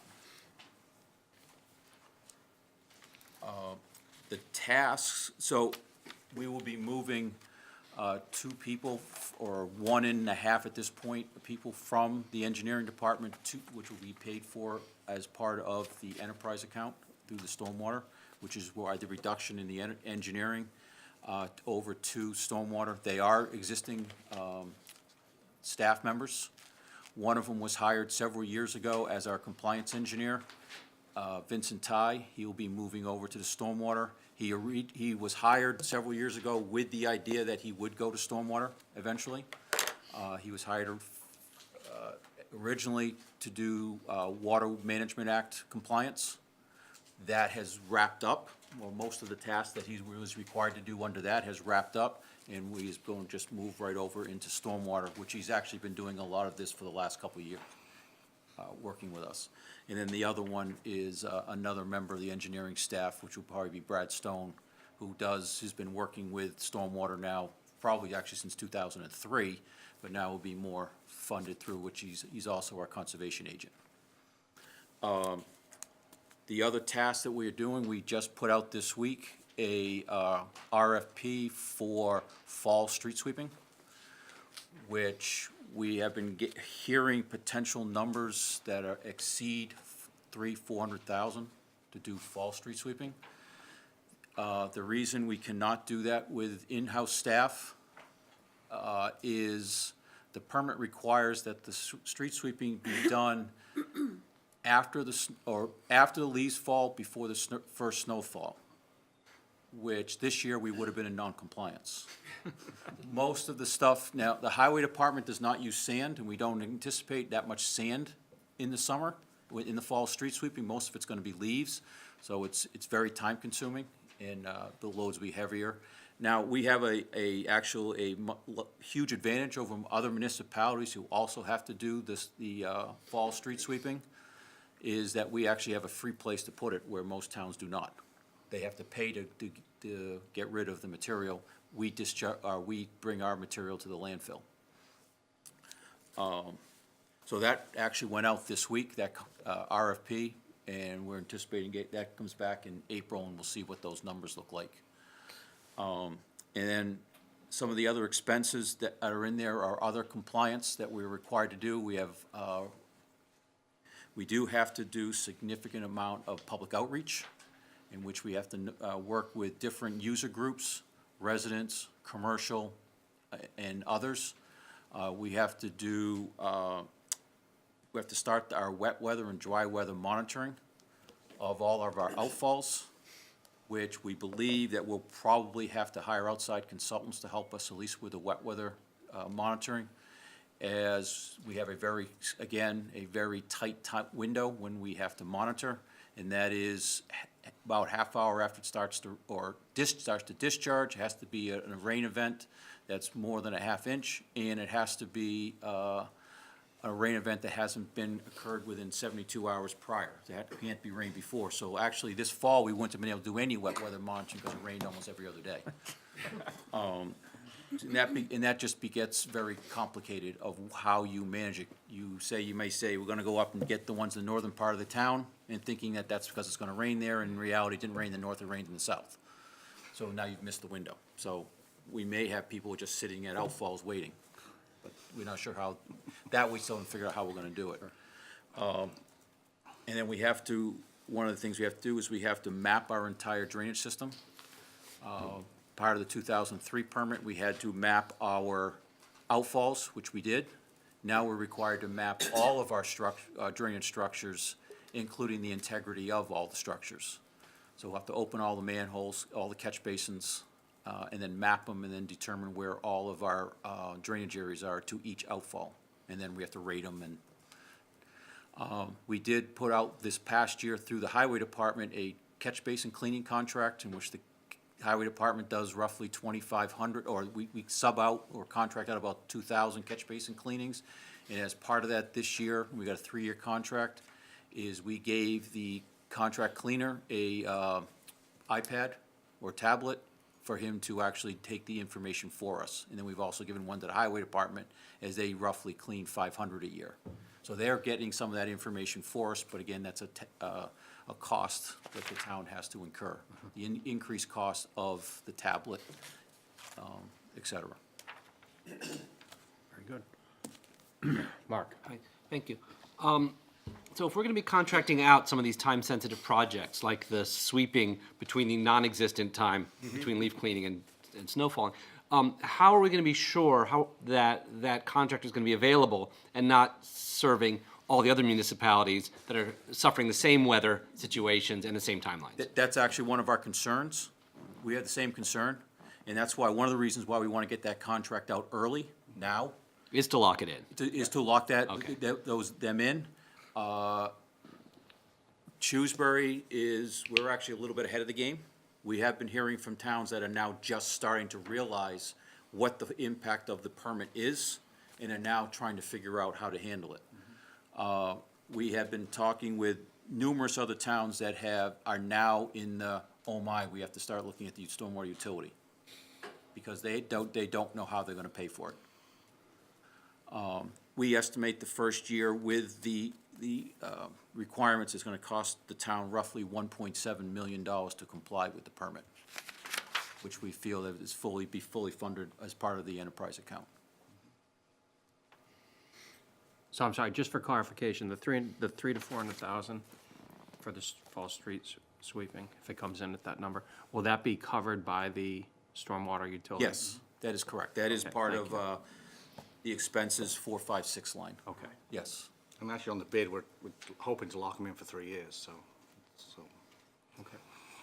Mr. Mizikar, it looked like you had a Well, I comment just to wa- make on the enterprise fund, I mean, possibly? if there's any other questions related to the details of stormwater, I certainly don't want to interrupt those, but I wanted to just take a minute this is our first new enterprise, and I just wanted to take a second to walk folks between the master balance sheet and the individual balance sheets, Please. if you thought that was a good idea. So I have on the screen up there right now the balance sheet that we are proposing, at least at this point, for the fiscal year 2020 stormwater enterprise, which, as Mr. Highland said, we will propose through an article in advance of the operating budget at the annual town meeting. So there's two main categories of costs that all the utilities break down to, total, which are direct charges and indirect charges. And the direct charges are just that. They're the costs that are specifically and solely dedicated to that particular utility, whether it be water or solid waste or stormwater. And those funds are budgeted directly under the department header or the enterprise fund header associated with them. So I'll just jump back to the master balance sheet and review that with you real quick. So the direct charges you can see here on this stormwater balance sheet is $1,455,078. If I hop back over to the master balance sheet, you'll see on the charges side, on the right-hand side, right in this area, that same number. So the direct charges are listed separately on the master balance sheet to clearly call them out. So within the individual warrant article, once we have the account established, this number, $1,455,000, which includes operating and capital expenses, will be what would be requested for appropriation through that individual article. However, there are indirect costs that are associated with the general management that fall within other departments across the town. And you'll see those are on the right-hand side, and we have this broken out for every different utility that we have.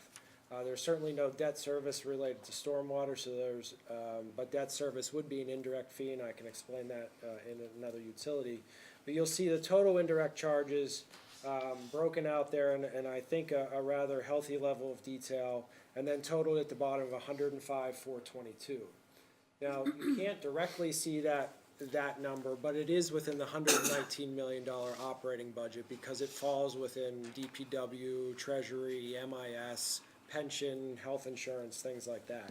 So that is the relationship between the master balance sheet and each individual utility balance sheet, and we can kind of work back and forth between the two of them as we deal with each utility, but I thought, quick overview of that and Sure. answer any questions if you have any at this time, gentlemen. Gene? One quick question. We were gonna have a savings account attached to that too. Where Sure. is that? So there's, it's shown at the top, I guess the best place I could say that it will be in the future, it would be the second line under revenue, which would be stormwater retained earnings. So that would be the quote-unquote free cash of any individual utility account that's established through an enterprise. It's called retained earnings. So after we balance the books at the end of fiscal year 2020 and send it up to DOR, they'll certify revenue versus expenses and tell us our retained earnings money. So that'll be certified just like free cash every year. But still, you'll have a savings account, for instance, this year, there's probably a very little chance that you'll get to drainage projects the first year, so you're gonna be banking that money. The $250 we do plan to expend, but I think the difference that will come in the first year of the utility is that the analysis and the setting of the rate proposes to raise a little over 1.8 million, and we only plan to spend 1.5 million, or 1,560,000. So if we do everything particularly as planned, we'd have that difference of, you know, 240,000 that would be certified into retained earnings, and then, of course, whatever we wouldn't expend for drainage projects or other expenses would also fall into that. Thank you. Mark? So the 170,000, which is under separate appropriations 9 and allowance for abatements, I presume that's all allowance for abatements, right? And if so, how does, Jeff, how did you come up with that number? Is that from some guidance from the state or DEP or something? So we were in discussions with other towns that already have a stormwater utility. Oh, okay. And asked what they anticipate or what they had been seeing in the past on what for people coming in for abatements. And the average was anywhere from 8 to 10%. Okay. And so that's what, so then that number may fluctuate, that number will fluctuate in the next few years as we figure out how it's working and where the abatements come in. And probably we'll have the most at first, or I don't know. Who knows what probably is, but that's gonna end up changing. Just one point of clarification as well. So this year, because of the uncertainty, we're budgeting $100,000 for abatements and $70,000 for the cost of the townwide aerial flyover. Oh, okay, so it's about 100,000 Yep. for the, okay. Thank you. Anything else from the committee? Stormwater? Anything from the Board of Selectmen? Stormwater? Nothing. Mr. Tartaglia, I see your hand up. Thank you. I got a few questions. If you could come up to the podium, sir, so that you have a microphone and we can hear you. Introduce yourself, please.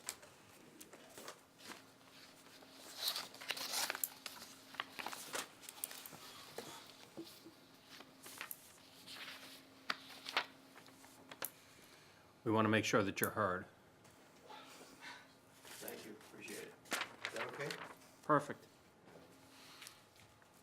I know we'd all rather be outside today. Beautiful out there. Thank you for having me today. I have a large concern about the stormwater project altogether. I have a few questions that I don't know the answers to, so if you bear with me. When is the deadline for us to implement the stormwater utility? Mr. Holland? The sewer commissioners voted and it will, to be implemented on July 1st of this year.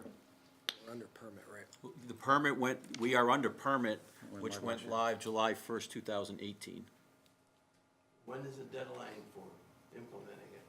So the permit is live. We are now under the auspices of the Stormwater Management Act. And the sewer commissioners have decided to implement the fee as of July 1, 2019. Now, if we didn't do that, what would be our penalty? The penalty is, we would be in violation of the EPA. To be honest, we are more concerned about the third-party interveners, which are already looking at other towns. They just filed suit against Devon's. They filed suit against another municipality on the South Shore. The third-party interveners are the ones that will force the hand of EPA. And it's the same groups that appealed our water withdrawal permit. So, what is the penalty for not doing it? The penalty are fines that are placed on by the EPA. I think it's $100,000 a day. $100,000 a day. I think. It's a significant amount, that number may. If, okay, so this is a $1.8 million annual expense for at least the next 5 years, and then it may go up if that doesn't work out. That is correct. How much of the $1.8 million is operational expenses? Just roughly. $1,455,000. So $1.4 million is operation. 77, 78%. 78% is operational expense. To me, that's a pretty large piece of operational expenses. And usually, when we're doing an operational expense, we have to go through the Prop 2.5 override procedure. We're setting up a fund as an enterprise not have to go to town meeting for approval of an operational override or voters. Is that true? It's not sure. Mr. Mizikar. Mr. Chairman, through Mass General laws, there are certain fees and expenses that the Commonwealth has designated as utilities and allows municipalities to levy fees against. Stormwater fees fall underneath MGL Chapter 83, Section 16, which provides that along with common sewers and main drains, that stormwater facilities are able to be maintained through a utility under the purview of the sewer commissioners.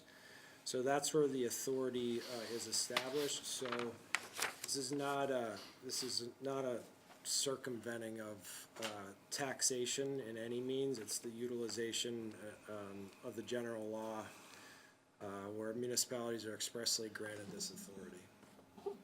Very good. So Thank what you. you're saying, we cannot use the Prop 2.5 operational override procedure to approve this money? We cannot do that? I didn't say that, no.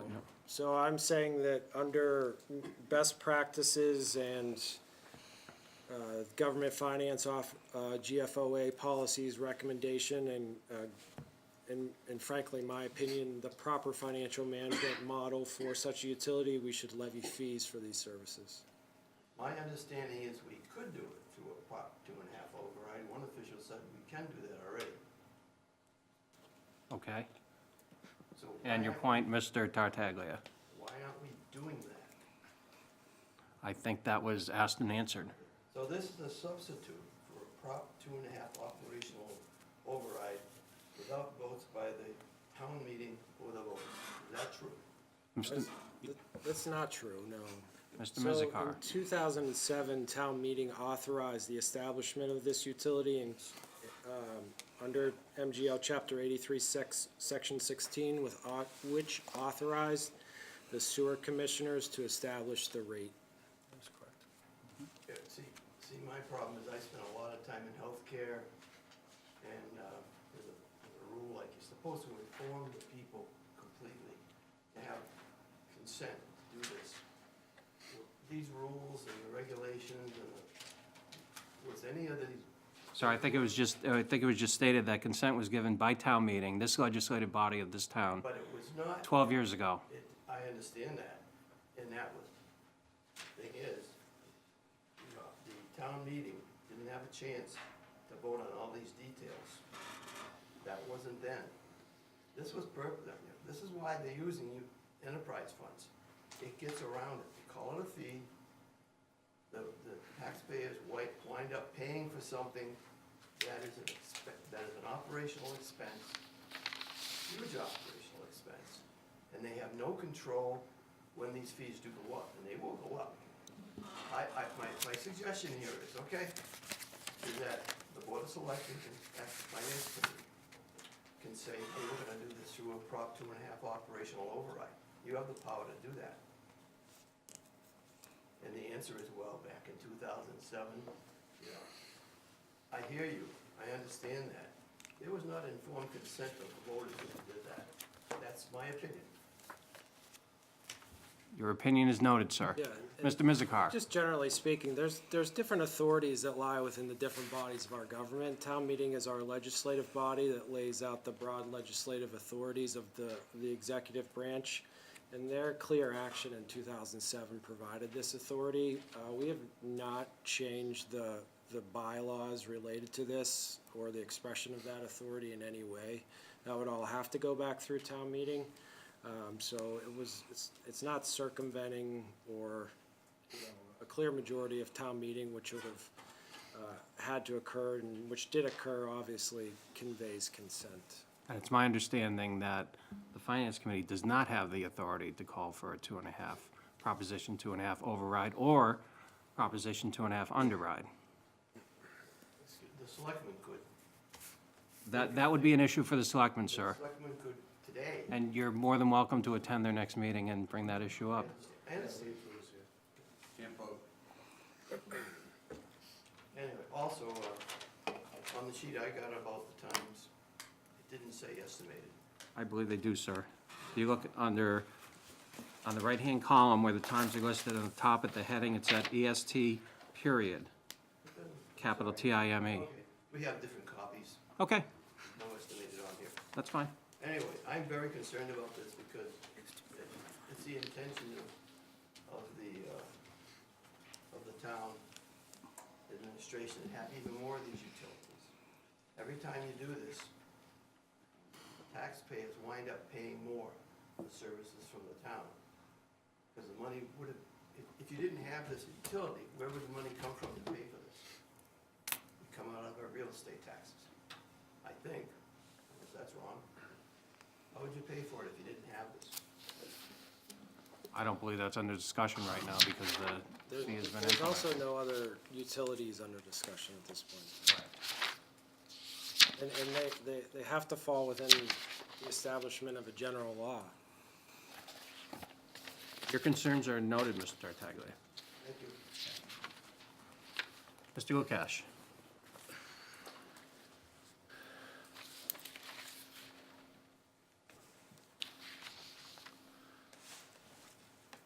John Lukash, Precinct 2. Just for clarification's sake, I'm not necessarily agreeing or disagreeing with Mr. Tartaglia. I would just point out that when the town meeting voted for this back in 2007, they had no information about what the cost of authorizing that was. So, as Mr. Tartaglia has said, it's hard, to just go ahead. They went ahead and go ahead and form this group, but without knowing exactly what the costs are, I don't think the town meeting really could really say, yes, this is a good idea or not a good idea. They just said go ahead with the stormwater sewer management study or whatever it was that they authorized to do. So in my view, it wouldn't hurt to bring this to town meeting again and let them vote yea or nay on the actual amount of money that needs to be raised for this project. That's the point where I think the informed consent wasn't there. Thank you. If I could just add. Mr. Mizik. So we will do that, right? Town meeting has to appropriate every dollar that Of is course. associated with this utility, and they will be afforded the opportunity to do that. If I might Agreed. just- Mr. Lukash. Well, of course they can, but what's going to happen, as we've said many times in the past, if somebody wants to change the way funds are going to be appropriated, they would have to find that money somewhere else in the budget. And that is always, and that's always been rejected because that would throw the whole budget out of whack. I'm not a That's not realistic. Well, I'm not a prognosticator as to how town meeting is gonna run before it actually occurs, so we'll see. I was surprised frankly by when the bag fees, not the bag fees, when the plastic bag ban went into effect. I thought at the beginning of the meeting that wouldn't pass, and lo and behold, it passed at town meeting. So I'm not gonna make any predictions as to what happens at any particular town meeting. Anything else? Stormwater? Thank you. All right, which brings us to sewer. Mr. Holland? Yeah, actually, I'll stay at the table, but Bob Tezewski, who is our water and sewer superintendent. Welcome, Bob. Good afternoon. How are you? Great to see everyone. Great to be here on that. So you want just an overview first on the sewer department? I know there's some newer people on the board over there also. Are you gonna do sewer separate from water, or are you gonna do them together? Believe it or not, stormwater and water and sewer are all interconnected, so I can give the board just a general overview, then we can go into specifics as folks want over there. Just starting with the sewer, since that's the first one on the budget down there. Basically, we have, in town here, we have 38 pump stations, sewer stations that we have to maintain. And you see that as part of the budget in here, and under capital costs for sewer stations there. All our flow goes over to the Westboro treatment plant, and that's the biggest part of the budget there. Between ourselves, Westboro, and Hopkinton, all three towns go into what we call a regional wastewater treatment plant that was formed in the mid-'80s. So we all pay by percentage of flow that goes in. Shrewsbury's roughly between 60 to 62%. Westboro is about 35, and Hopkins about 5%. So that bases on the cost, the operational cost, and that's also based on the debt service each year. So that's the biggest part of the sewer project there, is the Westboro treatment plant. They are waiting for their new NIPD's National Pollutant Discharge Permit. They're supposed to be coming up, it's well overdue, maybe this year, maybe not down there. But stuff like phosphorus removal, other upgrades of the plant, that contributes to the debt service, and that also contributes to the operationals on that there. Just as an overview for the water department, again, we have our new water treatment plant online, basically a $12 million investment that went online October of last year, 2018, mainly for manganese removal and to follow the other chemical treatments we were doing in the previous plants over there. We also maintain pump 8 wells, three booster stations, a series of storage tanks, and 205 miles of water main, and which is budget kind of reflects there. We also, in the capital budget, we look at water main replacement. We look at other issues that within the system down there that needs to get done on either a annual or biannual basis or 5 to 10 year basis on that. And all three are related to me, including stormwater on this down there. Because at least to me, it's a kind of a holistic approach. In other words, we try to do lead and copper control, say down at the water treatment plant. We add phosphates. Then the wastewater treatment plant gets into problems with phosphorus removal. So we have to always balance that out. Stormwater gets back into the waterways, into the groundwater table, so you can get pollutants back into the water system at some point in time. So none of the three really operate in a vacuum. All three are interrelated and interconnected. So we always have to be cognizant what goes on with the water as it influences the wastewater and also the stormwater over there. So all three are somewhat interconnected on that. But that's just kind of looking at like an overview on that. And I can certainly go into any more specifics or more detail on any specific item that you like on that there. Questions? Yeah. Mark? Hi. Hi, Mark. How you doing? Doing great. Gonna miss seeing you. So we're moving the water into an enterprise fund in the, was it in 20, starting in July? Correct. Requesting, yes. Okay. Requesting to have it. I mean, I don't think that's reflected in budget because it's seamless financially, right? It's just an administrative change, right? Yes. My second question is, I noticed, I remember that the selectmen are the water commissioners and set the rates, whereas the sewer is set by a separate board that just does, that's the sewer commissioners that sets policies and rates. Right. Is that just for historic reasons? Since effectively it's all under your department and under your division of your department, would there be any consideration of moving that all to the selectmen as water and sewer commissioners, or all to the sewer commissioners to handle both of that? Well, to answer your question, Mark, when the sewer department was set up in the early 50s, I think it was 1954, if I'm correct over there, that legislative act gave the Board of Sewer Commissioners the authority to form the sewer system, to do the rates, to do the rules, the regulations there. So the sewer falls under the three-member board of the sewer commissioners, and they're appointed from the community within over there. Right, and then the Board of Selectmen are the water commissioners. So there's two separate entities. Right. On that. So the sewer commissioners really have the authority separate, and the Board of Selectmen has the authority separately for the water. Right, so, I mean, I suspect the historical reason is that water was always considered just a town department, and the selectmen kind of managed that, and then this new sewer system concept came around in the 50s, and we set up a separate body, probably under state law, with that purpose, to create this sewer commission. But these days, as you said when you first came here this afternoon, they all really work together, the water, the sewer, the stormwater. Correct. And I know that the sewer commissioners also handle the stormwater enterprise. Correct, yes. And would it make sense, I'm asking, I guess, the selectman or the town manager, to combine the authority, the rate setting, the management into one body, be it the selectmen, be it the sewer commissioners, instead of keeping them split and keeping water and sewer split just for that old historical reason? You'd have to file legislation. Well, sure, but, I mean, if there was no motivation to do that, that wouldn't be done. But, I mean, is there some interest in that, or would there be any advantage to doing that? There hasn't been discussions to this point. I don't see any particular advantage of doing it that way. I think your understanding of history is proper. Water is our oldest utility within town, and I think it's certainly sufficient this way. Thank you. Thank you. Jane? I have one question on the sewers and then one on the water. On the sewers, as far as the pump stations go, are we pretty much up to date on the changeovers, so everything's above ground? We're always going to have some below-ground stations, Gene.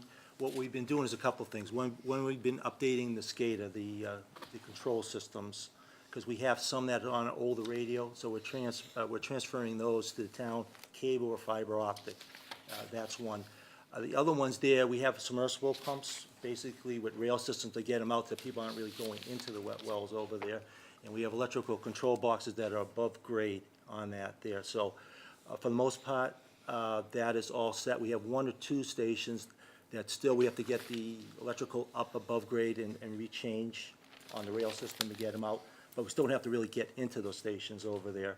The two major ones were, three major ones were Browning Road, Colton Lane, and Reservoir Street. Those were the worst ones, and those have been changed over to above-ground station, above-ground controls. Second question is, you started some well drilling on Sewell. How are the results? So far, so good. We did test wells last year, 2018. The water quality came back good. This Wednesday, we're doing some further flow and analysis, pumping over there. So we hope to have that in next 6 months or so to get the other well going on that. So the rig is still there? Yep. Okay. We'll also be doing some wells, try to replace our 6.1 and 6.3 volume behind the present water treatment plant to the northwest quadrant, which is going to be this week, actually Monday. Monday, we're going to be starting that work over there, too. Okay. John? In regards to the Westboro treatment plant, Yes, John. I think, as you said from the last update, we're paying off a bond issue. Yep. When did, I assume it's a 20-year bond issue, and how long do we have left to pay on that? I'll see if I can find that, John, on the debt service. Do you know when the treatment went into effect, the upgraded one? Yeah, because we have some short-term and long-term debt over there. Last one's had to do with the clarifier and the phosphorus removal. In 2012? Yeah, it could be. Just gonna see if I have sewer rates changed. I do not have it in front of me. I have the outline, but I just don't have the debt service in front of me, John. But we can certainly get you those numbers over there. I just have their proposed, really, the O&M, but I don't have the debt service in front of me here. Yeah, I guess I'd like to see that, because right now, 80% of your budget is to the water treatment facility. About a Major part is, yes, $5.5 correct. million Yep. budget, and 4.4 is for the facility, of which, if I remember correctly, in past years, probably about half of that's for the debt service. The point being is, obviously, when the debt service goes away, that should do some alleviation of the sewer rates. Can I just, Mr. Howland? that is true on the current debt service. However, the EPA permits for water and the wastewater are 5-year permits. Every 5 years, there's a new, I understand that, but in terms of added cost, I guess there's some point along the way where sewer rates could, taking one variable at a time. Once that debt service goes away, should bring the sewer rates down. Yeah, there might be some offsetting costs elsewhere, but, to me, that's another issue that should be brought up separately. So the point is, there's some alleviation in the future, whether it's 5, 7, or 10 years down the road, in regards to sewer rates, once that debt service goes away. Right. That's why I'd like, if we could get that information as to when that's gonna happen. Yeah. The only thing I saw, John, I apologize, it looked like about 1.7 for capital cost, which is the debt service for this year. fiscal '20 coming up over there. I mean, the other thing for the board members to also keep in mind is that the town has signed an agreement with the town of, with the city of Worcester to bring flow into Worcester up to 1.5. So that will be flow that won't be going into Westboro. That's gonna change those numbers a little bit, but you're still gonna have to pay on the other end. Well, really two things. You have to pay the city of Worcester to transmit through the city, and you have to pay the Upper Blackstone for the cost of treatment and removal there. So there's a couple other costs that we don't have broken out fully on that for right now.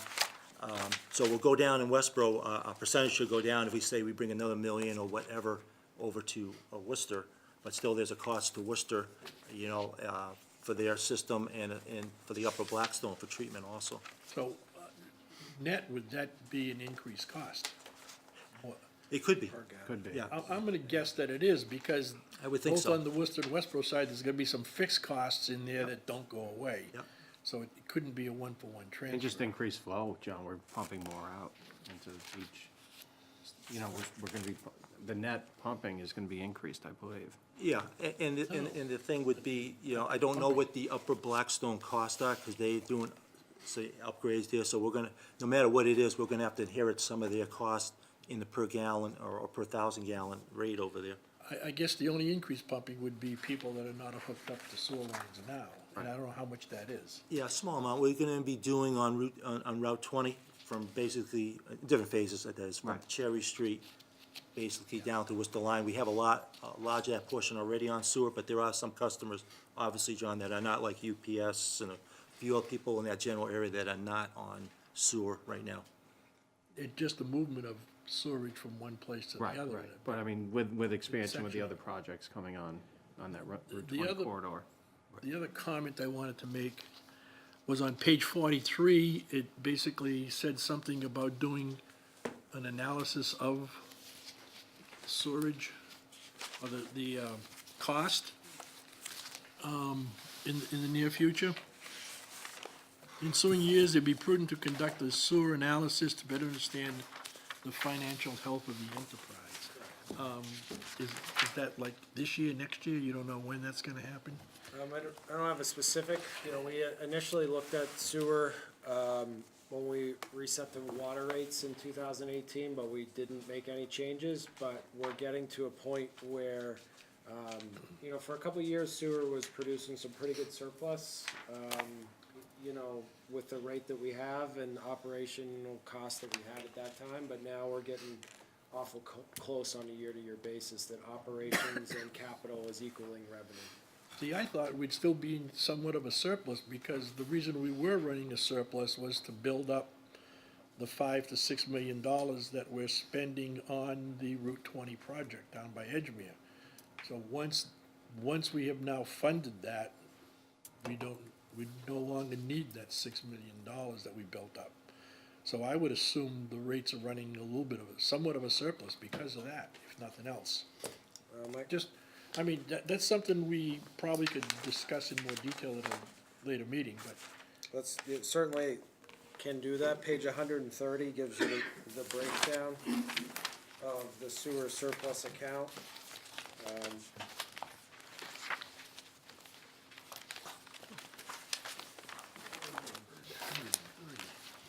Pages are unnumbered. We, page 130, Last page. Oh, I see, I'm sorry. 2018, we raised new revenue, $7,595,149, and total charges estimated this year. While some of those are capital investments, they are still total charges is $798, and 720 are yes, 7,208,000 are direct charges. So from a pure operations standpoint, the 1 through 9 account, yes, we still generate funds, but we need to make those capital investments as well, which will be ongoing. So we're getting tight. Traditionally, John, we hadn't run debt with the sewer system. If you remember, some time back, we funded entirely out of the sewer without raising anything additional, the whole Edgemere sewer project over there. So we tied all that in without taking any debt service. We had that from existing sewer revenue over there. So when Mr. Connie was here, we know we built up enough in there and used that existing funds without taking additional debt service. So traditionally, we haven't had debt service in the sewer, for many, many years. Okay. Aaron? I see there's a capital expenditure, $425,000 for the home farm well 6-1 replacement. Correct. I know you were just touching on that with Mr. Buddenhaven's question. What exactly is the $425,000 before? And did you say, I didn't follow everything you were telling him. Did you say that it is coming online soon, or? There was two parts, Aaron. This present year, fiscal year 19, we appropriated funds to do test wells. You have to do, there's a whole series of things that we have to do and to bring on, these aren't even new wells. DEP calls them replacement wells. We're not able to really bring new sources on. So a replacement well has to be within 250 feet of existing wells because of all these wells come out of certain basins, and there's these basin regulations under Water Management Act, how much water you draw. So it's very difficult getting a new water source in Massachusetts over there. But you can get replacement wells. Used to be 50 feet, now it's 250 feet. But two of our existing wells, especially 6-1 and 6-3, there's 5 home farm wells. We have 8 altogether. Those wells are the highest in manganese. They have VOC, and those are the ones that have the hex chrome. So we're trying to get away from all 3 of those issues. We have monitoring wells that have been for a number of years in this area. We have a major well, 6.5, that's in the area that basically show 0 or 0.1 for hex chrome, low manganese, and no VOCs. So it makes sense to us to try to replace those 2 wells, and there's a 3rd well that we're not using right now, and try to replace that. So it's a 2-stage thing. This fiscal year, dig the test wells, get the results into DEP, do water quality analysis. Fiscal 20, there's other further approvals and testing and then installation of the well, then reconnecting into the system that would go into the treatment plant. The treatment plant does not treat for hex chrome, it's treating for manganese for the most part there, plus chemical addition. Okay, thank you. Sure. Judy? So I got a couple questions. Kind of a step back to something that we've discussed in detail in the past is the water loss between what we're pumping and what we're charging for. And I think the last time we talked about it, I think, Kevin, you were sort of thinking it might be in accounting or system processing as opposed to an actual loss. So could you kind of update on that? Yeah, sure, yeah. Yeah, unaccounted for water is one of these things that can be very frustrating, obviously. For the new members there, Mass DEP recommends a limit of 10% unaccounted for water. So basically what you pump out of the ground, you meter. And then you take the meter readings from all the customers in there, and in theory, they should match within 10%. If they don't, the reasons why, well, you have water breaks, you have water service losses, you have fires, you have hydrant flushing, you have street sweeping, you have a lot of unmetered usage over there, and that's what's known as the unaccounted for. We've been on the higher range. I think this year we're at, 29.7, I believe. It's 28.7. We were 28.2 last year. So even though we pumped up a little more, the meter readings came up, so it's essentially the same. But what we were talking about last year is what you have to do really is try to get to monthly readings over there.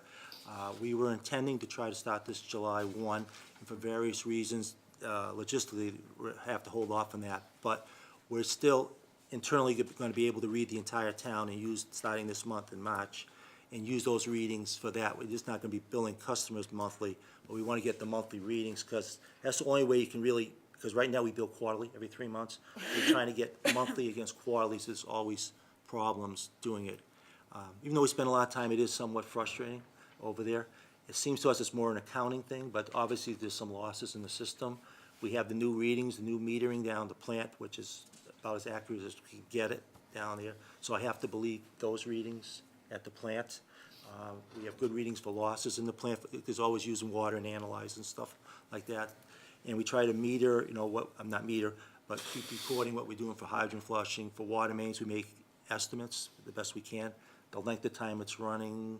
But DEP is pretty strict on what they allow or not allow on that down there. So we're still in the upper 20s, close to last year, but the numbers are basically the same for reading on the meters, on the flow coming out. So we've got, one went up a little, the other one went up, so basically the numbers are the same as last year, up on that there. So if but the plan is if we go to the monthly readings, then we're hoping that we can see, Well, to yeah, get a I little mean, bit more Yeah, that's where granularity. you gotta start, because it kind of spin your wheels. I mean, we've done everything else feasible Right. on that. When do you anticipate having, because I know you're just getting started, when do you anticipate having enough data to try to say, there it is, or what's the thought on I that? want to get March, April, May. Let's get 3 months. I 3 think the months. first month, we're going to find out what we have or don't have. There's going to be some lags in that, and each month, try to tighten it up and tighten it up. Because we want, I mean, I think monthly reading is very important to find out. agree. Because we have 3 different pressure zones in town. We're trying to match up readings to pressure zones and flows. And then we might have to, if we can find in a certain system, probably have to meter somewhere in the midpoint to try to tighten up and time, see where it is. Is it an accounting? Are you actually physically losing water out there? Or is it is something else, is it water theft or something else going on out there where they were not aware of over there? But something that we're cognizant of over there, certainly, and it's something that we certainly take a good look at there. And then my second water question is, unfortunately, people are still reporting in different parts of town about brown water coming out. Could you address, I know you're changing wells out and so forth, but address that issue and talk about the plan and how to eliminate said problem? I'm fortunate, I've never had it happen, but it must be very horrifying, so. I love to talk about water, that's no problem, Judy. I think sometimes I think about it at night too much. I have to, yeah, that's why I gotta step back. I've been thinking about water and wastewater too much over there. It's affecting my sleep patterns and stuff over there. Yes. So basically, in the past, you want to have manganese below 0.05. It's a secondary standard. Shrewsbury had it above 0.1. And at times, depending, when we had drought between 2011, 2016, we can go up to 0.3. So now with the new plant, it's undetectable going out. So we basically have 0 going out. But you have new water chemistry, new water composition going into mains that are of some age and some type over there. So depending where you are hydraulically on the system and closeness to the plant and main transmission lines, you're getting that buildup inside the pipes can flake off and drop off. So what I find, people get like a lot more fine, it's not really, black, but you get the fine material over there. So the next step is, that I won't say alleviate it all, but certainly help the situation, is to try to do hydrant flushing, which we tentatively have on for the 25th to start right now. The weather's looking good. We have some work we have to do before that there, which is basically another week to get that going. We can't do it during the wintertime, obviously, the weather conditions over there. So we have to do it in a organized, unilateral way, unidirectional way, excuse me, starting at the plant, working out through transmission mains and trying to work our way through the system out there. We're aware of the streets that have had some issues there, certainly Old Mill area, those side streets there, some Monadnock, Westview streets off of this part of West Main Street, coming up Colton Lane, Westwood, and then going down Boston Street, side streets off of there, down Prospect Street further down. So we'll be concentrating on those areas, but we have to get the main runs first, then segment ourselves out second over there, because you get to get the feed lines in first over there. So, yes, that would be addressed very, very shortly with these folks over there. Just one clarification.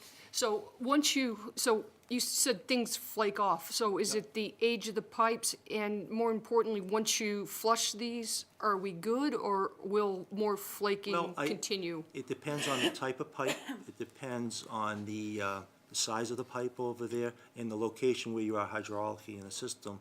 I think in some areas, I think we're going to get it the first time. Other areas might have to go back a second or third time. Like you said, Judy, you haven't experienced yourself. I have large area towns that don't experience it at all. Then I have other people that they have it every few days, goes away a little bit, they're back again. Not in great amounts, but in various substances and amounts over there too. And it can be frustrating for those folks. I understand over there, and we do what we can over there. I'm hoping it's going to alleviate it 100%, but in reality, it might not. Might have to go back, like I said, a second or third time. But we're gonna be starting on the West Main Street area first, working our way over toward Route 9, and then working our way center town and more to the north over there, and see how it goes over there. Thank you. Bob, I have a question while we're on water. On Sure. page 97 of the budget, there's a line item for potassium hydroxide. Yep. And could you just talk about that? It looks like in 2018, our actuals were 37,000, and the projected budget for 2020 is 300,000. Yep. Yeah, potassium hydroxide, or KOH, is used to raise up the pH. And the way we have the system now, we have to raise up the pH prior to entering the filter and and prior to the start of the process. So a huge amount of KOH has to be used, sometimes up to 200 gallons plus a day at nominal flows.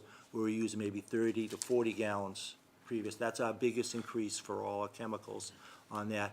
And this pH, we have to keep it about 7.2 to 7.3 going in, raising up from a 7.4, 7.5, and it has to be constant over there. Last time at the old plant, we had what's known as air stripping towers over there to remove VOC. And a lot of times, we didn't have to use KOH hardly at all, because when you run oxygen oxidizing out the water, that automatically raises up the pH. Now we have to do aeration at the end. I wish we could do it prior, but I just can't over there, because that messes up the filtration system over there. So putting aeration at the end rather than at the front end causes us to use a lot more chemical over there. I mean, we try to get it down as low as we can, but it's still the biggest cost of all our chemicals. Sure. So I'm just curious, would sodium hydroxide be a suitable, less expensive substitute? It would substitute, but here's the issue there. We try to eliminate as much we can introducing sodium into the water. We already have somewhat elevated sodium, mainly from road salting operations.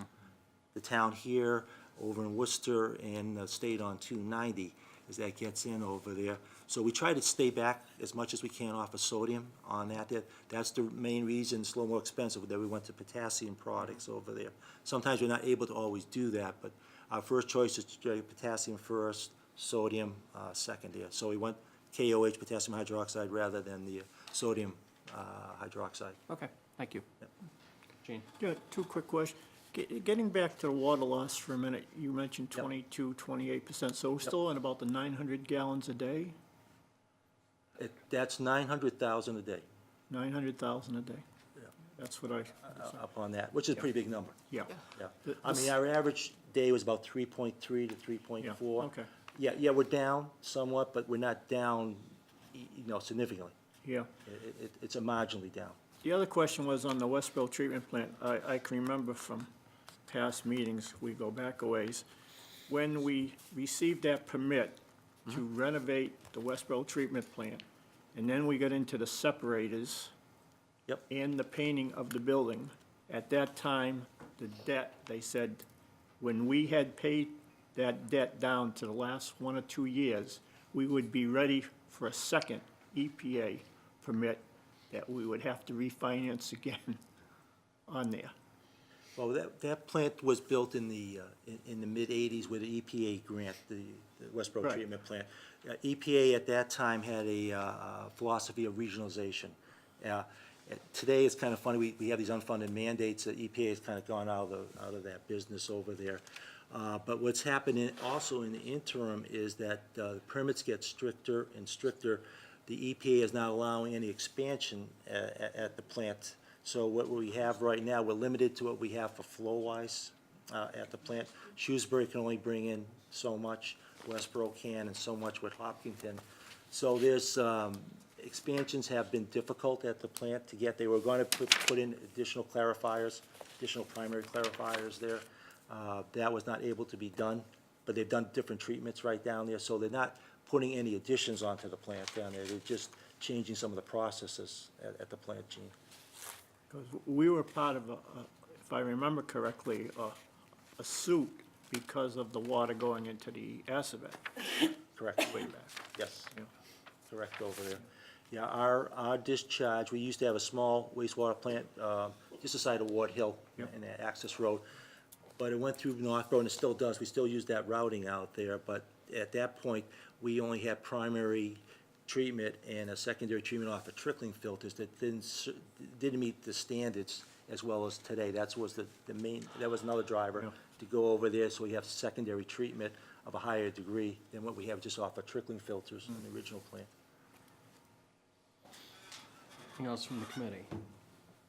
Selectmen, public. Mr. Lukash? Did you say his name before he raised his hand? Mr. Lukash is our public today. Okay. Which is fine. John Lukash, precinct 2. Follow up on a couple of comments that were just made.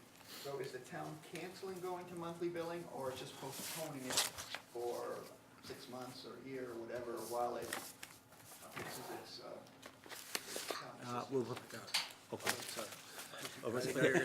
No, we're postponing it, John, but we're still reading ourselves internally, the entire town, for unaccounted for water, but we're not putting the billing out to the customers.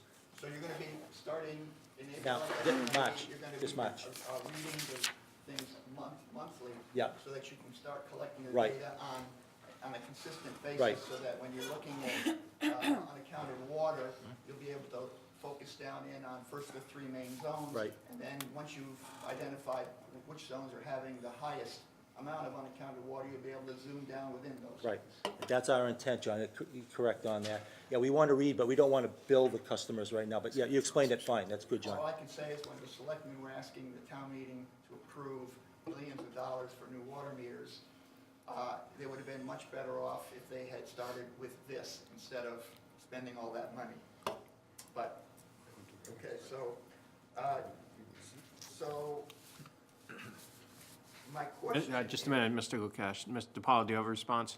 Yeah, it's not correct that we would be better off, because the meters that are replaced and being replaced are more accurate than the ones that are coming out. So we still need to do that. But as the prior town manager said, the amount of improvement in accuracy and the hope that the new water meters would identify much of the accounted water turned out to be minimal. And that's right out of his thing. Mr. DiPaolo. All the meters haven't been changed yet, so we don't know if it's gonna be minimal. The meters read at different rates, so, or they round to different numbers. And without going to a whole bunch of detail, some of them are a lot more specific to the gallonage than others, and they're not all changed yet.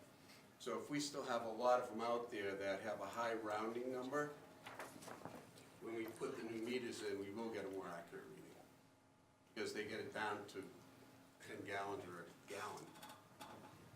What percentage of the meters have been swapped out? Well, we changed the town, but I think what Mr. DiPaolo's referring to, we have about 11,500 meters out there.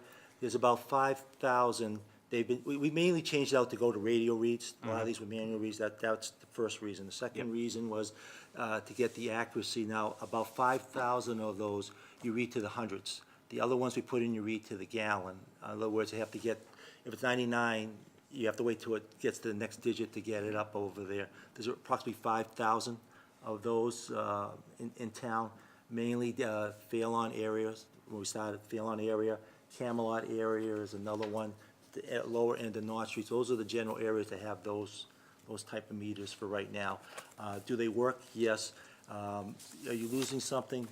Yes. I don't know the significance on that, but I just know that that's one issue that we brought up on monthly billing, that you still have these meters out there. They've been changed, but they don't go to the gallon, those approximately 5,000 out there. Mr.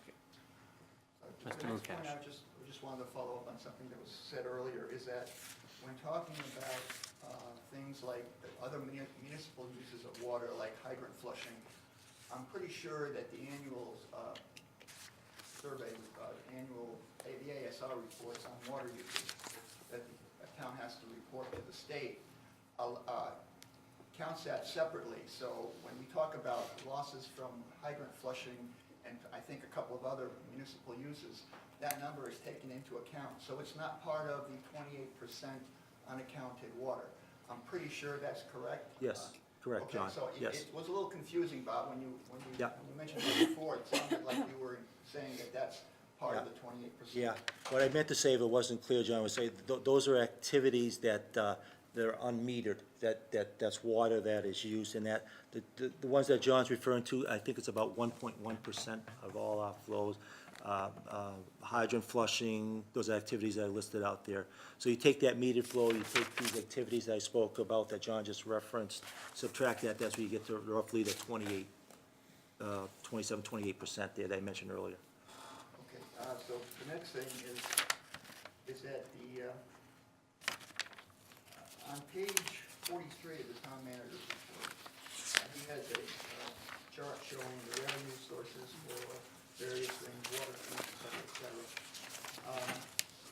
And what caught my eye was that in fiscal year 18, for water, on the water feed line, he shows $4.7 million. And then in fiscal year 19, he shows it going down by down to $4.3 million.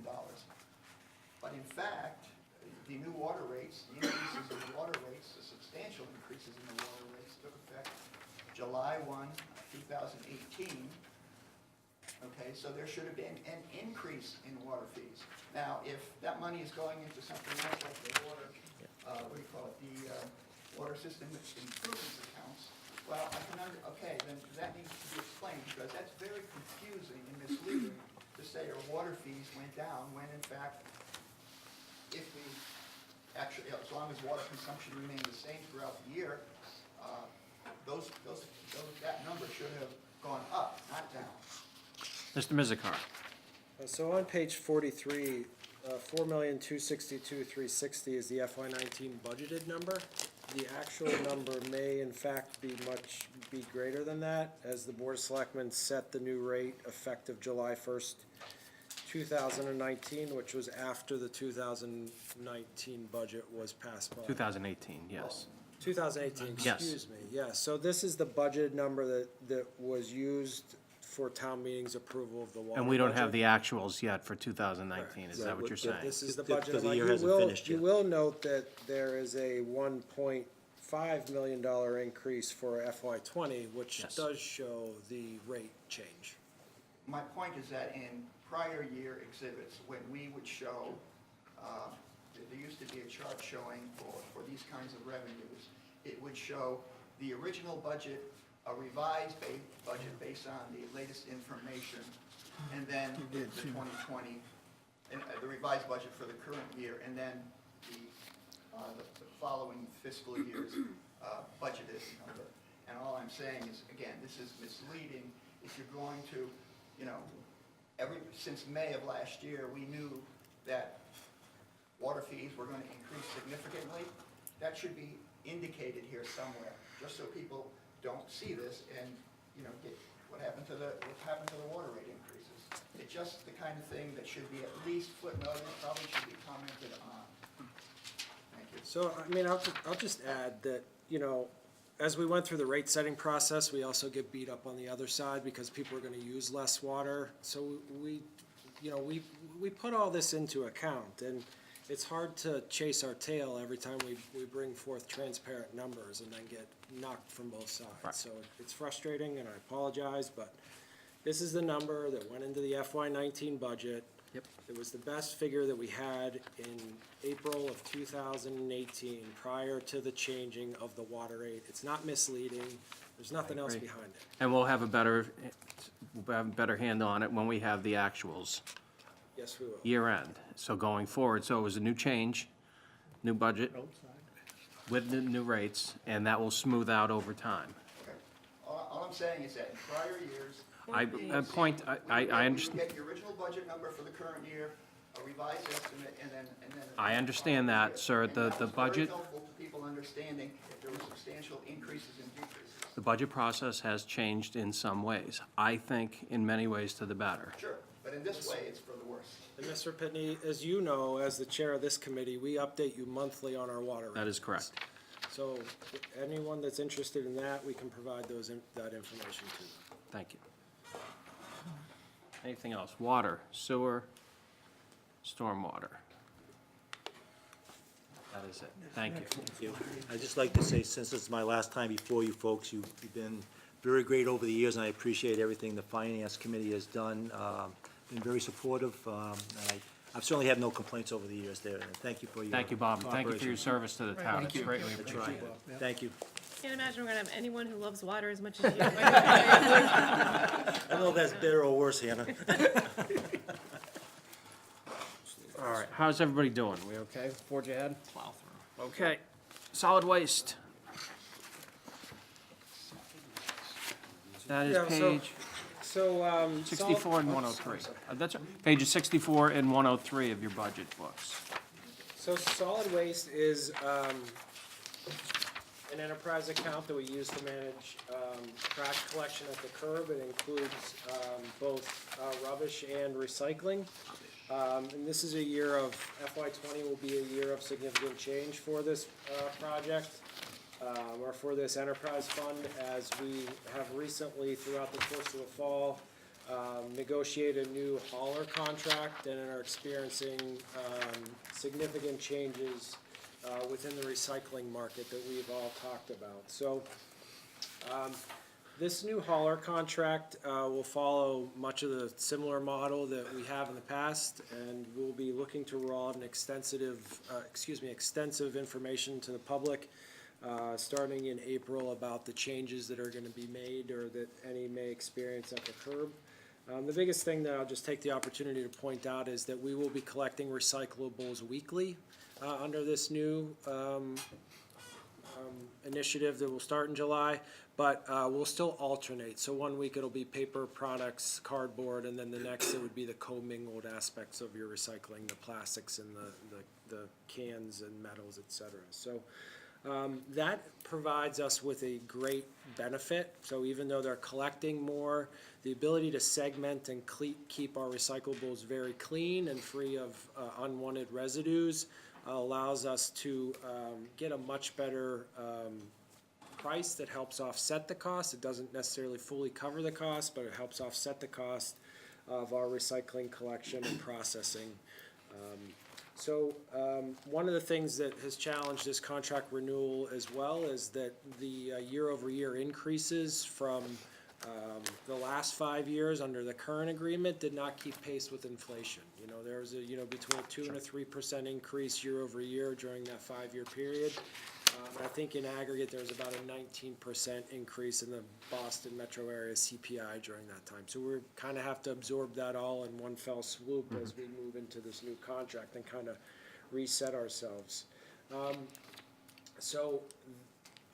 As a enterprise fund, the pay-as-you-throw program looks to raise about $968,500 in revenue. The vast majority of that comes through bag sales.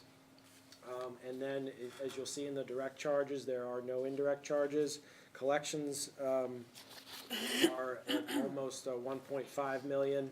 We have our conventional trash disposal, which we always have. So collections are the physical use of the trucks and picking things up at the curb.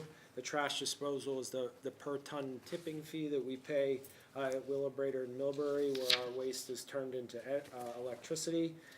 But new this year, technically, is a recycling disposal fee. So really under a lot of hard work of Dave Snowden in our office, rather than having our collection entity, which will be Waste Management, be responsible for the disposal of the recycling, all in one bundled contract. We have a separate agreement now with Casella and Auburn, where we've locked in a 5-year agreement with them for them to accept our recycling. So that guarantees us that our recycling will be processed at a certified permitted recycling plant, and also kind of allows us to manage the costs of that. So we're taking a little bit of risk as far as the recycling market, but again, because we have that dual stream, we're able to segment costs.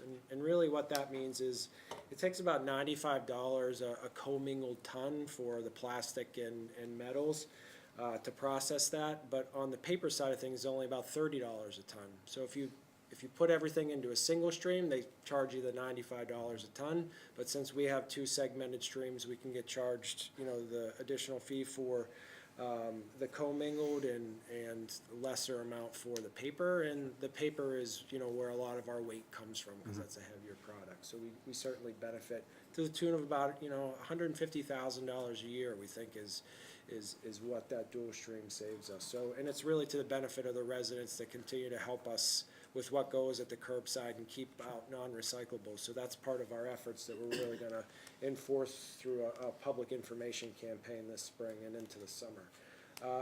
So there's also, you know, our standing bag manufacturing to produce the blue bags, which is a separate contract with our current contractors, Way Zero. That contract's up at the end of the fiscal year, and we'll begin negotiating that, but we have gotten some quotes, and there is a state contract, so we're relatively confident in that cost. There is a fuel surcharge that's built into this contract. It was part of actually the vast majority of the collection agents that bid on our services, part of their proposals. We did a lot of work to negotiate a much higher fuel surcharge down to what we believe will be $7,500 a year. It's based upon a published fuel index, and there's a range. As long as we're within the range, there's no charge. If it goes less, fuel goes down below the range, we'll get a credit. If it goes up, we'll have to pay a portion, and it's a rolling 6-month period, so we can properly budget for that. So there's a lot of changes going on with this program. This enterprise fund is not self-sufficient, never intended to be self-sufficient. But the tax levy will be covering, you know, about $1,286,000 in the coming fiscal year. We've provided a little bit of information about, you know, those, the tax levy impact in previous years. Certainly not gonna hide it. There's a much greater impact in this contract year, and it's something that I think we need to look at in FY20 to realize what those recycling fees are really gonna be. You know, is our pay-as-you-throw model still, you know, on target, or do we need to make some adjustments? Very good. Judy? I guess it's, you know, I just echoing, I guess, what you just said, is it does seem like there's a lot of risk in here. Fuel surcharges, potential additional costs in recycling. The goal, as you said, was never to recoup 100%, but it was 50%. We're below that. Sure. You know, I've sort of been ringing the bell for 6 years now to increase the bag fee. I sort of feel like I'm disappointed that that wasn't done this year. And I think it was talked about this morning that we're kind of a fee town because our tax is a little bit more moderate. I guess I sort of see it in some ways where, you know, we built up kind of a surplus. Certainly, we wouldn't be building up a surplus, but we would, if the bag prices had been raised before, or if we did it this year, we wouldn't, one, we might be able to cushion the expense from tax levy, and also cushion what may need to be a rather large increase in the bag fee. So I know the decision was made not to increase the fees. I wanted to go on record that it's no surprise, I disagree with that.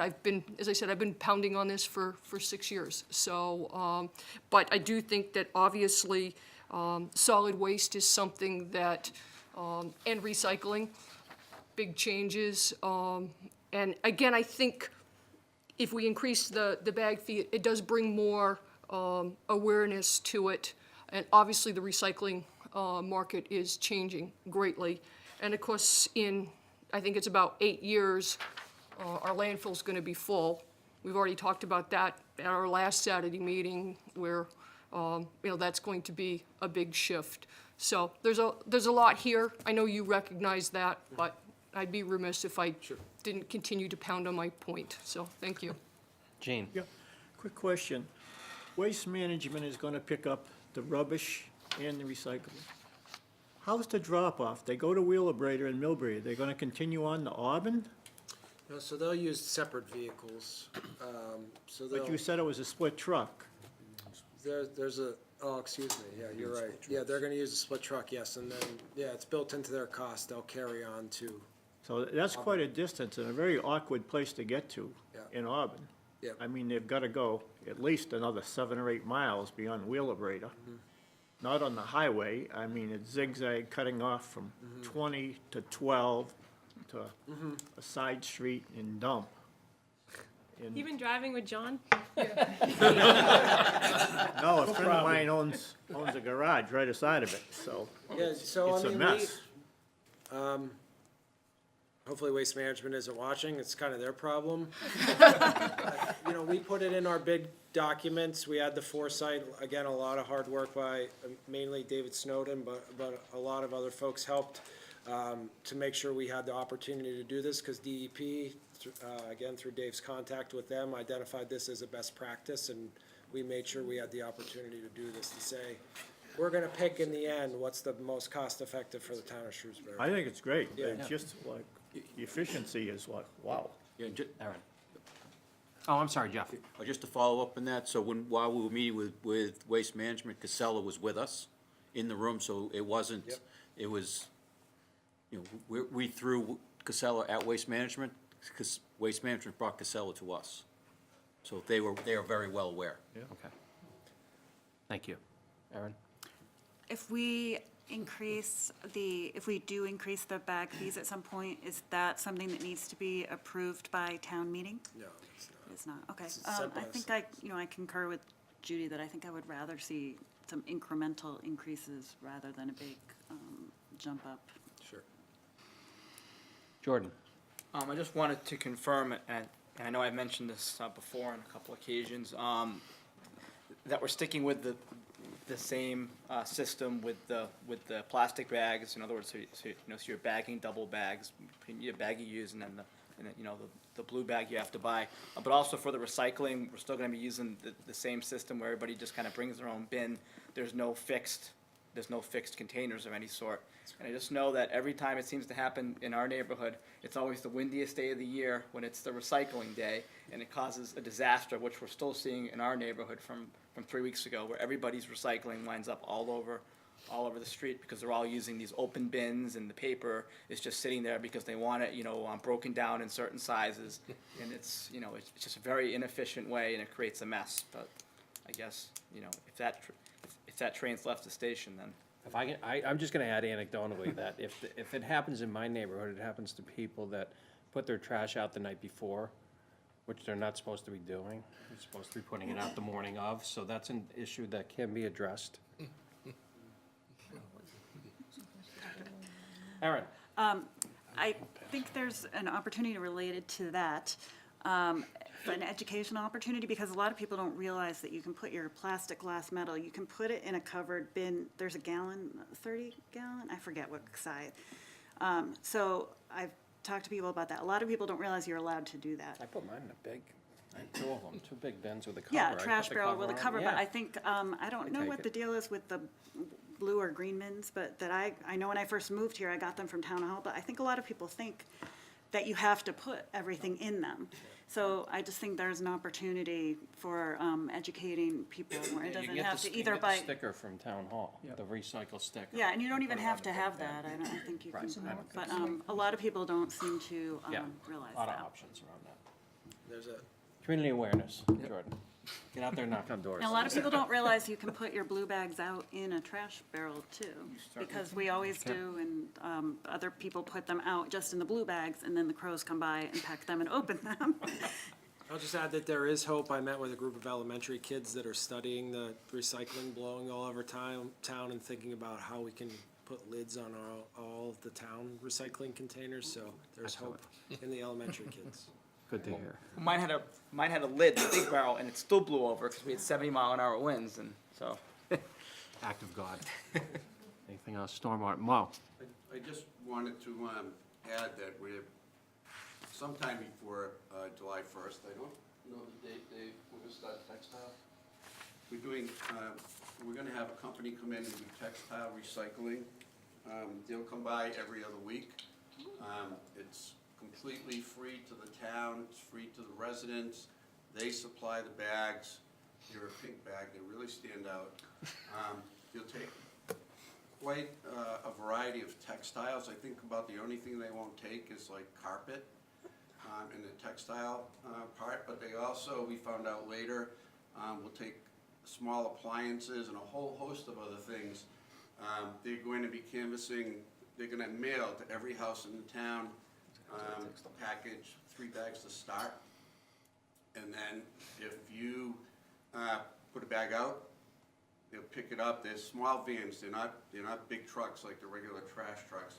And they'll actually leave another bag, go up to your door and leave a bag at the door. And you can call for extra bags if you want, but there's no cost. The town will make $20 a ton, which is not gonna be a real lot of money, but the big thing is it's taking it out of the waste stream. So we're not paying the bigger charge. Right. So that'll be happening also sometime in the spring. And that'll be on regular collection days? Oh, It's gonna be, yes, it's gonna be on the regular collection day, the same day that, well, originally we were on the every other week recycling. My assumption is they're staying on the every other week because I don't think there'll be enough for them to pick up. But it'll be the day that you put out your recycling, it's gonna be every other week. Whatever, it can't be the day you put out recycling, but every other week put it out, they're gonna pick it up. They basically, they pretty much follow the truck. So if you put it out and they don't pick it up, then it's on the other week. Right. All right, we got it. We'll figure it out. But other towns have done it, there's other towns across the country that have done it, and it's been pretty successful, so anything that takes stuff out of the waste stream is gonna be a help to money saved, so. Anything else? Solid waste. Mr. LeBeau. Relative to the question about raising the fees, the manager may have mentioned that he did discuss that with us at one of our budget workshops this winter as a possible option. The board determined that with the stormwater management fee about to go live, we just didn't feel that this was the year to do it, but we do recognize that that fee has been static since day one. Very good. Anything else? Stormwater? I mean, not stormwater, solid waste, I'm sorry. Thank you very much. Which brings us to street lighting. Page 95, budget books. All right, street lighting. Provided some data to the committee in the slides. This is a budget that has been either level or declining year over year. It's $147,000. You can see that we started to identify LED savings for the current fiscal year. So that's actually, now part of the documentation that we'll provide to you. So I'm happy to answer any questions related to this budget. Questions? Jane? Quick question. Who's responsible for setting the lighting as far as the timers and things go? I'm sure we could influence it. I imagine that it's Selco. I know a lot of them are photosensitive instruments on the top, but. You go through the high school during the day and the lights are all on. Oh, the high school, like inside the building? Oh, no, on the outside, in the parking lots, driveways, that type of thing. Okay, we'll take that as a I'm note. sure a certain amount, inside is needed 7 days a week for safety, but outside, I don't think. Sure. On a sunny day or a cloudy day? Any day. He goes every day. Well, he Just lives, to make sure he lives we- right there. I mean, I- we- that's- we that's both a live cut right there, through. so. That's how I travel through the high John school picks them every up day. in the van and they go. Right, Can you explain the LED savings? Is that a credit? I know this is due to a state program for which the town greatly benefits, but is that a specific credit that is going to us, or is that just the natural savings from using a more efficient system?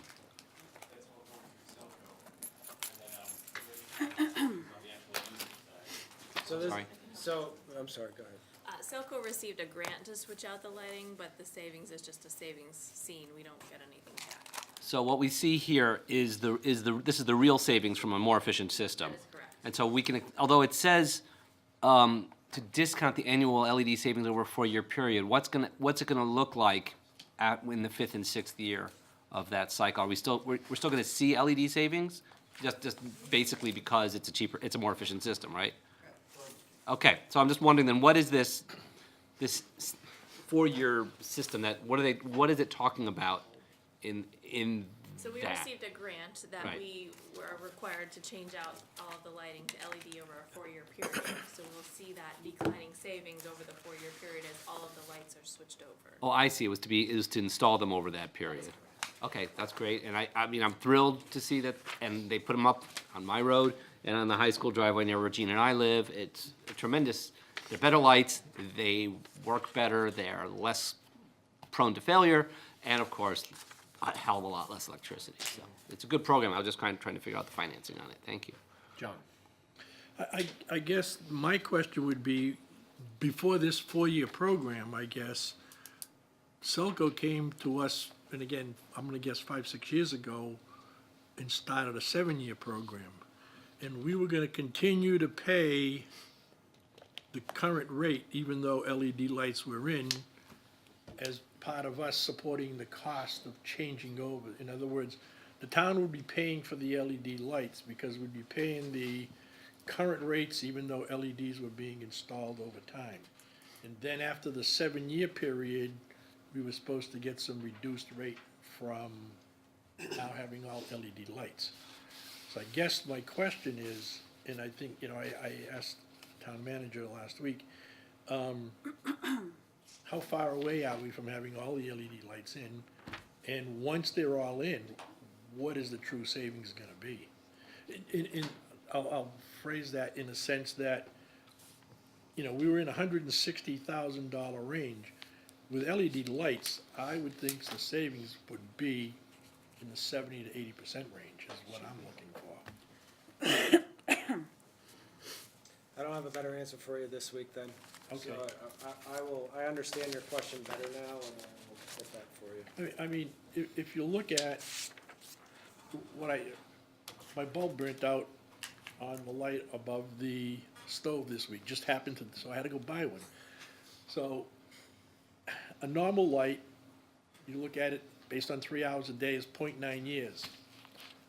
Based on, an LED light, it's like 14.7 years, so it's like, it's 15 to 1 in terms of the cost of a regular light versus LED. That would take 94% off the cost, but obviously, there might be some fixed costs in there. Then I went back and looked at all my electric rates. We are billed, the 11 cents sounds about right, because we're all billed, whether it's the transmission, the generation charge, et cetera, it's so many cents per kilowatt. So it's a totally variable cost. So, again, that's why I guess I'd be looking for I understand that, yeah. the 160 coming down to the $30,000 to $40,000 range. Egan? Anything else, street lighting? There being none, thank you. I have, we do have one more item. In the past, we've always had an overview of the capital budget. It's not included in the agenda today. I've asked Mr. Mizikar just to give us a brief overview of the capital budget. Yep. So I'll just take this opportunity to point out that, for these utilities, as I talked about with the establishment of the enterprise, there'll be 2 articles for each. So one would, and let me just go back to one of them. So there'll be, for water, for instance, the first article related to water would be an article sufficient to cover the, $2.3 million in operations, and then following that would be like a water capital improvement article, where we'll still provide significant detail within the town meeting book, but it would be one article that would request $2,543,000 for all those purposes that are identified there on the left-hand side, the bottom of the left-hand side there. So, in past years, we would have done, 5 separate articles, or, 3 separate articles. We'd have done all the equipment, and then the water main as one, and the home farm well as separate. But we take all those capital investments for each utility in one article. And then outside of that, there'll be another single capital improvement warrant article that will just be for the balance of all departments. Currently, the total proposed expenditures for capital improvements outside of the utilities is $2,411,500. vast majority of the funds coming from free cash, but there is a little tax levy that's being used, as identified in the capital improvement plan.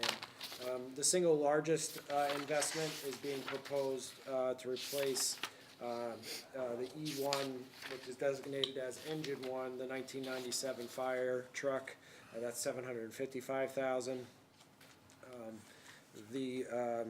That's the single largest department expenditures as well. Then we'll move to the highway, which is $735,000 for a series of things that Mr. Repecta had detailed out, and we already had previous conversations on. Parks and Cemetery, with 4 different projects, is $213,000. We'll look to replace 4 marked vehicles that Chief Hester did identify in his comments to you. And then, which is $194,000. The Public Buildings Department, as Mr. Baldinger talked about, is removal of some oil tanks, and the replace of an SUV, $294,500. And at the top is the initiation of a feasibility study for the police station, which will be our main focus. But we thought it would be prudent, while we had professionals on site reviewing that, if we did some programmatic reviews of the town hall and the senior center. So those are all included within that first item, which is police station and municipal campus feasibility study, which is a $220,000 item. Questions? Pretty straightforward. Just mention one thing in reference to the police station. 4 of us had the opportunity to tour it last week, and the chief did an outstanding job explaining the needs and the layout of the facility itself. Thank you. And all these capital items come right out of we're not financing anything there, that's right out of the operating budget. That's correct, yep. Good thing. No debt associated. On the police station, the feasibility study, is that a third party gonna be doing that? Correct, yes. We'd look to hire both, bring on an owner's project manager and an architect, and consistent with Mass General Law, to get us through very preliminary, full review of the existing facilities, and then some very preliminary, simply back of the napkin estimates for building size and cost estimates, 3-5 years out, whatever it would be. Patrick? Thank you.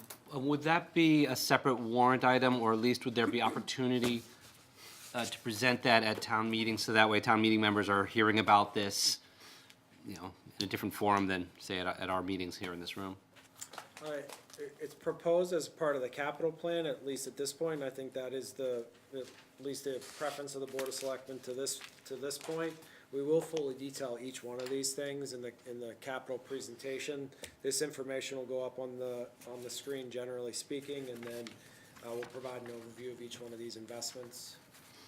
Okay, That's the same.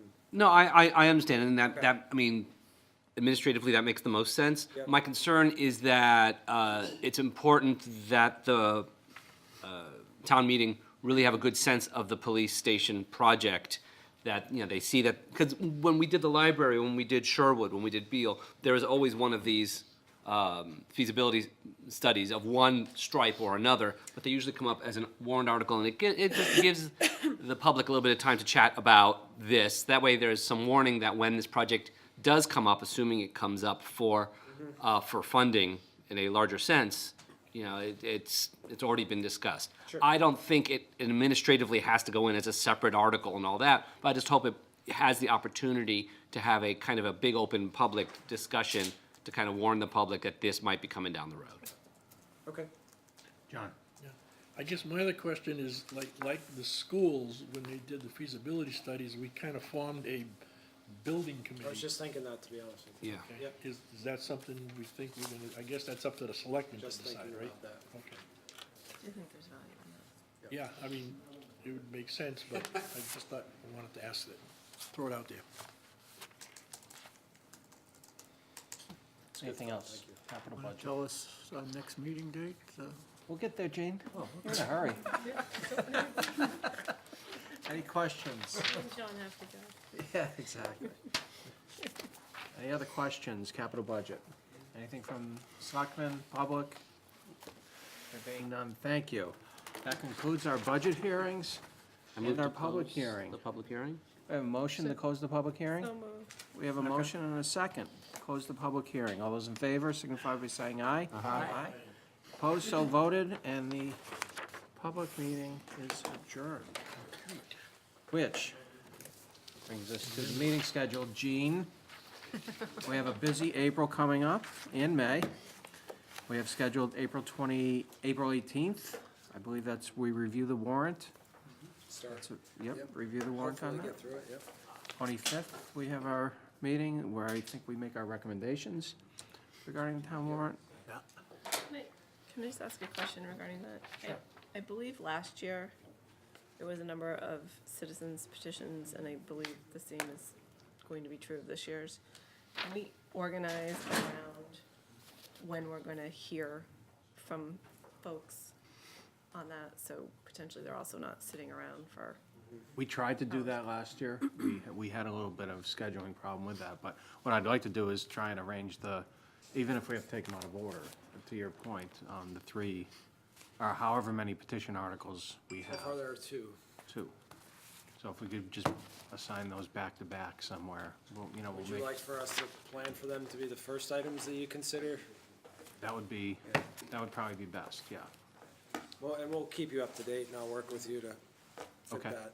Yeah, But we'll That try would- for the first thing on the 18th. I think that makes sense. And Patrick, we Thank you. talked Yeah, about that- perhaps closing the public hearing so that way we could take a vote on that while they're still here. I know that's procedurally a little bit difficult, but that does them the service of, looking them in the eye and saying, hey, we like this, we don't like this, while they're still here, instead of doing it the week after or the 2 weeks later. I know we have to close the hearing and all that, but that might be the more judicious thing to do.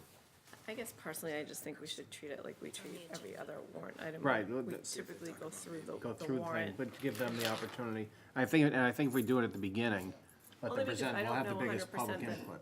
I also will know 100% at that. There may be some Right. questions I want to think about, or I just don't, I want to make sure I'm Wanna go to marinate. well-versed Yeah. to make I don't even know what the topics are, but I'm just saying, Right. I would appreciate the opportunity to think about it a little bit more past the public hearing. I think actually, she makes a good point, and that would be fine, let's just make sure we know let the petitioners know, just because you're coming in to present, that doesn't mean as soon as you're done, we're gonna vote on it. Because I noticed in the past, they're like, well, why didn't you guys, what's going on? And then we tell them to leave because we're gonna talk about stormwater or something, Give them full disclosure. No worries there. Just like that, yeah.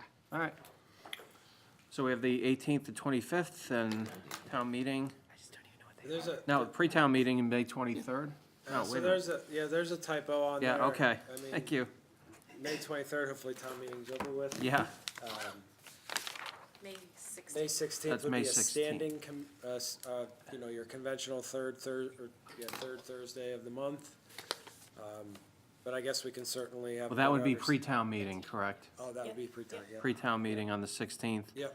Then the town meeting starts Monday, May 20th. Continues on Wednesday, as is tradition, 22nd, and hopefully we will not have to go to the 23rd. Pat, and those are all 7 PM? They are, actually, we convene at 6:45, just in case there's business of the finance For the committee town meeting. traditionally. for It's town the meeting, 20th for and the town meeting, 22nd. Yeah. But the other top four are all 6:45? No, those will be 7. 7? 7 Oh, PM, I see. yes. I don't think the 25th is on the calendar. That was updated. No, it's not on the Okay. calendar yet. Yep.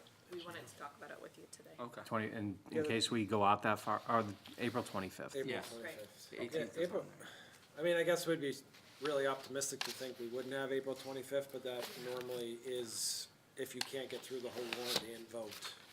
Right. Okay. Well, again, I think to Hannah's point, Yep, I know, there are certain things you may want to think about, there may be follow-up questions, you may want to Yep. re-review, go back to the budget books and say, does this make sense, and things like that. So I think I'd rather see 25th stay on the books. Yep. When are we gonna get the articles? The board signs the warrant on the 26th of March.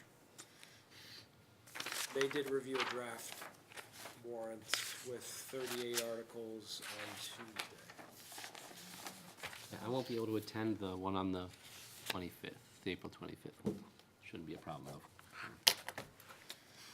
Okay. Anything else around the meeting schedule? No? Brings us to town manager's report. Mr. Mizikar, anything else to report? believe I do have anything. No, none. Okay, which brings us to item 6, correspondence.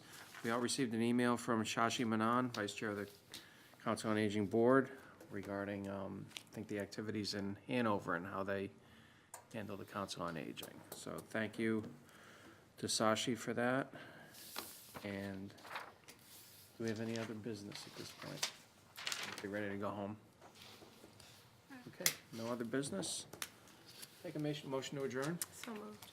Second. Motion and a second to adjourn, all those in favor? Aye. Opposed? So voted. Thank you, everybody. I don't